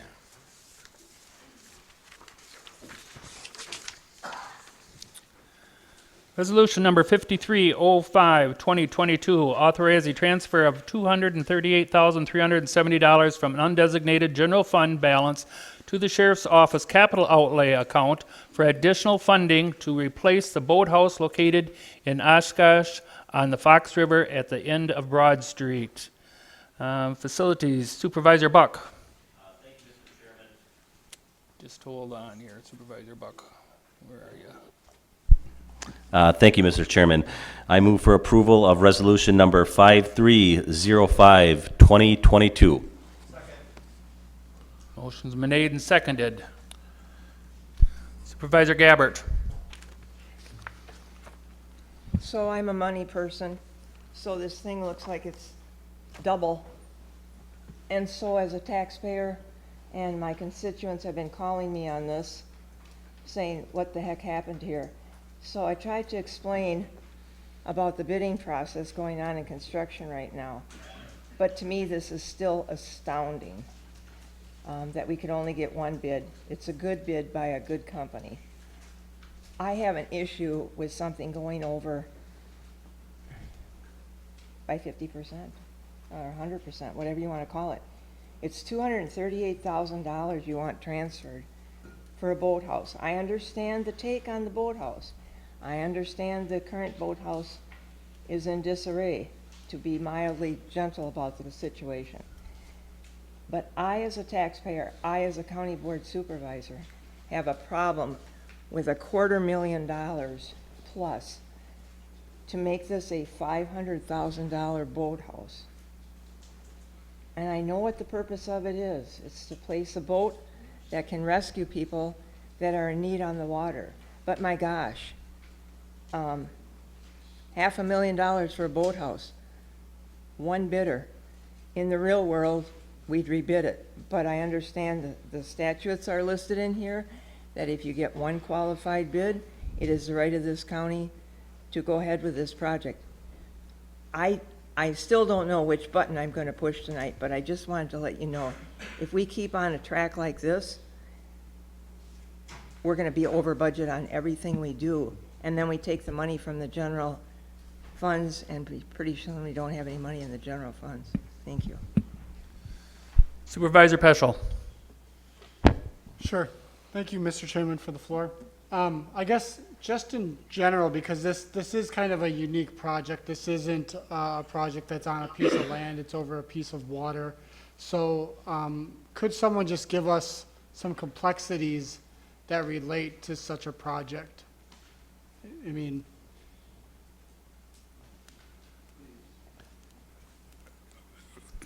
we've had to do some environmental studies. There are some endangered species we had to do some studies to find if they exist there, which we found they don't. Because we are working in the waterway, we do have to control the silt or any kind of runoff into the lake. So when you see us doing the work, we're going to have to put sheet pilings all around the work area so that we don't contaminate or have runoff go into the lake or in the river. And it is, as Mary Beth said, we have one contractor in the area that's really proficient in doing shoreline and waterworks projects. So we're kind of stuck with having the one contractor. okay, thank you. I have one other question. It relates to the minutes for the Personnel and Finance Committee for the month of May have not been published yet. As I went looking for them, they weren't there yesterday. Maybe they're there today. I don't know. I guess my question is, there is a dissenting vote on the Personnel and Finance Committee, and I'm just wondering the insight of that person that voted and why they voted that way. If they want to say their, Mr. Cox, are you raising your hand? I'd like to speak out on both counts, the minutes and the person that voted negatively on this. We're not going to give his name, but we do know that there were discussions over it. And we had asked Mr. Elder, and we've got generally pretty reasonable answers, considering that there is one very reasonable bid on this project, and there aren't too many people around, or too many companies around that are able to do this kind of work, okay? So they have to stay with that as it was bid out properly. As far as the minutes are concerned, we miss being able to handle the passing of the April minutes and May's minutes. We're going to take care of those in June because we did not have a quorum for the people that were at the April meeting, okay? The May's minutes, we didn't have a full quorum, or we haven't normally. We would pass those in the June session, so we're planning on doing that in June. I wasn't too concerned about them, I just didn't have the information there to understand. Yeah, I'd be more than willing to answer you directly. Anything you have to say, ask. Supervisor Bender. I just want to say that I won't be supporting this. This is a $550,000 boat lift. You know, the other two boats are trailered. I don't think there's no reason why we can't trailer this boat. You know, if you take the sheriff's department and drive down Highway 45, you want to get to Black Wolf, if you got basically rough water, I think I could drive faster down 45 and launch that boat than I could. Basically, the sheriff's department used to be right by the courthouse. You know, they were somewhat close to, this is right next to the Main Street Bridge. I went down and looked at it.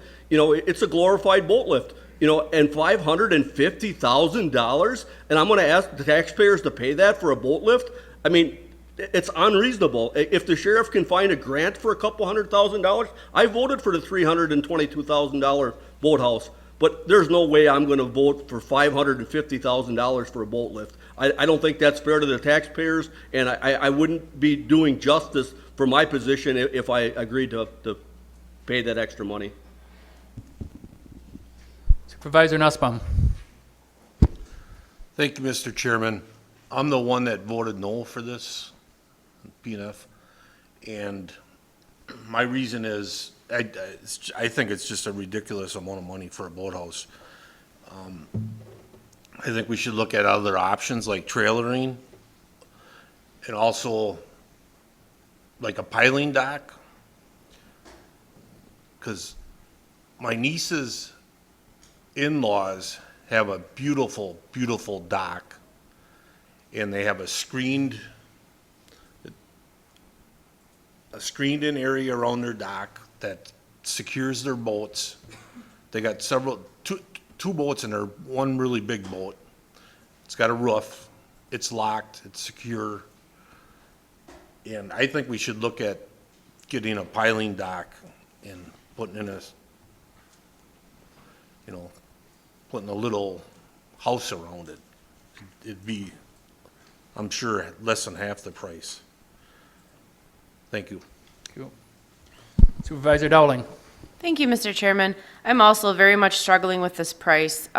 Quick Google research to the rescue here, and I'm finding covered boathouses for around $50,000. That would be for the pilings, as well as a motorized boat lift, a high-quality one, around $28,000. So we're looking at around $78,000 total for both of those. I understand that those would technically be private. So even if we double that, with labor costs, something we could purchase would be around $160,000. Again, just through quick Google search, so I'm really struggling with the $500,000. I'm not sure if the bid came in that high because we are the county. Just my thought on that, I really don't feel like I can get on board with this. Thank you. Vice Chairman Fari. Thank you, Mr. Chairman. Mr. Elder, a couple questions, if I might. I'm referring to the document, part of the resolution. It states in March 18th, 2021, the board approved the funding for $322,850. Now, I assume that cost was an estimate based on an engineer or a consulting firm? That was based on some information we got from the contractor that submitted the bid. That's what you brought before the board, huh? In March? Yeah. Okay, well, let me, hopefully we do a little better that in the future, but, so here we are, a little over a year later, and what do we got here? What am I looking at? 40% increase, 50%? And you've only got one bidder. how much have construction costs gone up in a year? They've gone up significantly. They've What, had, 10-15%? that I don't know. Well, I doubt if it's 50%. Would you But agree? materials have gone up significantly in the last year. But not to the amount that's being stated. I really support the project, but I must agree with my fellow supervisors here. This is a tough sell, sir, so I don't believe I can support it either. Thank you. Supervisor Buck. Thank you, Mr. Chairman. Just, I guess, a comment on Supervisor Fari's comments there. Yes, steel, I think, has gone up 60%. This whole project going up, twice what it was budgeted at is a little asinine, I guess. We've had projects in the past. I'm just going to reference the airport, came in under budget. Who's to say that we, do this, we kick this down the can next year, and this, steel doesn't go up 70%. So I guess I would just, look at that. And then one final comment. We had a presentation the last month or the month before on the ice storm or the ice squalls during the battle on Bago and how the Sheriff's Department responded to that. I guess I would just ask the supervisors, we have many different events out in Lake Winnebago, barge parties, boating, fishing, that kind of stuff. Often, the storms come up quick, and I guess I'd just like to have one of the sheriff's deputies comment on, how you guys can respond quicker at that location and what that location means to the Sheriff's Department. Thank you. Yes, okay. Please.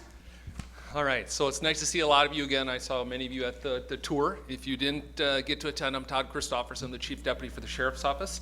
I have been with the agency since 1992. I've been in the role of Chief Deputy since 2011. Sheriff John Motz wasn't able to be here tonight. He's out of state.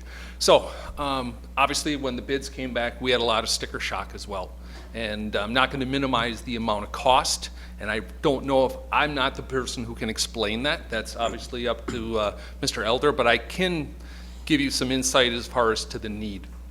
So when we talk about prioritization of what we do of Winnebago County, the attorney talked about some of the compulsory obligations of what the county has to do. By statute, the Sheriff's Office is required to perform search and rescue and recovery operations on the lake. We have to do that, which is why when Tim presented last board meeting about the snow squall, those obligations that we have when the lakes are frozen, we have 3 units, we partner with the fire departments, we have those same obligations on open water. So we have 3 Marine units, Marine 1, Marine 2, Marine 3. We partner with the fire departments. We keep one at Needham and Asha Fire Department. It's in their station, and they do trailer. They trailer it to the north end of Lake Winnebago, to Little Lake Butamore, wherever the emergencies are occurring. We keep one, Marine 2, at the Sheriff's Office building on a trailer. That goes to Poygan, to Lake Butamore, or to the rivers, Wolf River, wherever it is. We have like 145 square miles of Winnebago County of navigable water. It's a big deal, all right? So we also have Marine 1. Marine 1 is our primary boat unit. Marine 1 historically has been stored in the boathouse that we're discussing tonight. Since 1980, we've been using that. It's there because the majority of our responses occur on Lake Winnebago. That's where, when the rough seas hit, where we get emergency responses, that's where we're headed to. So we did a 3-year analysis, a look back in the last 3 years. Our computer-aided dispatch records, 260 times we were dispatched to calls for service. 212 of those were for Marine 1. So Marine 1 is our bread and butter when it comes to life safety. So when we prioritize what we're going to do, what we're going to spend money on, I don't disagree. Ton of sticker shock when that came back. Was like, wow, didn't anticipate that coming. So is it a need or is it a want? Currently, what we're doing with Marine 1 is stored at the Pioneer because the boathouse, you can't salvage it. The foundation is sunk, the walls on the wet bay caved in, so it's dry.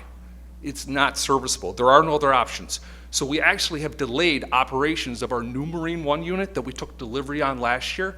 It was $165,000. It has $13,000 worth of electronics on it. we have to keep that in dry storage because we can't put it anywhere. Okay, it's actually at the old plow shop, the old highway department, at facilities now. It's in storage. We can't get it out and make it operational because we purchased that boat intending to store it in Marine One. It doesn't fit at the sheriff's office buildings. It's a 26-foot boat.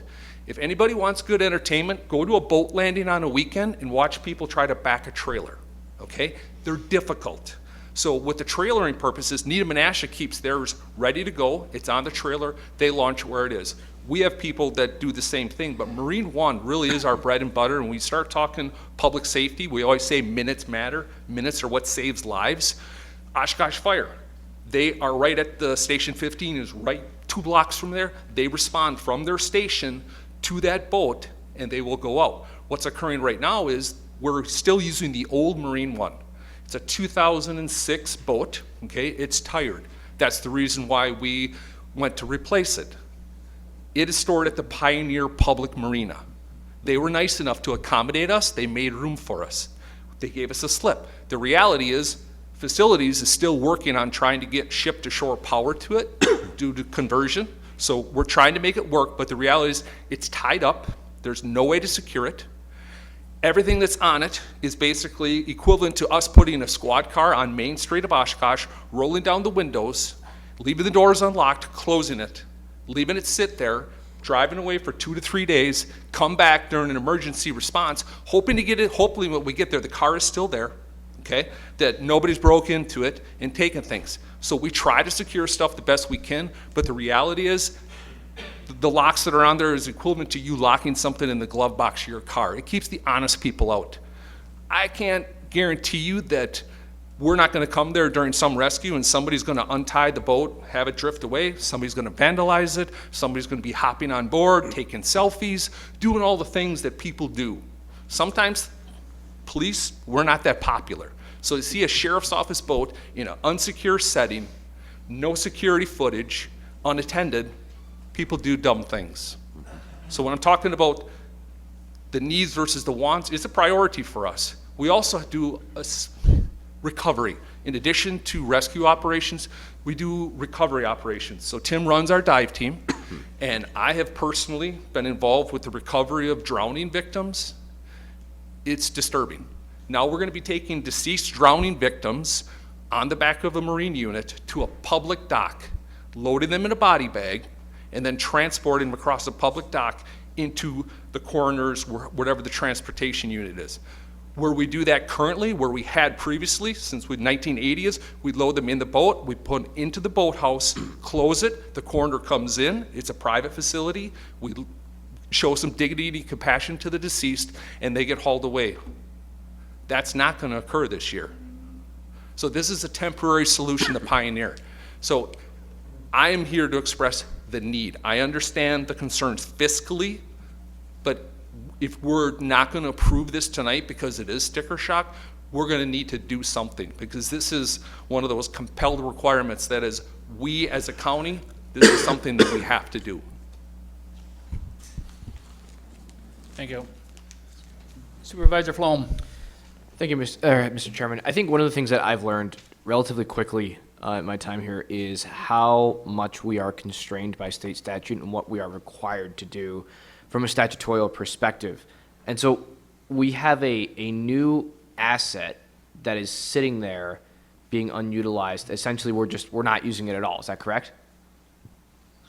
That is correct. The current Marine One has a cuddy cab configuration, so we're able to put some of the law enforcement sensitive equipment down below and with a little hasp basically close it up. But the reality is the new boat is a Boston whaler. It was designed for rough water. It's specifically designed, the length of it is specific to Lake Winnebago. When they start measuring wave chimes, that's how we measured the length, and Lieutenant Eichmann could go into the width and the depth and all the freeboard and things that go with it. If you have specific questions, he has all those answers.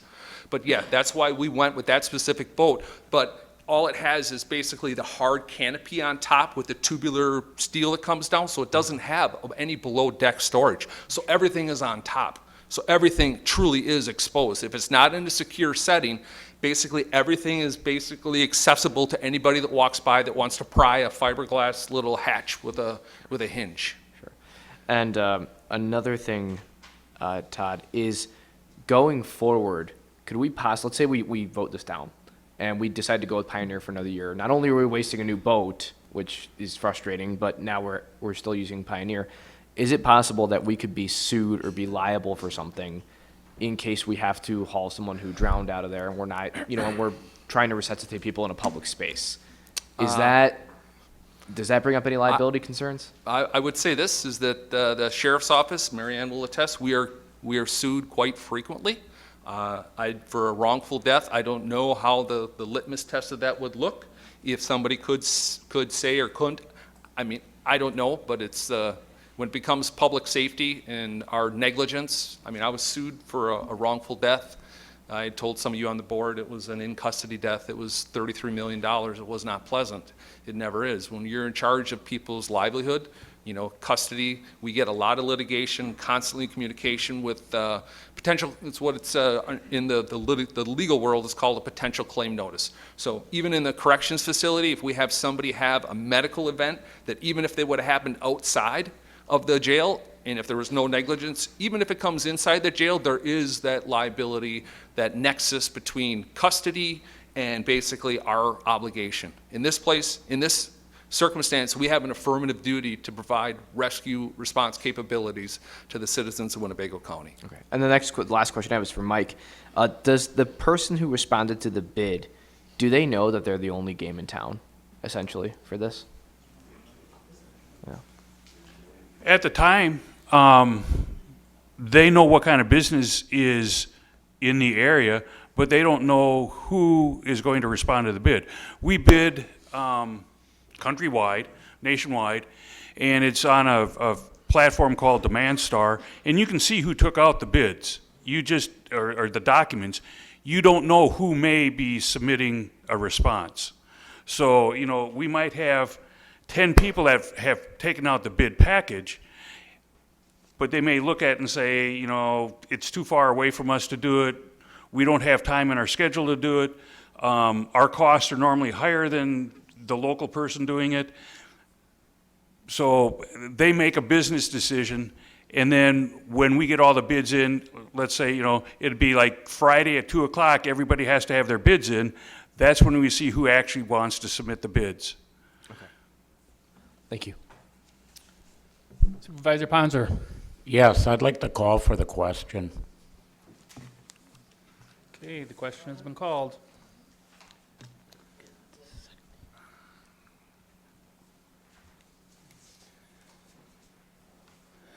Okay, this will be 2/3 vote. So we'll need to vote on your iPads.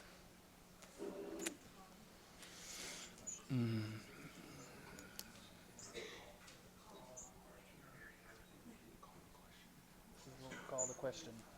This is on the question. This is to vote on the question. The question has been called.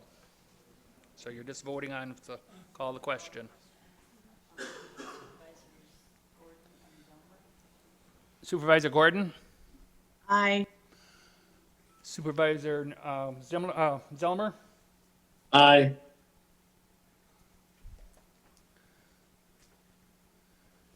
Passed by a majority, 22-14. It had to go by 2/3 votes.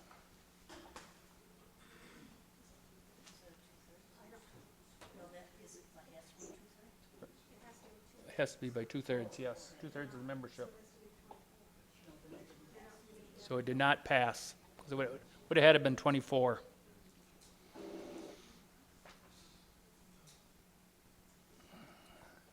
So we are back.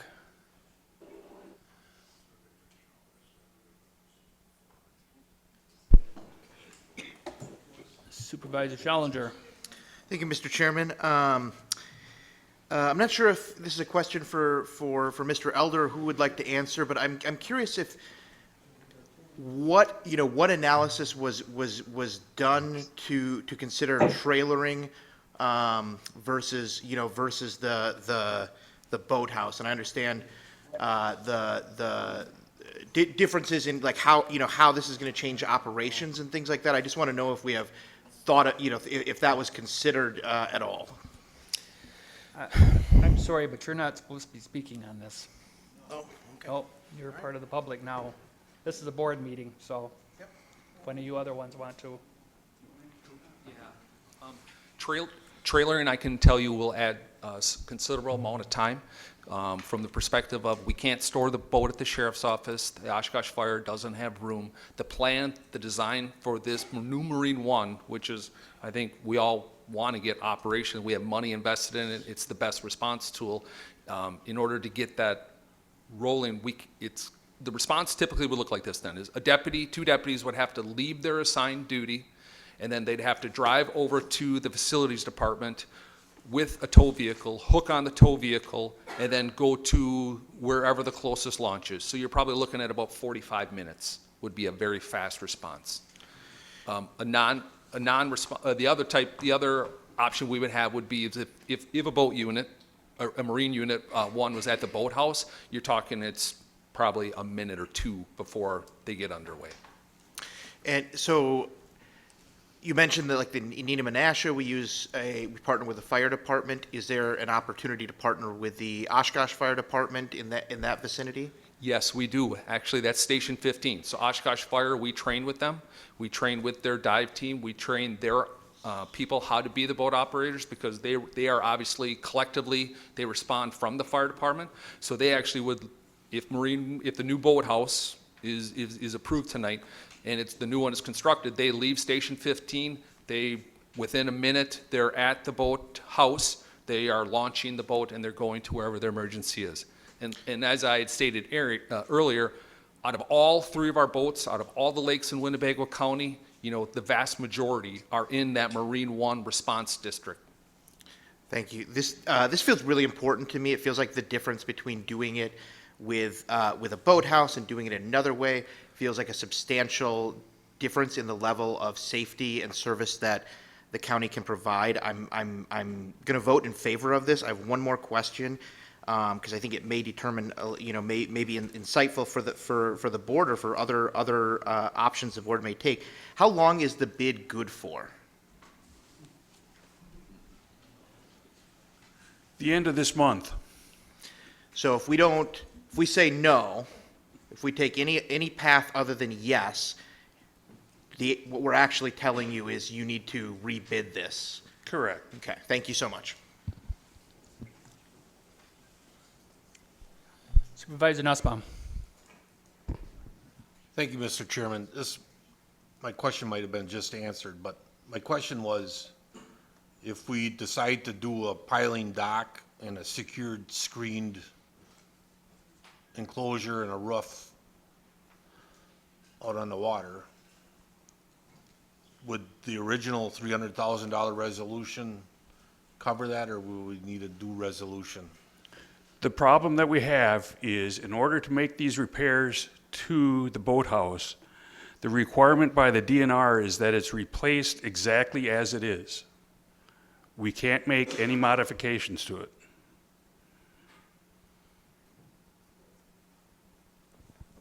People put in these piling docks all the time. The permit that we've got from the DNR has specifically said we cannot make any changes to the existing type structure that is existing there. Anything else in our permit's no good, and I don't believe they will let us make any changes to it. Supervisor Harrison. Thank you, Mr. Chairman. Just a couple questions. First of all, is there any other location other than the Pioneer Inn, another housing place that we could put it anywhere? We had looked at several options to include dry docking, to include other marinas, and there are no other options. There is one, the DNR has an abandoned property just a little to the east of where the current Broad Street Boathouse is, and it is a little channel that basically would have to be redredged out, which we would need to get permits. The building is dilapidated. I don't believe that would be a suitable alternative. So we looked high and low to try to find something that would meet our needs, and we weren't able to locate anything. Okay. So I know that, and trust me, I'm a steward of taxpayer dollars. Well, I'm frugal. I drive a 2006 Honda CRV. okay? So I'm not a new and shiny guy, but this is a long-term solution to a very emergent and very important responsibility. Lifespan, we're talking, I think 50 years is what they're forecasting. Well, the other thing is, and again, after meeting you yesterday and talking, I've known you for a while, but for what you guys do, this is a need. We don't have a choice. I think for me, and I don't know about anybody else, what I'm upset is that the bidder that bid that know that just a few months later he was gonna, if he's the only one around, he was gonna get the bid to double it is kind of like, that was really bad. I'd like to smack him, or I'd like to rather not give it to him, to be honest, you know. But we need it, so we're kind of stuck in a spot, but they never should have done that. But it began being the only one around, and again, May or March, whatever it was, that they okayed and got the funds from us the first time, and then to just in that short time, and things go up, I know, but that's like, it's a government thing, they're teaching us a lesson. But I'm gonna vote for it because I think we need it. It's a need, like we said. If it'll last us 25, 50 years, like you said, the lives we save, there is no price. There is no price. Thank you. Supervisor Schwan. Thank you, Mr. Chairman. So I'm on the Building and Property Management Committee, but this was dealt with before I went on the committee. So I was just curious, you said the building had to be built to exact specifications per DNR permit. So you got a steel building out there. Is it pretty much going to be, is that what it's going to be now? It's going to be a steel building, same height, same width, Okay. same layout. We had actually tried to talk to the DNR about changing a few things, and it's like, no, we can't change it. Okay. So, but 50-year useful life for a steel building? Going to be good quality grade? It's going to be a good high-grade quality steel type building, yes. Okay. It's not going to be a prefab, buy Right. off the shelf at Menards steel building. Okay.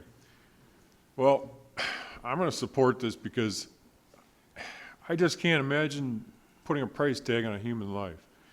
Okay, one life lost on the lake because you didn't have your state-of-the-art boat ready to go, to me, means more to me than, having to bite the bullet with the additional cost of a facility like this. I think the bidder's caught in an inflationary environment right now, as are we. And so I think we really need to consider why we're doing this overall. And that's to get that building out there so they can put their state-of-the-art boat on the lake and save people's lives. Thank you. Supervisor Gabbard. I usually don't talk this much, but, question, that's not gonna get done this year, is it, for the boating season? Because if nothing's been ordered and steel is out sometimes 3-4 months, I don't see how you're gonna get it done. You could maybe get the pilings done, maybe? We've gotten statements from the contractor that they'd have it done by fall. By fall. Yeah, So over the summer, we don't have that boat in the boathouse. correct. Correct. And this to me is not about saving a life for $250,000. I'm not that dumb that I don't know a life is priceless. What is really pathetic here is this bid. This bid is pathetic. And I do think the contractor knew that he was the only bidder. I get what you're saying, Mike, but I think they had a little foresight into that. So for this summer, we risk a liability issue because we don't have that boat in the boathouse and can't respond. So Todd, when you talk to me about that, and I know people at the sheriff's department very well, and I know people who have been on the dive team. So that's worrisome to me. We can get sued this summer if something goes awry. If everybody's suing everybody. So, yeah, okay, so we get it done by fall. What happens this summer when somebody doesn't get saved and the family goes, where was your boat that you bought? And I know you're thinking about that because you're a smart man. So the liability is there whether we have this by fall or not. This summer boating season, we're at risk. Yeah, Mike, and I guess I made the statement that this is a long-term solution because the Pioneer is a temporary solution. And we recognize that. We are at greater exposure and our response capacity and capabilities aren't what we want them to be. like you said, the equipment that we have on the new Marine One boat is tremendously better. It's like the equipment that you get when you upgrade a new car from 20 years ago. It's just, it has all the bells and whistles and all the side sonar and all of the radar and all the other equipment you would expect a search and operation rescue boat to have. So we are going to be without that for this year. I guess the question that's before the board tonight is it going to be next year? Because if we kick this can down the road till next year, we'll be adding another year on to this boathouse construction. Did you have that boat last year, or is that boat new this year? We took delivery because of COVID. It was ordered the year before. It was a budget carryover. We took delivery late last fall. Okay. So our First hopes, season on the water for this boat. it hasn't even gone through break-in yet. And another question, just to clarify if things have changed in my mind. Who operates the boats? Are sheriff's officers or dive team, or are you guys trained Yes. to drive this? Yes to all of, yes to all above. Yes, okay. Yes, yes. All right. So on the weekend patrols, it's going to be the sheriff's office, so we are out there on the weekends. I'm sure, this is a lot of new people here. So we get reimbursement from the DNR for when we're doing weekend patrols. We get about 70%. So last year, we got about $70,000 returned to us from the DNR for our time that we spend out on the boats. Typically, we'll run 2 boats out on the weekend, Marine 1 and Marine 2. Marine 3 stays with Nina Menasha. And Marine 1 will cover the Lake Winnebago and portions of the river, and Marine 2 will cover portions of the river, Butamore and Poygan, and then also goes up into the Fremont area. Would you cover Fond du Lac area? If there was a need, you would not hesitate to go down there? Yes, well, there is the statutory provision, it's called Okay. mutual assistance, to where we're allowed to go outside our jurisdiction at the request of another sheriff's office. So as good as the GPS are on our dispatch center, right, and they can locate where it is, we do the lat and the longitude, and when we get sent out, if it's anywhere close, you may have us, Fond du Lac, and Calumet responding on Lake Winnebago to a call for service. Okay. Thank you very much. Supervisor Dowling. Thank you, Mr. Chairman. I really appreciate your insight on the reasoning behind this, especially with the risk of vandalism. That worries me. I guess after hearing you speak more and the fact that the board just passed a $300,000 resolution for something that's not even tangible yet, I'm more inclined to vote yes on this. So thank you. Vice Chairman Fari. Thank you, Mr. Chairman. As I stated before, Mike, this is a tough sell, but I think the reality is obviously it's a need. I mean, there's no doubt about it, and the board did approve it last year, so that's clearly demonstrated. I guess this is one of these deals, and I think Supervisor Harrison, put it right on the head here. It's we're kind of between a rock and a hard place. If we turn this down, my understanding is you would rebid it, but the probability is we're still going to have only the one person bidding on it. Would that be an accurate statement? It's a very good possibility that only one bidder would do it, and your guess would be as good as mine as how he would deal with the bid. Yeah, so I like I said, I feel really in a situation where this is one of these deals where you don't really have a lot of option. And I really think it's unfortunate that I kind of think the county's being taken advantage of here a little bit. But given the situation, I don't know that I personally, as a supervisor, have any choice but to go with the bid that's been given. So I guess that's what I'll have to do. It's against my better judgment, but it's probably the right thing to do. Thank you. We're giving some latitude here with some of the newer ones or whatever, just so you know that you're only supposed to speak twice. But I'm giving some latitude to some of them here, a lot of new things going into their mind for them to get ready for. So Supervisor Flom. Thank you, Mr. Chairman. The last question I have for this is, could we possibly use this boathouse in the winter for winter search and rescue operations, to put one of our winter boats out there, the airboats that we discussed at the last special orders meeting? like, let's say, there's another bad ice storm, could we position one of those boats there at this new boathouse just in case if we need to go out in the lake pretty quickly? The short answer would be no. Okay. Yeah, those are the fan boat. It wouldn't fit in there, first of all, and then second of all, the lift system that is designed, it's a different hull design than what a regular marine unit was, because those aren't really designed for open water. Lieutenant Eichmann will attest to the fact when you do get in open water, they're difficult because of the giant fan in the back, and you get a lot of thrust, and they're different to steer. They are designed for hard surfaces, for temporary transition into and across thin ice or intermittent open water, not continuous open water. Supervisor Bender. I'm sorry, I will add also, I thought of something as I stepped away, is that the Oshkosh Fire Department actually keeps one of the airboats at their Station 15 because they're considerably smaller, and they do have the area to store it. They do not have the area to store this new Marine one, or the old Marine one for that. My question would actually be for corporate counsel as far as a liability issue. The other two boats are trailered, and we're providing the service. I don't think that we're required to have a boathouse in order to not have liability. What we do if that boathouse came in at $2 million, are we hostage to pay whatever somebody wants to pay or charge us for a boathouse? We provide a service for rescue, and it's a matter of how we get the boat to the water. We have two other boats we trailer. The ice rescue boats are trailered. None of them are permanently situated by a lake ready to go.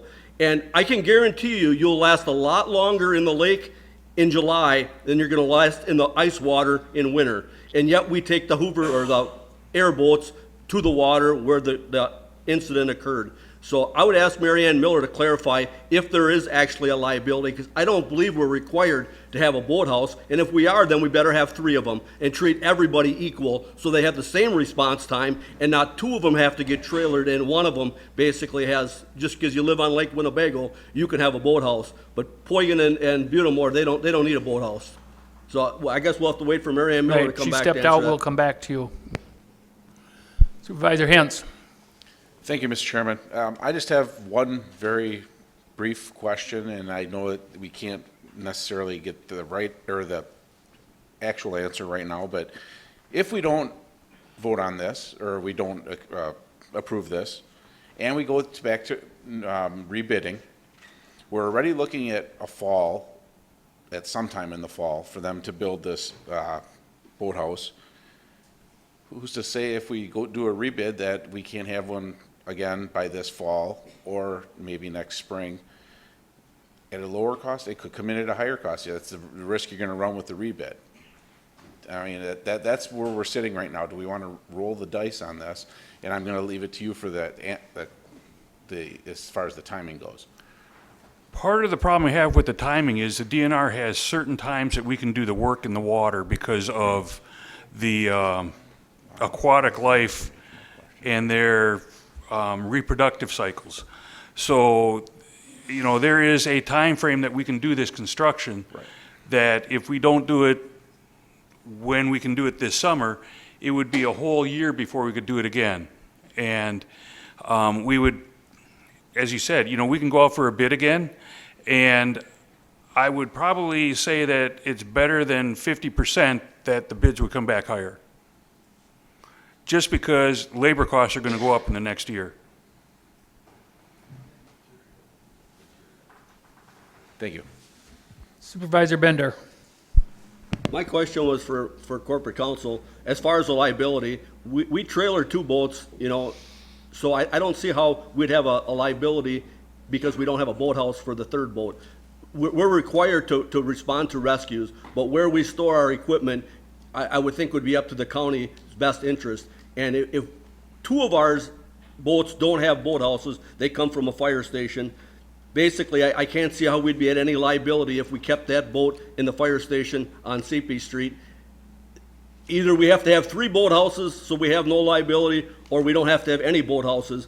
It's strictly a matter, we respond to ice rescues, water rescues in a reasonable amount of time.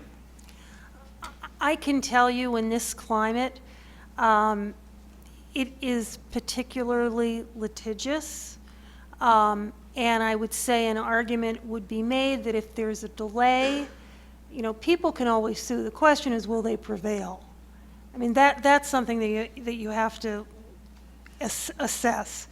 But again, what I can tell you is that I graduated from law school in 1985, and I have practiced, as many of you know, in a 3-4 states. And again, today, in this climate, people sue. And I mean, it's happened in the past too. And again, the question is, will they prevail? But then, wouldn't it be true to say that the ones in Neenah, if somebody dies there, that they're gonna sue us because we don't have a boathouse? And we could have responded quicker, because we should have a boathouse at all 3 places then. So realistically, if we're gonna build 1 boathouse, we should build 3.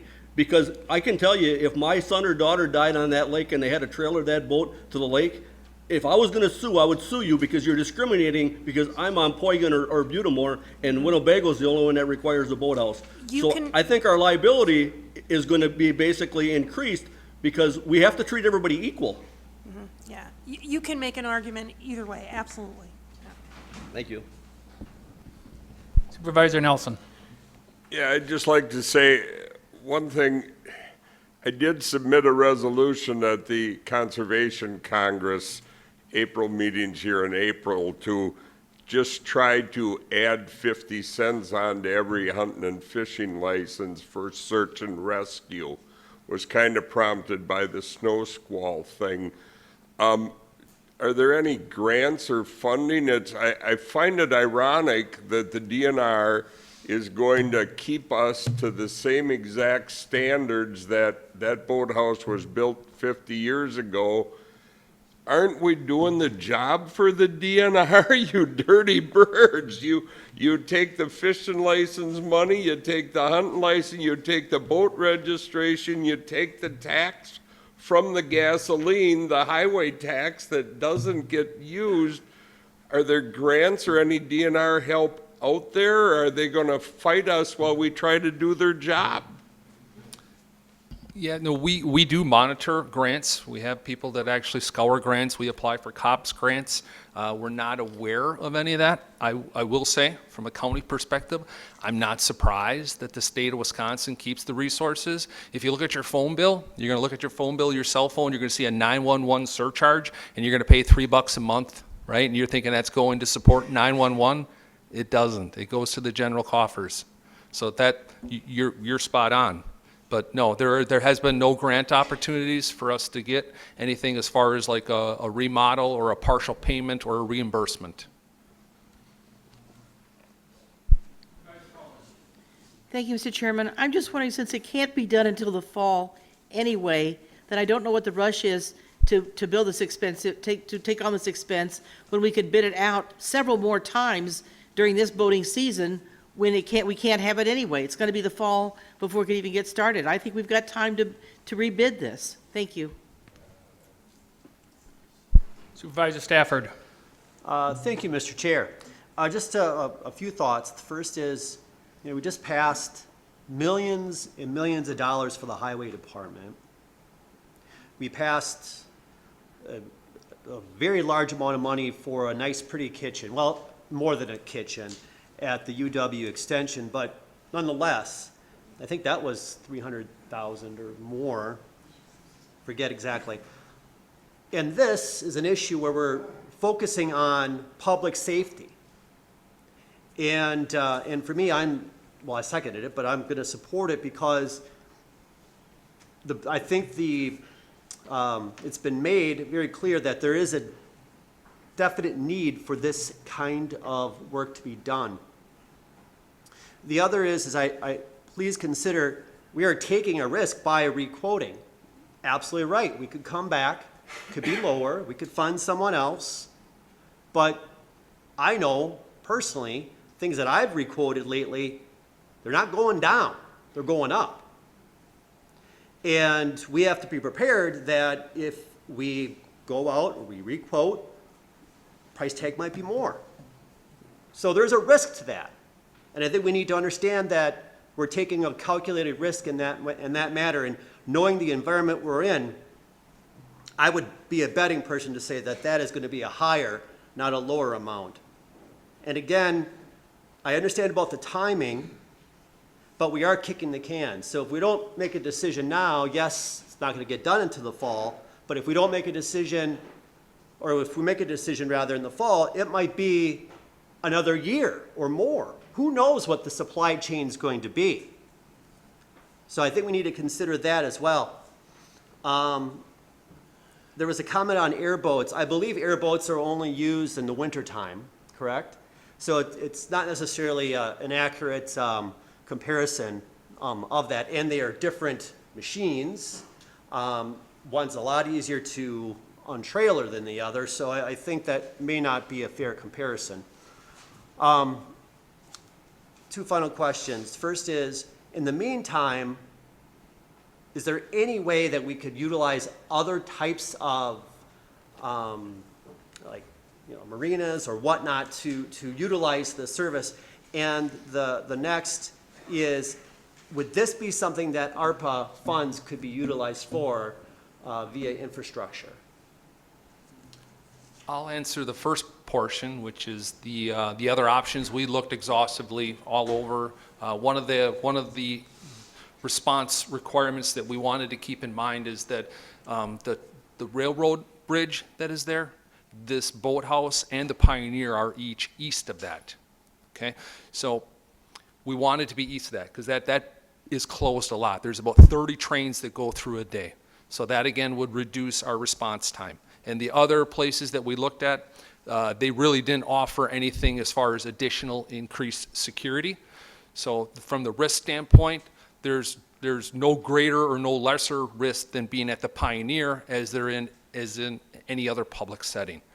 And from the risk management standpoint, we know that Marine One and the response area that it goes to, like I said, about 82% of all of our calls for service on the water go there. So that's that is why it has the best response capacity. It's the best boat. It's designed to have the best dispatch times, and it's designed for the quickest response. And as you all know, in law enforcement world, we get judged in the court of public opinion. Even sometimes when we try to do everything right and it ends up being a bad result, we still get judged in the court of public opinion. So from a liability standpoint, even from the legal letter of the law, if we're not liable, in the court of public opinion, we'll still be held up. And as far as the ARPA, I can just answer on my part of it is county exec might be able to answer better, but I'm going to say that there has not been any meeting, so I personally don't even know what all it covers, and until we get together and have our meeting, a lot of us aren't going to be able to tell you what's going to cover and what isn't. So our part's been picked. The county exec's got, I think, one or two more he's got to pick yet, and then we can get together and resolve from there. Correct? You have two more to pick, one or two? So, Supervisor. Can I just ask a question based on what you just said? Does that mean that once that committee is formed, can we retroactively go back and say we're going to associate these funds with something that was passed tonight? Let's say it passes. That's what that committee, from what I understand, will be doing, and it'll be coming before the board. The board will hear everything before any money's passed out. So there still is an opportunity, we just don't know if that will come to fruition. Right.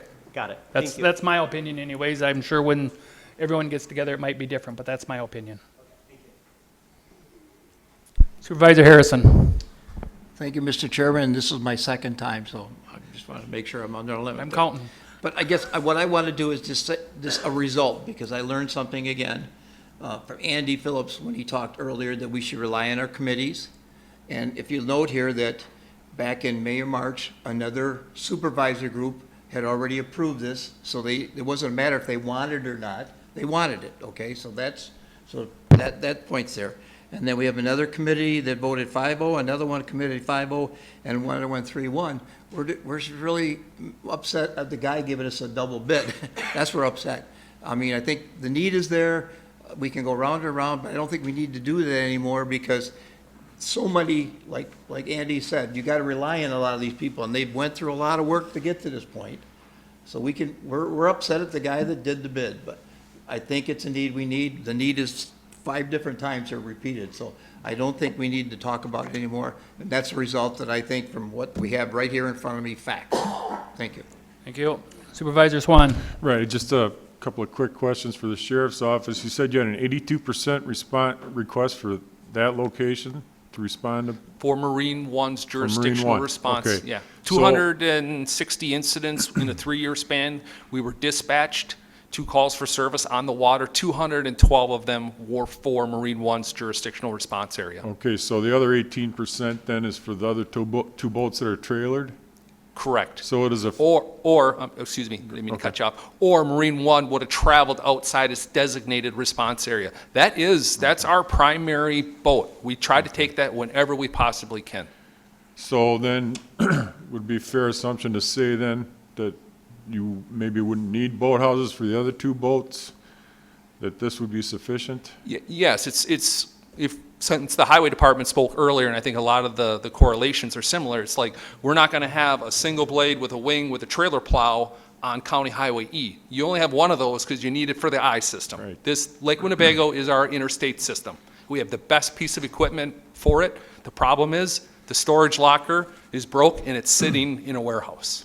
Right, and then, just to make a statement, I'm not sure you'd get approval from scratch to build a new boathouse on the water, would you, Mike? I mean, isn't that kind of, you would, as a public entity, maybe the DNR would approve a new boathouse construction, but since you're saying you have to adhere to, exact specifications as to what's there already, could you actually get a permit to build a new boathouse on the water where there wasn't one before? When this whole project started, I told the sheriff I didn't think we'd get a permit to build the one that we've got. Right. That's what I thought. Thank you. Yo. Not seeing any other questions, there was a motion made and seconded for authorizing a transfer of $238,370 for undesignated general fund balance to the Sheriff's Office capital outlay account for additional funding to replace the boathouse located in Oshkosh on the Fox River at the end of Broad Street. Scott, you have to vote on your pads because it's got to be a 2/3 vote.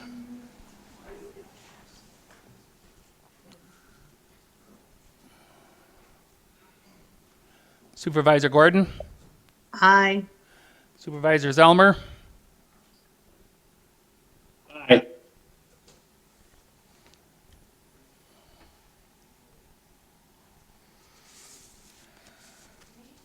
Aye. Gotcha, Supervisor Zelmer. I vote aye. Thank you.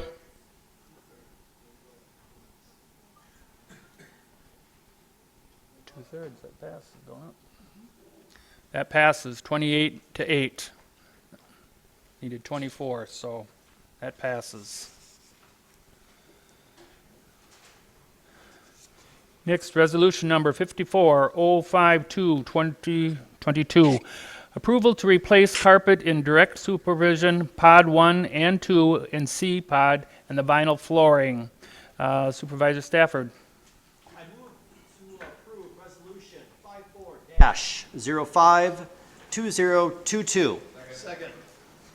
Motion made and seconded.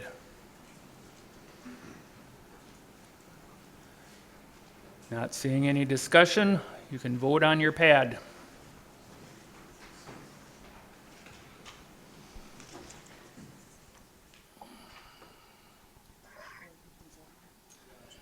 Supervisor Gordon? Aye. Supervisor Zelmer? Aye. Passed 32 ayes and 4 nays. Resolution number 55-05-2022, authorize a capital project for the Winnebago County Parks Department for LED lights, blacktop, gutter improvements to the Sunnyview Expo Equine Complex at a cost of $127,000, funded with either a transfer from the undesignated general fund balance or an advance from the general fund to be reimbursed with a subsequent bond issue. Supervisor Norton. Mr. Chairman, I make a motion to move resolution Motion has been made and seconded. We had a presentation at the Struck Orders meeting. Yesterday, Rick Helms showed us the project. We went out to visit him. If you have any questions, I know Rick Helms and both the Parks Director Adam are in the back.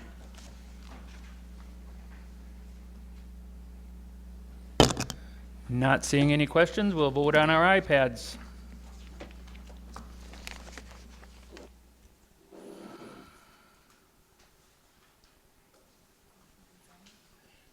Supervisor Gordon? Aye. Supervisor Zelmer? Aye. Passes 35 to 1.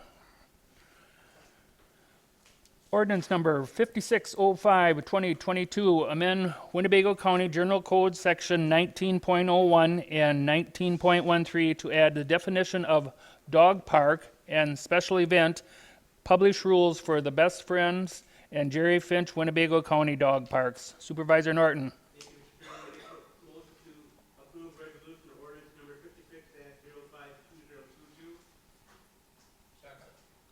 Motion's made and seconded. Basically, this is what the codifier make the rules similar both at the Jerry Finch Dog Park and the Best Friends Dog Park and the dog park that we did from the park. And if you have any questions, Adam's in the back to answer them. Not seeing any questions. You can vote on your iPads. This is three-fourths of the membership.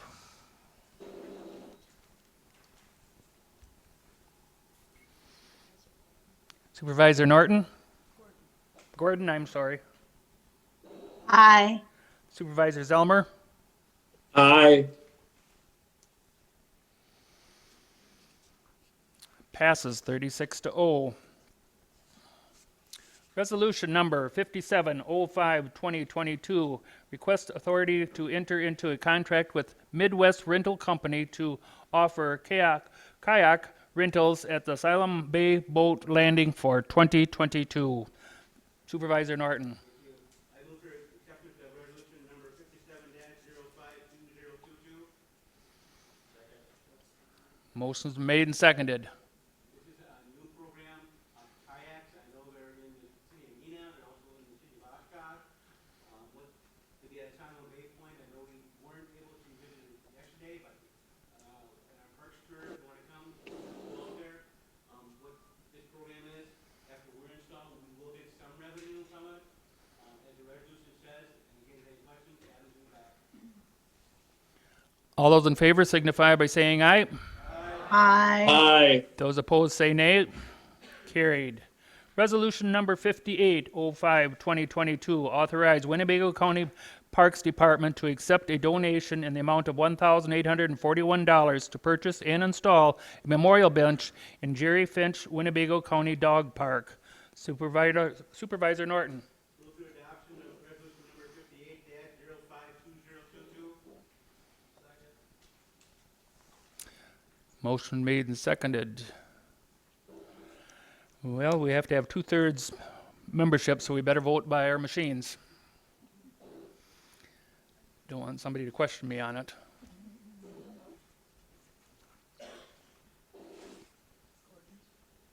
Supervisor Gordon?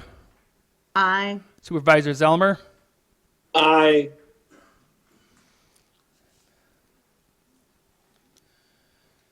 $35 to 1. Resolution number 5905, 2022, amends section 22, committee meetings of the rules of the Winnebago County Board of Supervisors by correcting section 22.18. Supervisor Dowling. Thank you, Mr. Chairman. Oops, here. Sorry. Thank you, Mr. Chairman. I motion to accept Resolution 59-052022 to amend Section 22, Committee Meetings of the Rules of the Winnebago County Board of Supervisors by correcting Section 22.18. Motion made and seconded. And may I also make a friendly amendment? I was going on to somebody else, sorry about that. That's okay. Can I make a friendly amendment before we move forward? The very top where it says educational events, could I change that to online educational events, implying that technology is already being used? Does second go along with that? Second. I've already got the second over here to go along with it, so. Same, you want to repeat that again, please? Sure. I would like to make a friendly amendment before the word educational on the top sentence here, so that it would say online educational. This would imply that technology is already being used.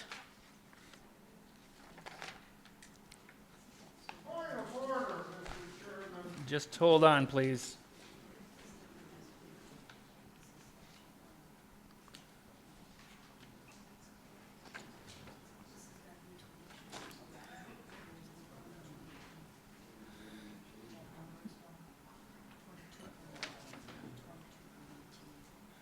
Okay, we're just informed by corporate counsel that instead of 22.18, it should be 2211. Am I correct?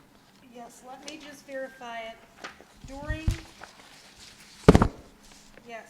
the orientation meeting, as you may recall, there were,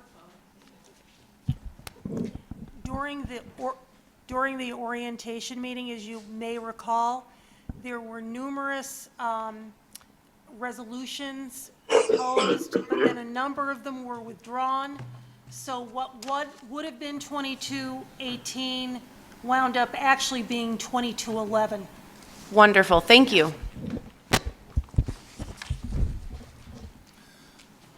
Vice Chairman Fari.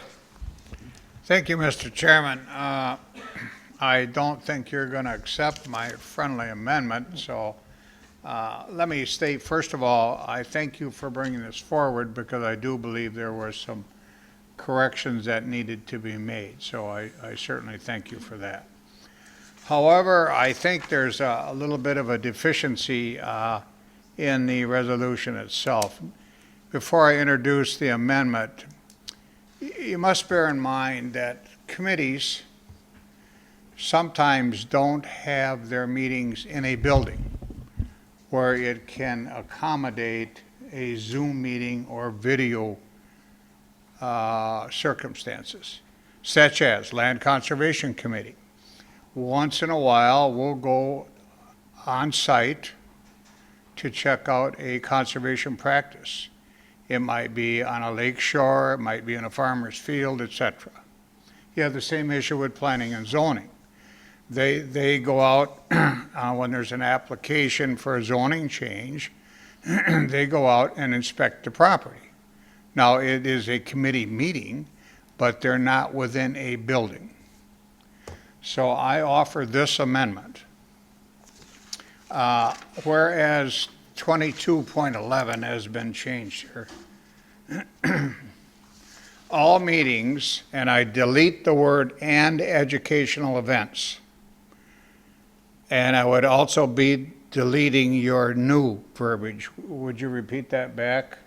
Online educational events. Pardon me? So I'm not really deleting because she's already done a friendly amendment. Right, Supervisor Dallin said online educational events, so she used the word online. Okay, so I would be deleting online educational events. And I'm adding the word, all meetings in a building structure shall be live streamed or digitally broadcasted. In other words, when you have a committee meeting within a building structure, you must adhere to the rule. If you have a county board meeting in a building structure, it must adhere to the county board rule. But if you have a meeting in the field or reviewing properties, that is just not optional. So I do put forth that amendment. Second. Thank you. Motion's made and seconded, Mike. Okay. Supervisor Nichols on the amendment. Not on the amendment, thank you. Supervisor Eisen on the amendment. Not on the amendment. Supervisor Powers on the amendment. Not on the amendment. Supervisor Norton on the amendment. Yes, very quickly, I agree with Supervisor Fiery, because what do you do with what I would call mobile meetings? For example, yesterday's county board tour was technically a mobile meeting, but yet never has that been broadcast or televised or zoomed or anything like that. So obviously, when we go on our parks tour, or we do examples Supervisor Fiery gave, I would not expect that those have to be broadcast in any shape, way, or form. If they were on a property, a stable, I mean, I don't know how you put that. Yeah, maybe, yeah, but if you're in a van or you're moving or you're mobile, it's going to be very hard to do that. So that's why I agree to Supervisor Fiery's amendment. Supervisor Dowling on the amendment. Yes, on the amendment. I like your suggestion, Supervisor Fari. Could we tweak it a little bit so it said all meetings in buildings, comma, and online educational events? Sorry, ma'am, but the amendment's on the floor, and I have a second. That's okay. Supervisor Hintz. Supervisor Hintz. Thank you, Mr. Chair. On First the off, amendment now? yes, Just the yes, amendment, okay. this is on the amendment. First off, I don't understand why we're removing online educational events, because they're online educational events. If they're online, they're online. This isn't talking about in person. So I don't understand why that needs to be taken out. And also, I think this could be corrected or taken care of very easily by keeping, instead with the, if this would be accepted as a friendly amendment to the amendment, instead of removing that, just putting it after "and recorded when possible." So it would read, all meetings and online educational events shall be live streamed or digitally broadcast and recorded when possible. I think that's kind of the middle ground that we're trying to reach with this, and I'm just throwing that out there. If it would, if the amendment would accept that as a friendly or not. Thank you for that offer, sir, but let me respond to that, if I might,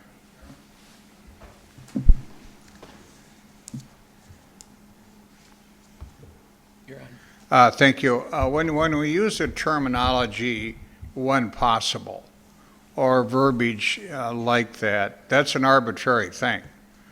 When possible is subject to the observation of the person making the decision. So I suggest when we do resolutions or ordinances, that the language needs to be specific. So I appreciate your friendly amendment to the amendment, but I would prefer just to vote on the amendment as I stated it. Thank you.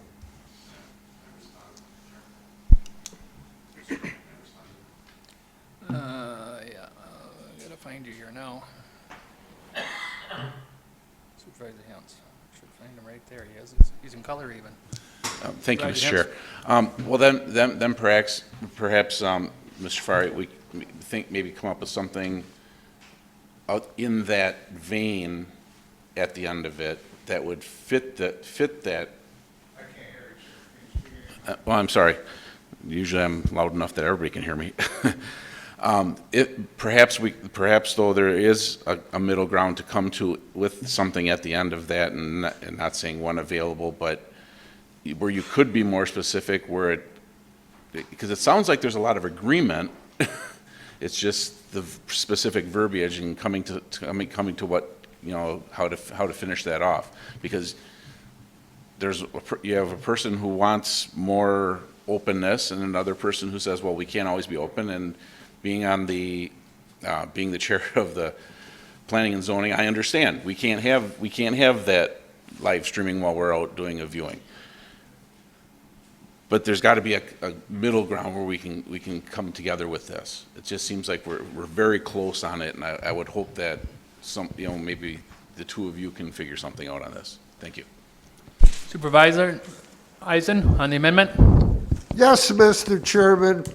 I move that we refer this to the Judiciary Committee for deliberation and consideration for the friendly amendment and the original amendment and the original resolution, because that's where it ought to have gone before, to the committee of jurisdiction for deliberation.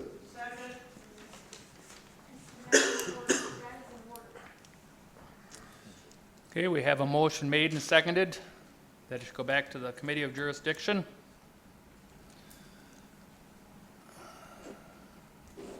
Supervisor Nichols. Thank you, Chair. I was actually considering that motion myself this evening.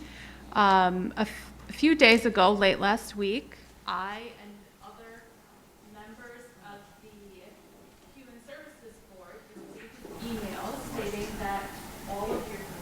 Is my microphone on? Okay, sorry. I was prepared to make that same motion this evening.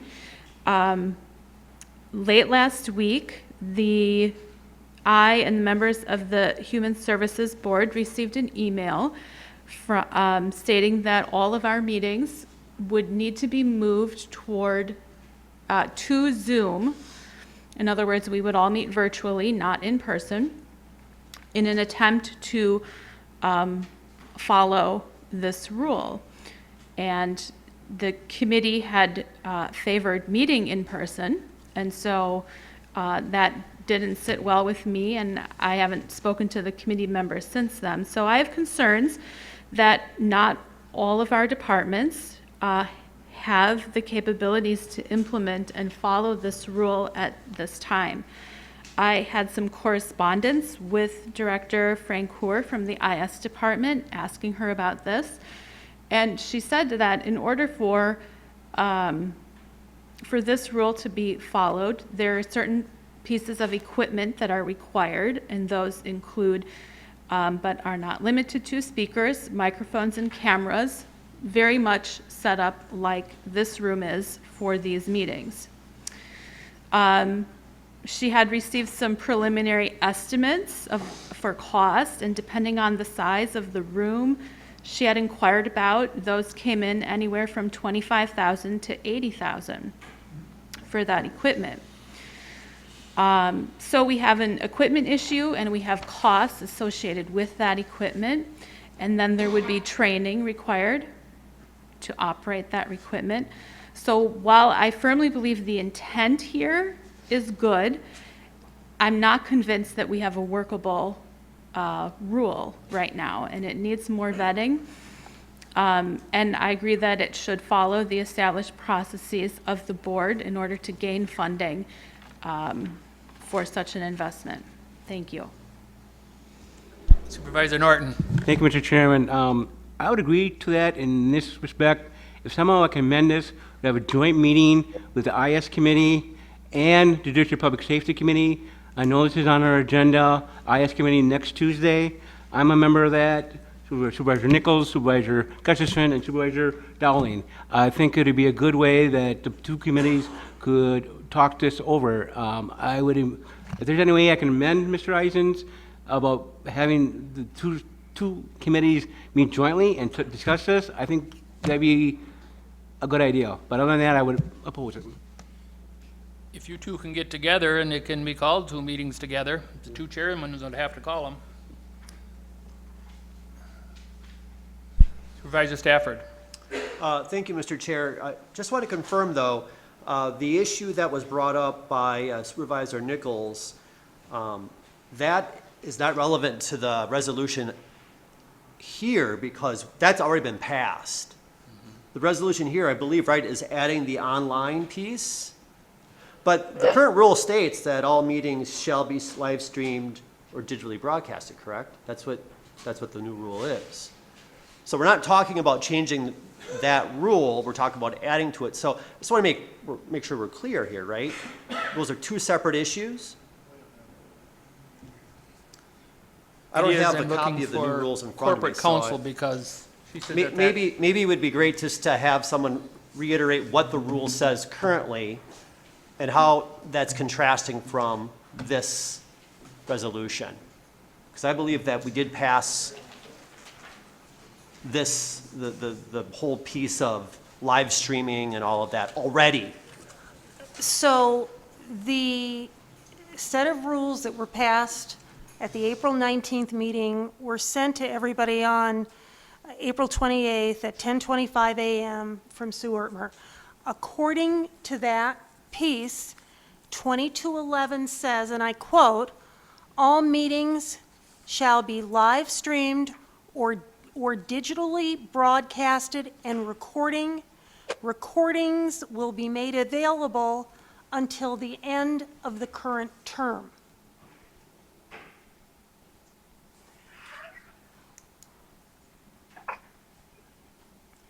So what is in your packet in terms of Resolution 59, anything that is bolded is what Supervisors Dowling and Gustafson made an amendment, made it basically an amendment to. Now, actually, while we are at this, I do want to clarify. What was that? When committees go into closed session, those portions of the meeting are not going to be available to the public and recorded. They will be handled the way they have always been handled, which the law requires basically. I mean, obviously, if it's a closed session, it can't be opened. It would be illegal. So just to clarify that as well. But I think what Supervisor Eisen and Supervisor Nichols indicated was they wanted to refer these amendments and this rule to the Judiciary Committee to vet it. That's my understanding. And I could be wrong if I am. Supervisor Dowling?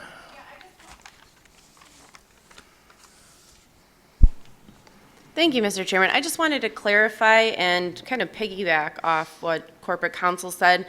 I'm not actually going in and rewriting the rule. Our rule already says that our meetings do need to be live streamed. Just to jog everyone's memory, we did not use the word Zoom in this rule because of copyright infringement. So instead we used the phrase live streaming. The problem is that live streaming is a very broad term. For example, I can stream a meeting on YouTube, Facebook, Instagram, Twitch. However, those platforms do not allow for public comment with video or audio. The good news is that we are already using a platform that allows for this. Hello, everyone on Zoom. Hi. Which gives our public the opportunity to comment with video and audio during appropriate speaking times. So the only words I'm adding in here are to clarify what we are already doing.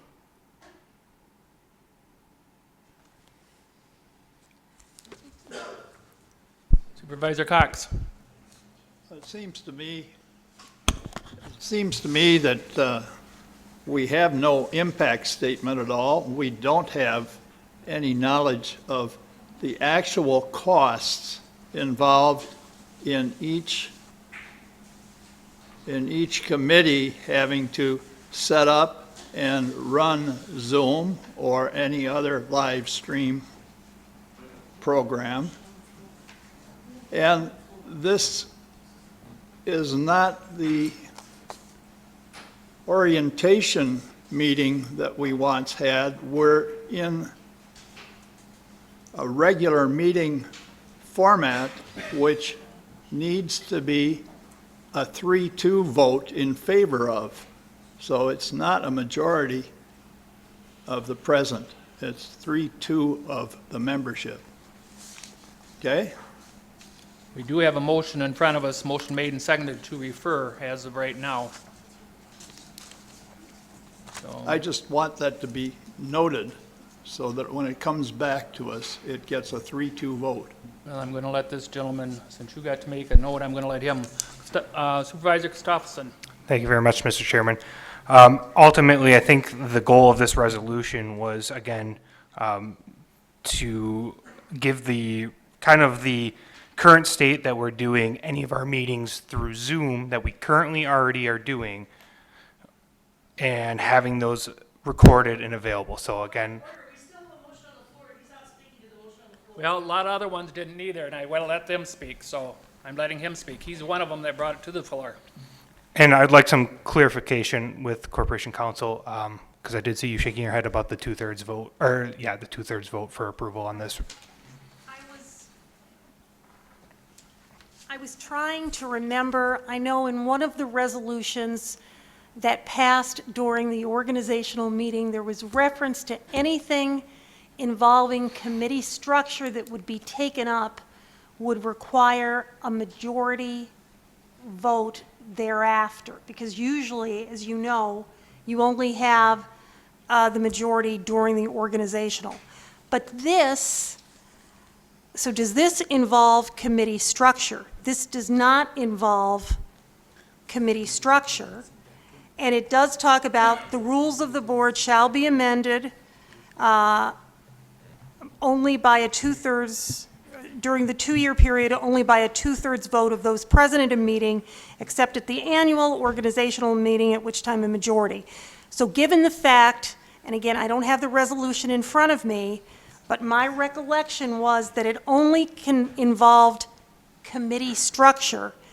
This is not talking about, do we have that?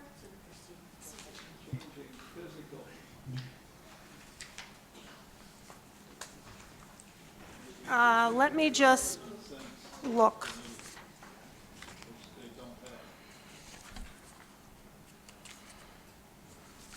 I don't have.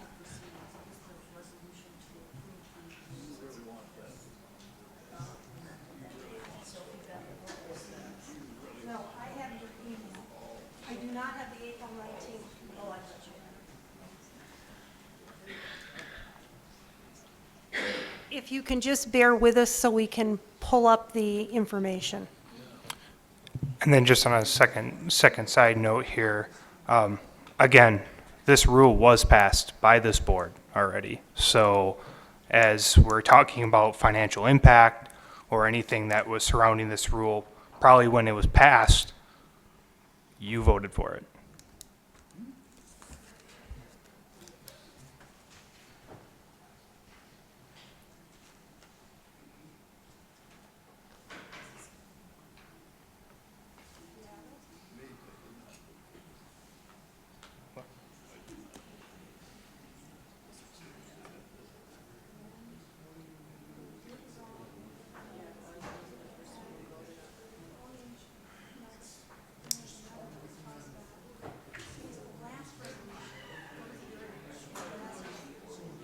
As soon as I get our information, we'll get right back at it.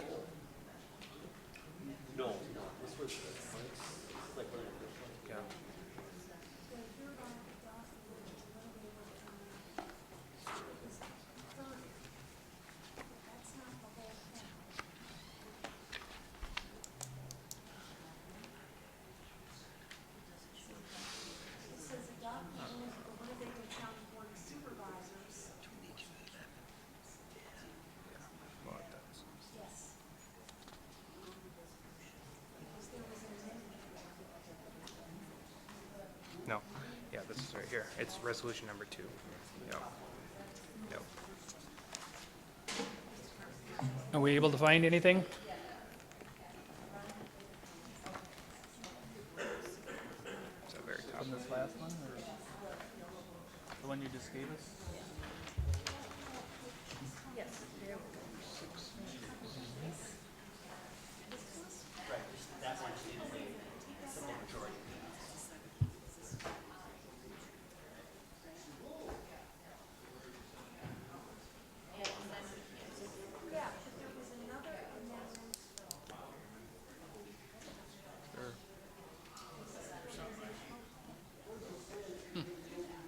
Me too. I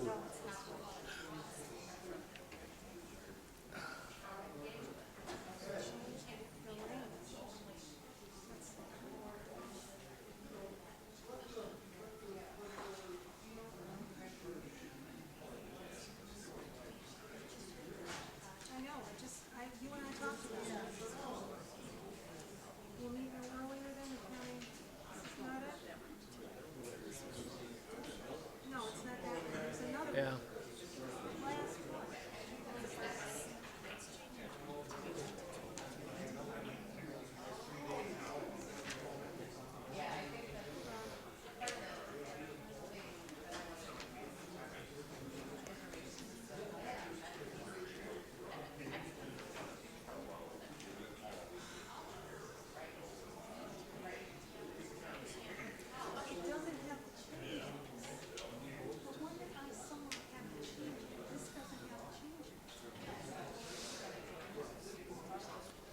Supervisor Albrecht? Seeing that they can't find anything at this point, I go along with Mr. Iser's motion to refer it to JPS, Judiciary Public Safety. Okay, there is a motion and a second on the floor that it is sent to JPS to them go over. And Mr. Eisen, I know that Information Systems would also like to meet with you on that, but that's between you guys. That's between you guys. That's two committees meeting together. I'm not going to assign it. Who is the chair? Oh, I'm sorry. Supervisor Stafford. So, sorry about that. Okay, I don't see them finding anything, so I'm, oh, you found it now? No, we haven't, but I can tell you my recollection, because I know I had spoken with Clerk Ertmer about this, was that the resolution 30-04-2022, which talked, which was made actually by you, Chairman Egan, which was, be it resolved by the Winnebago County Board of Supervisors that it hereby adopts the rules of the Winnebago County Board of Supervisors. I think there was also a statement saying, and anything involving committee structure would have a majority vote. But unfortunately, I don't see that in this book. But in my notes at my office, I believe it was there, and I know Clerk Ertmer and I were talking about that. My question, But that can't help you. My question to you now is, Mr. Eisen, with that motion, can he make that? Yes, he Forward. can. Okay, so we have a motion and a second on the floor. All those in favor signify by saying aye. Aye. Opposed, say nay. Nay. The ayes have it. I am open for adjournment. Supervisor Albrecht. No, I'm done. Oh, you want me to Adjourn. adjourn? No, Adjourn. No, we got more to do. Thing? Yeah, once. Want to adjourn, Supervisor Albrecht? I'm done. There was another one there, isn't there? No, that one was pulled. Okay, I move to adjourn until the 21st of June. Motion made and seconded to adjourn. All those in favor signify by saying aye. Aye. Those opposed say nay. Carried.